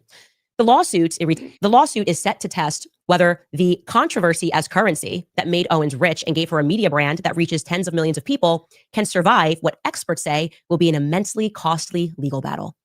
Yeah. We're going to bankrupt Candace Owens. That is our intent. The experts are saying that we can do it because we can't control her. She wouldn't sell out, not to the... It's not what they said. What are you reading? Once again, you know, this cult-like mentality, they're trapped in some alternate reality. Candace, that's not what it said. Millions of people can survive what experts say will be an immensely costly legal battle. Yeah. We're going to bankrupt Candace Owens. That is our intent. The experts are saying that we can do it because we can't control her. She wouldn't sell out, not to the military complex that we live in, not to big companies, not to corporations. She wouldn't turn the eye when Palestinians were being genocided by Israel. And we have no other options. We're running out of options here. So we've got to kill her, we've got to bankrupt her. And we're signaling that we're going to bankrupt her. That's how this thing works. For telling the truth. What does bankruptcy and murder have to do with each other? Candace, let's say the Macrons get $150 million. 244 minus 150 leaves you what? You still have almost 90 million. You're still not broke. She has no idea what it's like to live paycheck to paycheck. Candace, you've been getting money by the thousands since you were in high school when you won a settlement then for $37,000. You've had so many opportunities where you either, were given thousands of dollars from a judgment, or because you had these jobs with Turning Point, the Daily Wire, your own channel. The fact that you could actually start your own channel and you did not have to actually have a regular 9-to-5 on the side, it speaks volumes. You have 4 kids. You have not had to worry about buying formula, Pampers, wipes, nothing for them. You have a nanny. You have people that come in and do your hair and your makeup. That's not the sign of someone that's broke as hell. And yet the candy asses get mad and sit here and say, I'm being paid $7,000. I'm waiting for the damn money. They won't hit my cash app them. By the way, that's why I'm being sued. And they're not lying. Thus far in the Brigitte Macron lawsuit, we have paid over $250,000 and we haven't even had our first day in court. Okay? That's the matrix. Not our fault. Nope, that's not our fault. That is your fault. That is all your fault. Why don't you and your attorneys request a hearing? You filed that motion to dismiss. You know that your attorneys know, rather, because you know nothing, that those motions will automatically warrant a hearing. So why don't they just file a request for a hearing? It's that simple. Let's go back to the fact that you filed the motion to dismiss. Why did you even do that? I thought you was trying to get to the discovery phase. That is the matrix. And I will, again, assert to these people, I will never bow the knee to evil. Candace. I will never bow the knee bend the knee, rather, to people that harm children. You'll never see me bend the knee to that, ever. Bankrupt me if that is what makes you feel good. Because at the end of the day, it feels like we are existing in a time where you are only catalyzing your own demise. Like, it's people have never been more awake and more in tune. And the focus on Charlie Kirk's assassination proves that. You couldn't make that go away. Speaking of which, Charlie Kirk, whose death is exposing this matrix in ways that I do not even think that we can fully comprehend in this moment just yet, we asked the question and we can't find the answer as to where Brigitte Macron was on the dates that the Egyptian plane was flying around America. It's just like a 6-day gap in Brigitte's schedule. And now, of course, especially as we have learned about Delaware and the DuPont French connection and the French Foreign Legion non-answer that we're getting, just gaslighting that we are getting, it feels like an even more relevant and rational question to be asking, and somehow made even more interesting now that we know, or that we've learned, and thanks to the internet sleuths and the YouTubers that put this together. Internet sleuths that are impersonating agents and investigators, because it's a felony. Hour and a half before Charlie Kirk was assassinated in Utah, Donald Trump and Emmanuel Macron had a phone call that has been recorded in Emmanuel Macron's public calendar, which has been released. You can see that he had the phone call with Donald Trump at this would be 6:45, obviously, p.m. in French time. That's 10:45 a.m. in Utah time. 10:45 a.m. I knew it. Oh my God. In French time, Candace, that's not a time zone.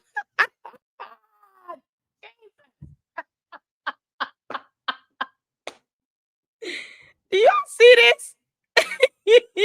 In French time.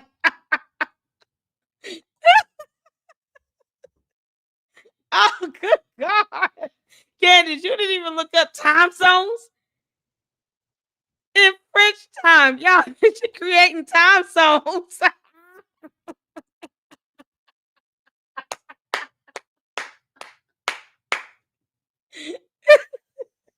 This heifer is creating time zones. 6:45 in French time. What the hell? What the hell is this? Macron had a phone call that has been recorded in Emmanuel Macron's public calendar, which has been released. You can see that he had the phone call with Donald Trump at this would be 6:45, obviously, p.m. in French time. That's 10:45 a.m. in UK. You can't make this up. Candace, you dumb heifer. You didn't even look up time zones before you said this. French time is not a time zone. Oh my God. Oh my God. That's not a time zone. This does not mean that he plotted in any assassination. Candace, they want you to go to court. It's your choice to go to court. You say they haven't had hearings that started yet. So what? You expect your attorneys to work for free? It's called billable hours. You are the one that's stalling that because you and your attorneys keep filing for motions to dismiss and now a motion to strike First Amendment complaint. Just either request a hearing or don't go to court and see what happens. I'm saying she shouldn't go to court. Just stay at home. The Macrons are the ones waiting on you to get this hearing scheduled for your motion. It's your motion, Candace. You being the defendant, you're the moving party in that motion. You're the moving party. Request a damn hearing. You can't make this up. She said 6:45, obviously p.m. in French time. This does not prove that he aided in any assassination. Who is the French government employee that called her about those payments and that paper trail from Club de Sant? Who is that person? Post up those payment transactions from Club de Sant, Candace. That's what we want. That paper trail you claim someone called you and said existed. Why didn't you ask that French government employee to send you a copy of those payment transactions? Candace is such an airhead, it's not even funny. It is funny. This is absolutely funny. This is hilarious. Time. 10:45 a.m. Utah time is when they had this Utah time. And look, that could be nothing. There's a lot going on in the world, obviously. And we also know that there's a lot of discussion about Ukraine, and there's a million reasons that Emmanuel Macron and him could have had that poorly timed phone call. But it would be great if a press member could not LOL and say what was the nature of the phone call, just so that we know, right? These are questions. No, you just didn't like it. He doesn't care. LOL, we're laughing. Candace, we're laughing at you. French time, Utah time. She's just making up time zones. I think it's fair for us to ask everything that's coming up and the lack of a true response that we're getting from anyone that has the means to answer these questions. Anyways, you guys, we're almost at overtime here, but in other assassination news, I wanted to mention to you that The Game, who is a hip hop rapper, is releasing an album, and he has a song on his track list in this upcoming album that's entitled The Assassination of Candace Owens. I'm having like the best year ever or something. I don't know. Why The Game? Why's it got to be song number 13? What's going on? This better not be predictive programming. Okay. We know how Hollywood gets down. Okay. We're reading your books. Anyways, he was asked this question, this exact question, why? And he gave an answer. And here's what The Game had to say. So you got this new mixtape dropping, and then there's this like one track called The Assassination of Candace Owens. Yeah. Why that title? Because recently I've been seeing like conspiracy theories and about Candace Owens from herself, self-admitted. She feels like people are conspiring her. So what it was, it's more so an assassination of the character. So I just used that because it was like current news, but it's not. The song is not about Candace. Oh, okay. So it's just a little bit deeper than okay. Yeah, I'm a rapper. We use metaphors, Okay, but aren't you? I mean, are you worried about Candace coming for you about this? I mean, yeah, no, I'm not. I'm not worried about Candace. But then again, you got to hear the song. Okay, so she'll understand if she hears the song. Oh maybe? No, we're not playing that song. She said that people were trying to assassinate her, so all I did was say it too. You know what I'm saying? So again, the song is not about her, but Candace Owens, man, she's real smart, really intelligent woman. We're waiting on that evidence. The Game. This is The Game, y'all. Someone that thought he could challenge Eminem. Funny how that works. He couldn't even do that. Oh, shout out to Eminem. Well, if she comes for me, I mean, it is what it is. It is what it is. There's beef for these streets, okay? There's beef for these streets, and you better be scared because maybe I am coming for you, okay? I could be coming for you. I might drop a whole album, I might drop a whole mixtape. Candace, you can't rap, girl. Bye, Felicia. Too, okay? Anyways, I think it is a form of flattery. Obviously, I'm friends with Ye, and he makes music, and they do use a lot of metaphors, so I'm not offended by this. Do I love the timing? Could I get a break for 6 months, maybe, and not have that? But she won't talk about her, seeing Kanye West apologize to a Jewish rabbi. She refuses to speak on that. That's something you could speak on, but she's still friends with him. But she has no opinion about him apologizing to a Jewish rabbi. The Candy asses think that's okay. She got an opinion on everything else, but not that. Title be there, sure, but I'm totally okay with this. I think it's kind of cool. I actually kind of think it's cool. I hope the song lyrics are cool, and it's not a diss track. It's not gonna be like Eminem crying about me on a whole album, but I look forward to the song. I hope you feel free to use. Eminem has Grammys, girl. Multiple Grammys. It wouldn't even be hard for him to obliterate you in another rap song. He did it to the game. A little audio from the podcast. That would be cool. You could use a strip of me saying something. Everything is fake and gay would be super, super fly. Everything is fake and gay. Please put that in the song. That's my only request. All right, you guys, we'll get through a couple more sponsors and I will answer some of your comments. Okay. Yeah, and that's where we ended. Okay. So this is, because we're already hitting 4 hours in this. I told y'all we got time. We got time. And my style in going through this video, I'm going to tell you something right now. It's unparalleled. It's not like any other content creator because I'm me. I'm unique. Yes, I'm going to pause and give my commentary. And yes, I'm going to make sure I drive the point home. Candace, you can either choose to go to court or not go to court. But you can still post evidence up, release your information, and you won't do it. You refuse to do it. So, since I was asked about this new law passed in Delaware, guess who wrote this? Y'all see this? Richards, Layton, and Finger. Ring a bell? RLF? Yeah, that's her attorneys. So they reported on Delaware strengthens protections for free speech rights. Okay? To protect the public's rights to engage in activities protected by the First Amendment, which does not include defamation, by the way. Without the threat of abusive retaliatory litigation, Delaware Governor Matt Mayer signed Senate Bill 80 into law on September 15th, 2025, enacting the Uniform Public Expressions Protection Act, the act as it's known as, to provide greater protections against strategic lawsuits against public participation or SLAPP. The act replaces Delaware's prior anti-SLAPP statute, which was 10 Delaware C Code Statute 8136 through 8138, which had been criticized for protecting only public applicants or permittees. Delaware's anti-SLAPP statute now provides expansive protections for persons exercising their rights to free speech on matters of public concern. Candace, we're not concerned about the First Lady of France being born a man. And mind you, this law is for the state of Delaware in the United States of America. The country of France is not bound to uphold this law. They're a sovereign nation on their own. And so are we. So if they pass laws over there in France, we're not bound to uphold their laws. Our Constitution will not allow it.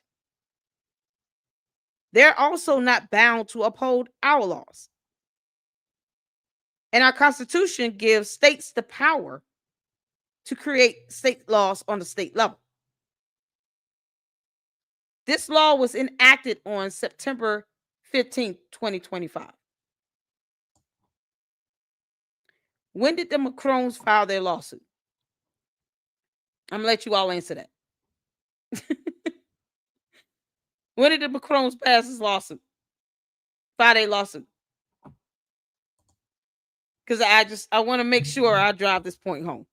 I'm going to pull this up. This is for the state of Delaware. With this new law being enacted. I got a comment asking if I can go over it. And that's what we're doing. I'm going to pull up the case activity because, Candace, you're the one sitting here whining and complaining about not having one hearing yet, and yet you haven't submitted a request for a hearing. It's not like you and your attorneys are begging the court to schedule a hearing. The Macrones filed their lawsuit on July 23rd of 2025. This is it right here. This is their lawsuit. Still, nothing else filed since October 30th. They're the ones that filed this motion to dismiss. They're the moving party. They're talking about this motion to be heard at the convenience of the court. But they have the opportunity to file a request for that hearing. You don't see anything here where they're trying to do that. If anyone is stalling this, it's Candace and her attorneys. But here, this law was passed in the state of Delaware. Why is this important? Because this is a state law that would apply to matters heard in the state of Delaware. However, anything that has been filed prior to the date that this law took effect is not bound by this law. You can't retroactively apply a law before it became law. You know, we've all seen the schoolhouse, what is it, School of Rock? I'm just a bill sitting on Capitol Hill. You know how bills become law? Yet you can't say this law applies to the Macrones lawsuit. This is from a comment that I received. Because the effectuated date is after the Macrones filed their lawsuit. So the lawsuit is going to proceed under the law that was in effect at the time that it was actually filed to the court. So just to answer the question of the commenter that asked about this, or if, to give the information about this, their lawsuit is not bound by this particular law. It's just not. So anything, and you guys see that here, by contrast, the act which applies to civil actions filed or causes of action asserted in a civil action on or after September 15, 2025, is a so-called speech clause that applies to the broad exercise of the right of freedom of speech or the press, the right to assemble or a petition, or the right of association guaranteed by the United States Constitution or Delaware's Constitution on a matter of public concern. This law cannot be applied to anything filed before September 15, 2025. So the Macrones, Candace, are going to mollywop you in court. Flat out. You think they're going to bankrupt you. If that's what you think, go find out in court. Go find out in court. This doesn't apply to the lawsuit. Let me repeat. I got a comment about this law asking to go over this. So I wanted to confirm how laws work is that the day it goes into effect, the lawsuit itself or any filing, and it says here, civil actions filed or causes of action asserted in a civil action on or after September 15th is a so-called speech clause that would apply. So there's no clause for Candace's attorneys to rely on because the Macrones lawsuit was initially filed July 23rd, 2025.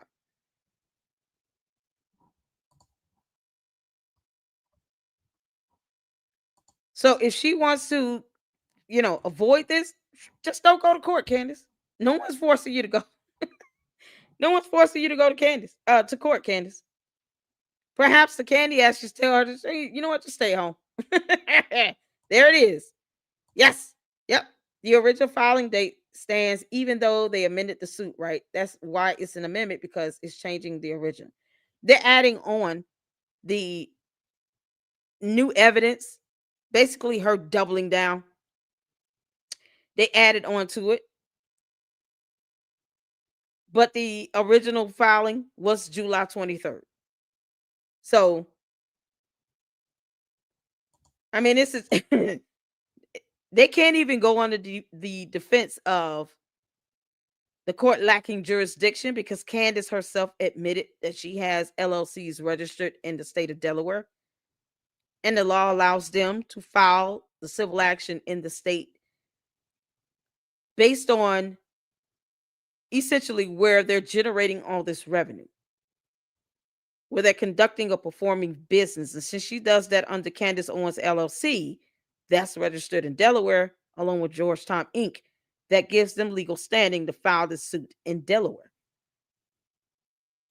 She's the only one talking about, well, it shouldn't be filed there. It's the wrong court. But she filed a lawsuit in Delaware as well against USA Today and admitted that her LLC is registered there as well. In that same filing. You can't make this up. Oh, good God. The First Lady of France, Candy, called her, man. Yeah. False accusations are false. Lawsuit open field. Let's see here. And what evidence? Like I said, I'm not familiar. I tend to avoid this side of right-wing online sphere. She has no evidence. Candace has no evidence to prove anything. She purported Brigitte Macron to be a man to be a fact. She said it was a fact that she was born a man. That is not protected free speech.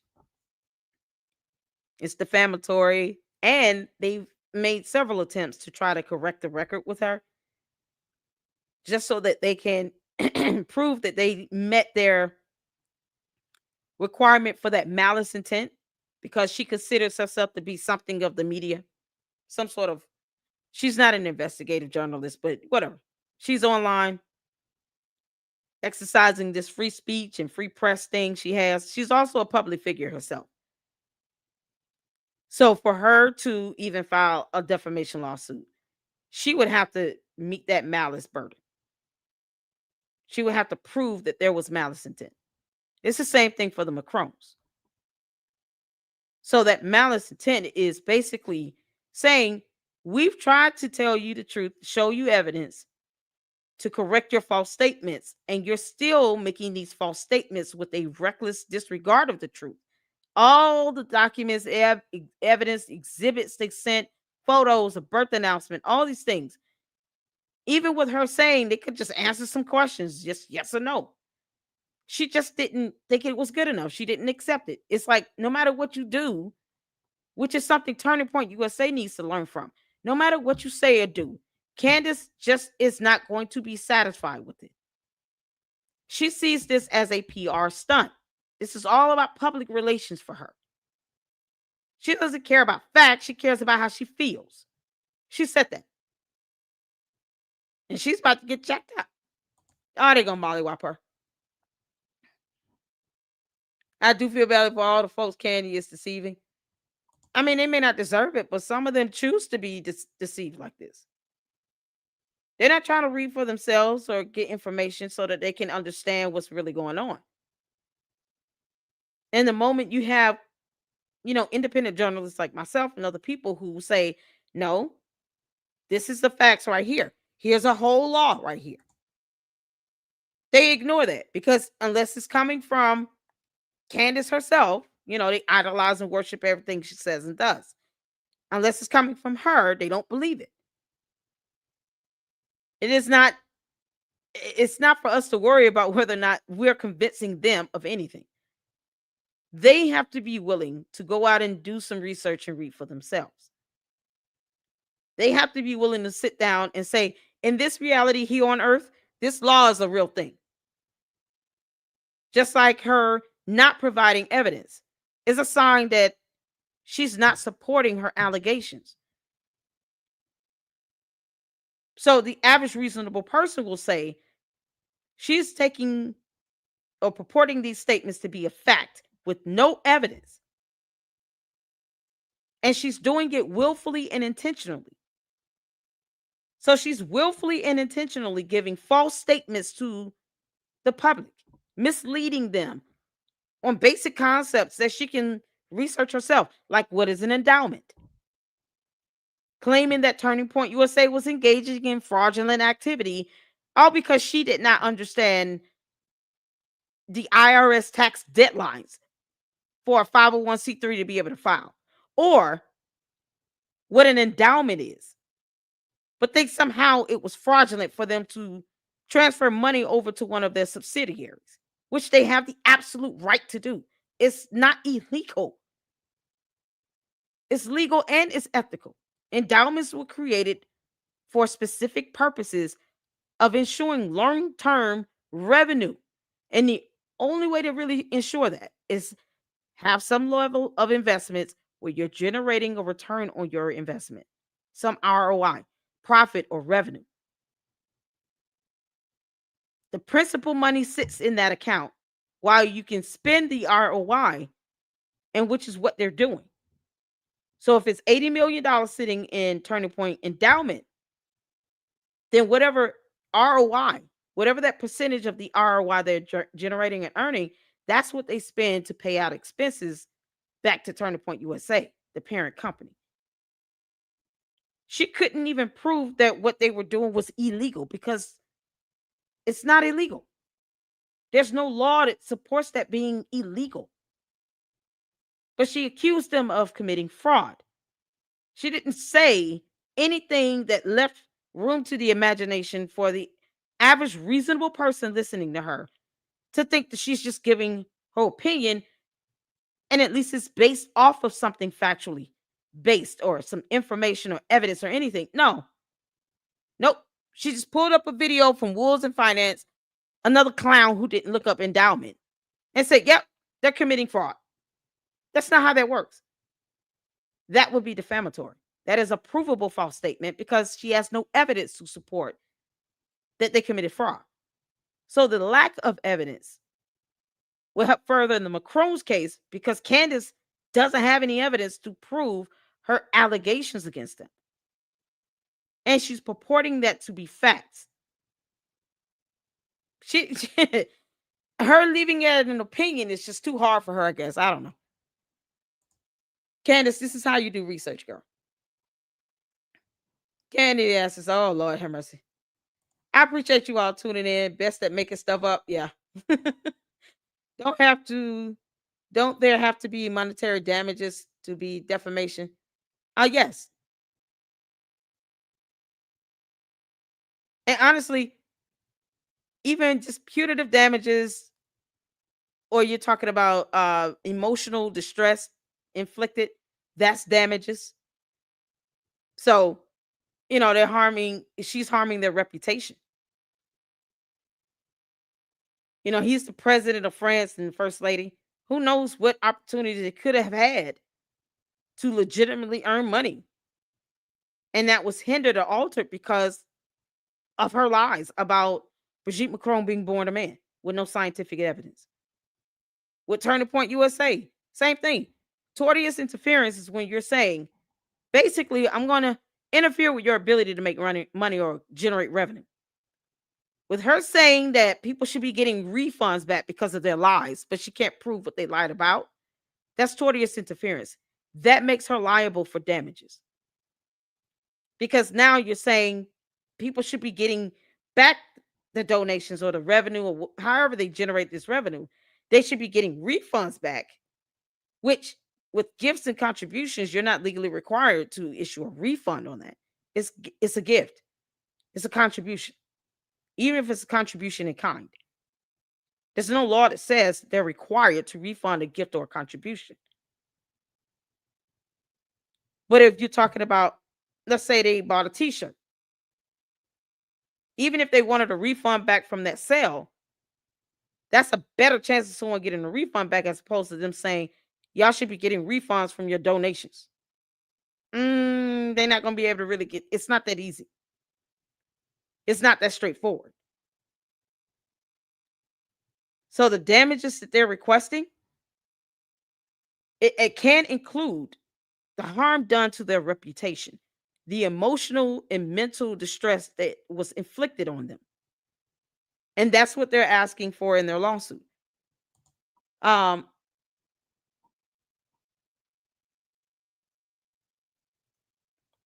is this? Yes, it is talking S. That is not fact. It's defamation. Crystal Messer said no. I'm not sure what you're saying no to. They have scientific evidence to prove the first lady, is a lady in Candace's YouTube channel as evidence against her. Yeah. Not necessarily damage to reputation, emotional distress is enough. Yep, they are claiming that. Let's see here. People saying I don't ever look at this side or the other. You're actually issue. You should be impartial. I am.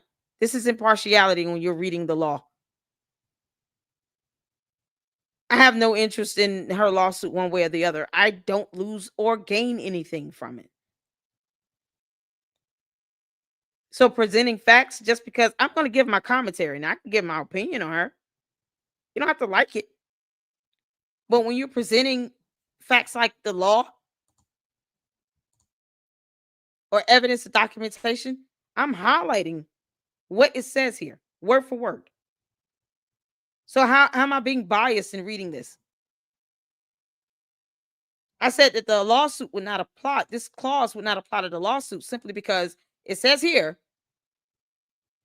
that anything that was filed or causes of action asserted in a civil action on or after September 15th is a so-called speech clause. But anything prior to that, it's not covered under this law. So how is that being biased?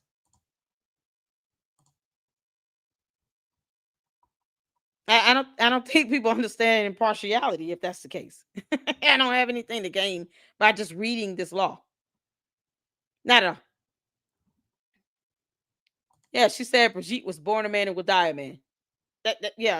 She said that's a fact. No, it's not a fact. You are not stating what Candace said. She should sue you. I'll watch her episode. I'm reading the law. What are you talking about?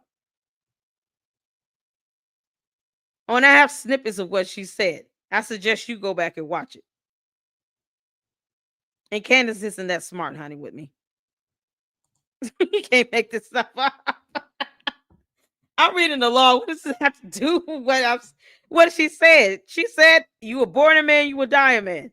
That is a direct quote from her video. She said, it is a fact that Brigitte Macron was born a man. That came out of her mouth. Go back and watch her episode yourself. You're candy ass. You don't sit here and watch her episode. I don't understand this. Cult members not watching the actual episodes. That's just a joke in and on its own. Oh, God. Exactly. We just quoted exactly what she said. These bots are so weird. They're not even scanning the videos to see what's being said anymore. They just copy and paste and dumb stuff. You can't make this up. Let's see here. They are saying Brigitte is really struggling emotionally, health-wise, and socially with the rumors about her. Her kids are worried about her. I don't blame them. This is what I've been saying this whole time. Candace Owens is sitting here trying to take away this woman, this woman's motherhood, her womanhood. Her kids are being affected. Her grandchildren are being affected and bullied. She doesn't care about the damage that's being caused. But all of that is going to be factored in with this lawsuit. That's why she doesn't want it, because she knows she's going to lose. This is what it comes down to. No one owes Candace the benefit of the doubt of anything. This is causing them significant harm. The head of gender is a construct card to get out of this. You're not even spelling correctly. Very happy. Play what back? She did not say say be required. Wait, what? Oh, man. Oh, that broken English. I can't do it. LLCM, reading the law. I'm reading it right here.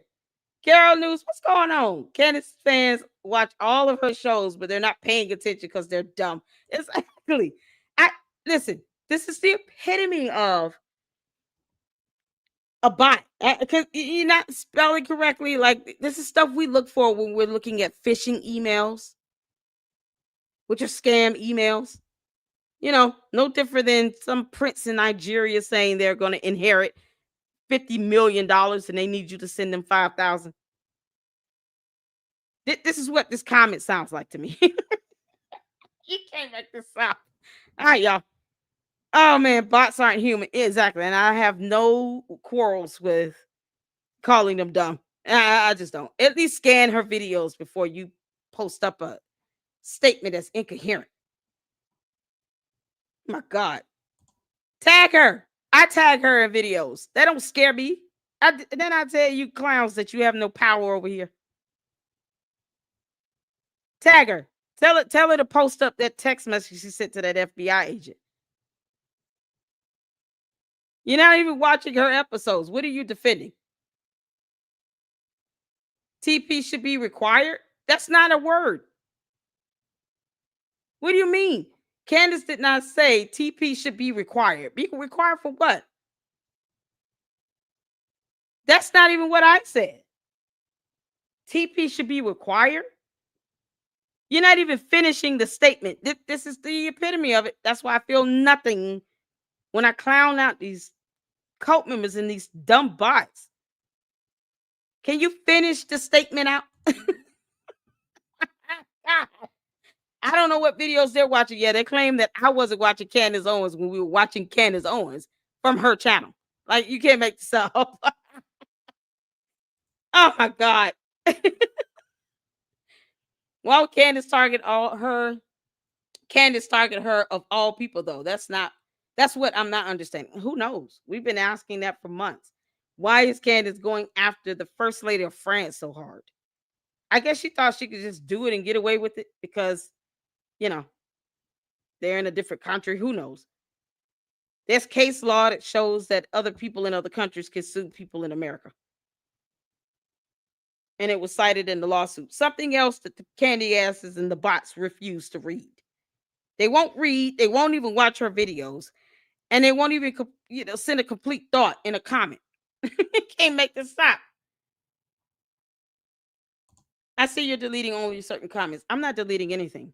But I have given my mods permission to remove comments that are completely derogatory or slurs, wholly disrespectful. Just like you think you have the right to say what you want, we have the right to not read the dumb crap. As you can see, I'm reading comments that still make no damn sense. Like this. I could have deleted this, but I didn't. Required. And then you stop there and say you're trolling into something else and then the name calling and something else. It's just stupidity all around. You can't make this up. It's clearly a dude. No, it's not. You're talking about something that you have to prove with science. No, it's not. You don't get to purport what you think you're seeing as a fact. Absolutely not. Now, if you don't think she looks feminine, that's your opinion. But you don't get to turn that into a fact to say she's a man because your opinion says she doesn't look feminine. That's two different concepts. That's why she's going to court. I don't need to see her stupid series. And guess what? The jury nor the judge will watch them either. The judge doesn't even care about her series. It has no standing in court. None. No evidence shown, no nothing. No scientific evidence at all. The Macrons will be bringing their scientific evidence. So her series will be deemed irrelevant. That's what you all don't understand about laws. It doesn't care about how you feel. You think they're going to be asking for her 8-part series in it? No, they won't. As a matter of fact, they don't even want to pick a jury where they have seen those series. They want someone who hasn't seen anything remotely close to her series so that they can be impartial. And they can look at the actual evidence and the facts and the law and give a proper ruling from there. You want it done the right way.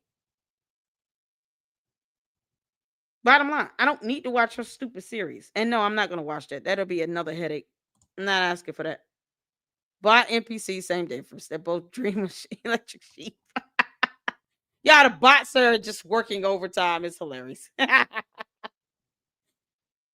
TP should be required toilet paper. I know, right? Shout out to Linda Walker.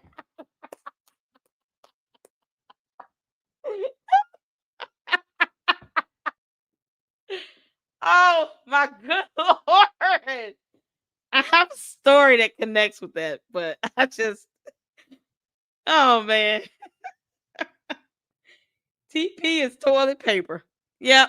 That's comment of the day right there. Yeah. That is home for me right there. That joke has a personal connection to me. You have no idea. Oh, shout out to Linda Walker. TP is toilet paper. Shout out to toilet paper. You can't make this up. All right, y'all. I'm reading comments. You know, whether dumb or smart or bots or candy asses supporters. I'm reading comments I like. CEO's feelings and opinions aren't facts. Exactly. No one cares about how she feels. This law was not written based on Candace's feelings. Y'all see that here? You see anything in here that's citing Candace's feelings? Any part of this that says, you know, we care about how Candace Owens feels about her lawsuit, so we passed this law. Y'all see anything like that in here? Nope. I'm not seeing it. No, not seeing it. They got statutes here, allows litigants to make special motions for expedited relief. Nothing about how Candace Owens feels at all. Not even a little bit. It provides expedited resolution, blah, blah, blah. Right to interlocutory appeal of an adverse ruling. Mandatory fee shifting. I don't see anything in here where it's talking about Candace Owens' feelings. Nope. Act extends anti-SLAPP protections to all Delaware citizens, including its corporate citizens and their directors and officers. The act, along with recently enacted amendments to the Delaware General Corporation Law earlier this year, provides further clarity and protection for Delaware's corporate constituents. Nothing in here about Candace Owens' feelings about anything with Egyptian planes. Nothing in this law about anything concerning Candace Owens, you know, lying about the French president being involved in payments to Club de Sant when she can't produce those transactions or proof of the paper trail. Nothing in here in the law about Candace Owens, her feelings, her thoughts, her opinions, nothing. Are we all clear on that? Let the church say amen. If you see anything in here in this law that speaks to Candace Amber Owens Farmer's feelings, please let me know. Please let me know, will you see anything in this law about Candace Owens' feelings? I'm just saying.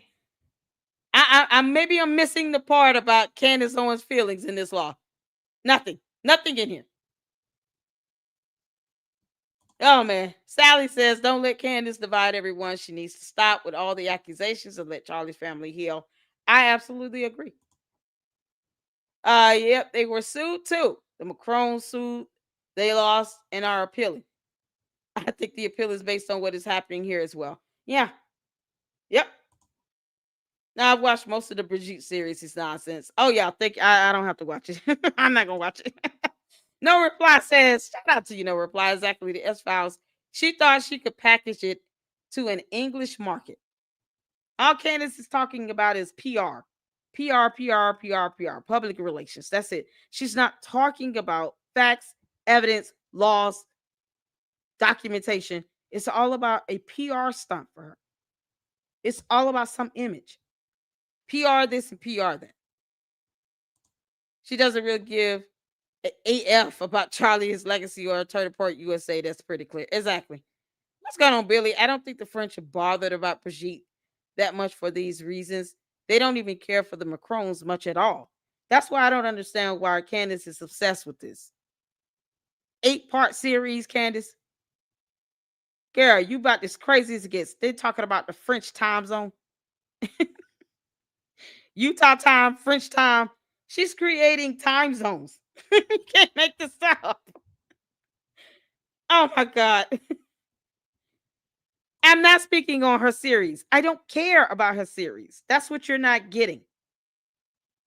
I don't care that her series exists. It is irrelevant to court. If nothing else, the Macrones will use it to show how she lied with no evidence. I personally don't care about her series. I don't speak on it. I speak about the things she's lying and saying as a fact in her show, on her YouTube channel. Perhaps I should say her YouTube videos. Let me say that. Her YouTube videos. I don't need to watch her series just to hear her repeat the same lie she says in her YouTube videos. And plus, I trust the Lucksters and my moms up in here. If they say they watched it and it's complete garbage, I trust that. Because the things she says in her YouTube videos are complete garbage. Absolutely. 100%. Ain't nobody got time to watch an 8 series of lies. Exactly.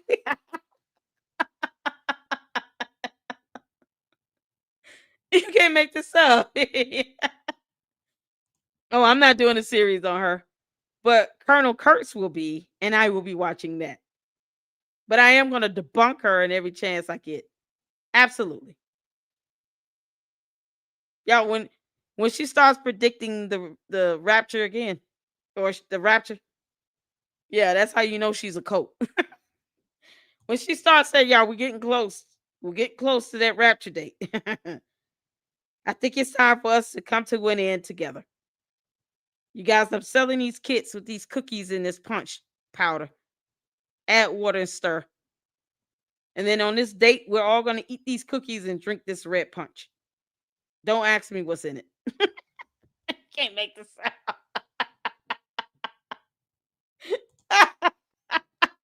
All right, y'all, I'm done.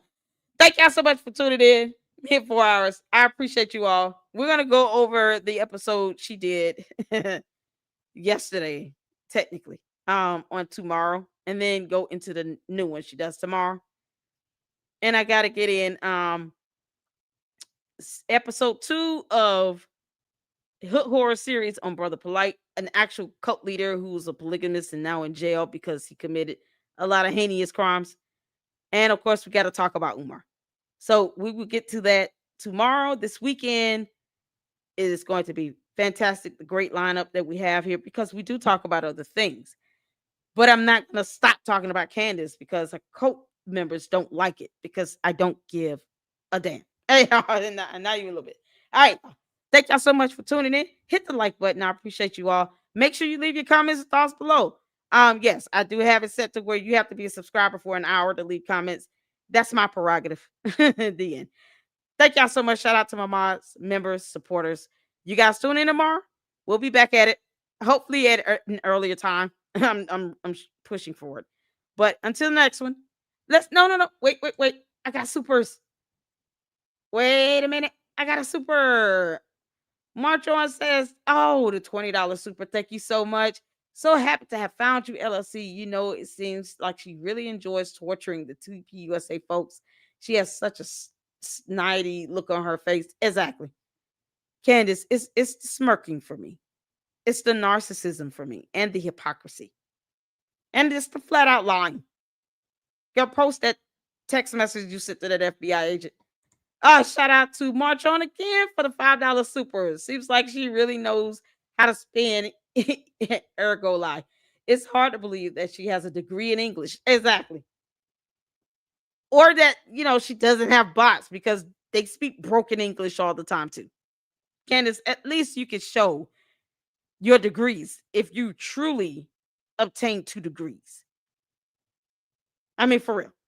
Never mind the fact that I actually emailed the school and got a response back. And I posted it up. Talking about impartiality, I actually posted up the response that I got back from the University of Rhode Island. So when it comes to the candy asses and the bots, they don't even watch my videos to see what I'm researching. They have no idea that I actually reported on her degrees and actually got email information, documentation from the school. Yeah, it's a whole playlist on my channel. Check it out. They're going to have to watch it, because I'm not going to explain that to them over and over again. Watch my playlist and my videos. Check out the other content. You want to talk about impartiality? I didn't like the response that the school gave, but I still put it out there. And anyone can always call the enrollment office at URI, at the University of Rhode Island, and confirm whether or not she received a degree or 2 degrees, because she says she has 2. So anyone can do that. But that's literally the epitome of impartiality. Posting the response from the school, even though I didn't like it, but I put the facts out there. So I don't expect them to, think clearly through anything. But I appreciate you all either way. Thank y'all so much. All right, I'll see you all tomorrow. And then to the next. Lady Luck Club out.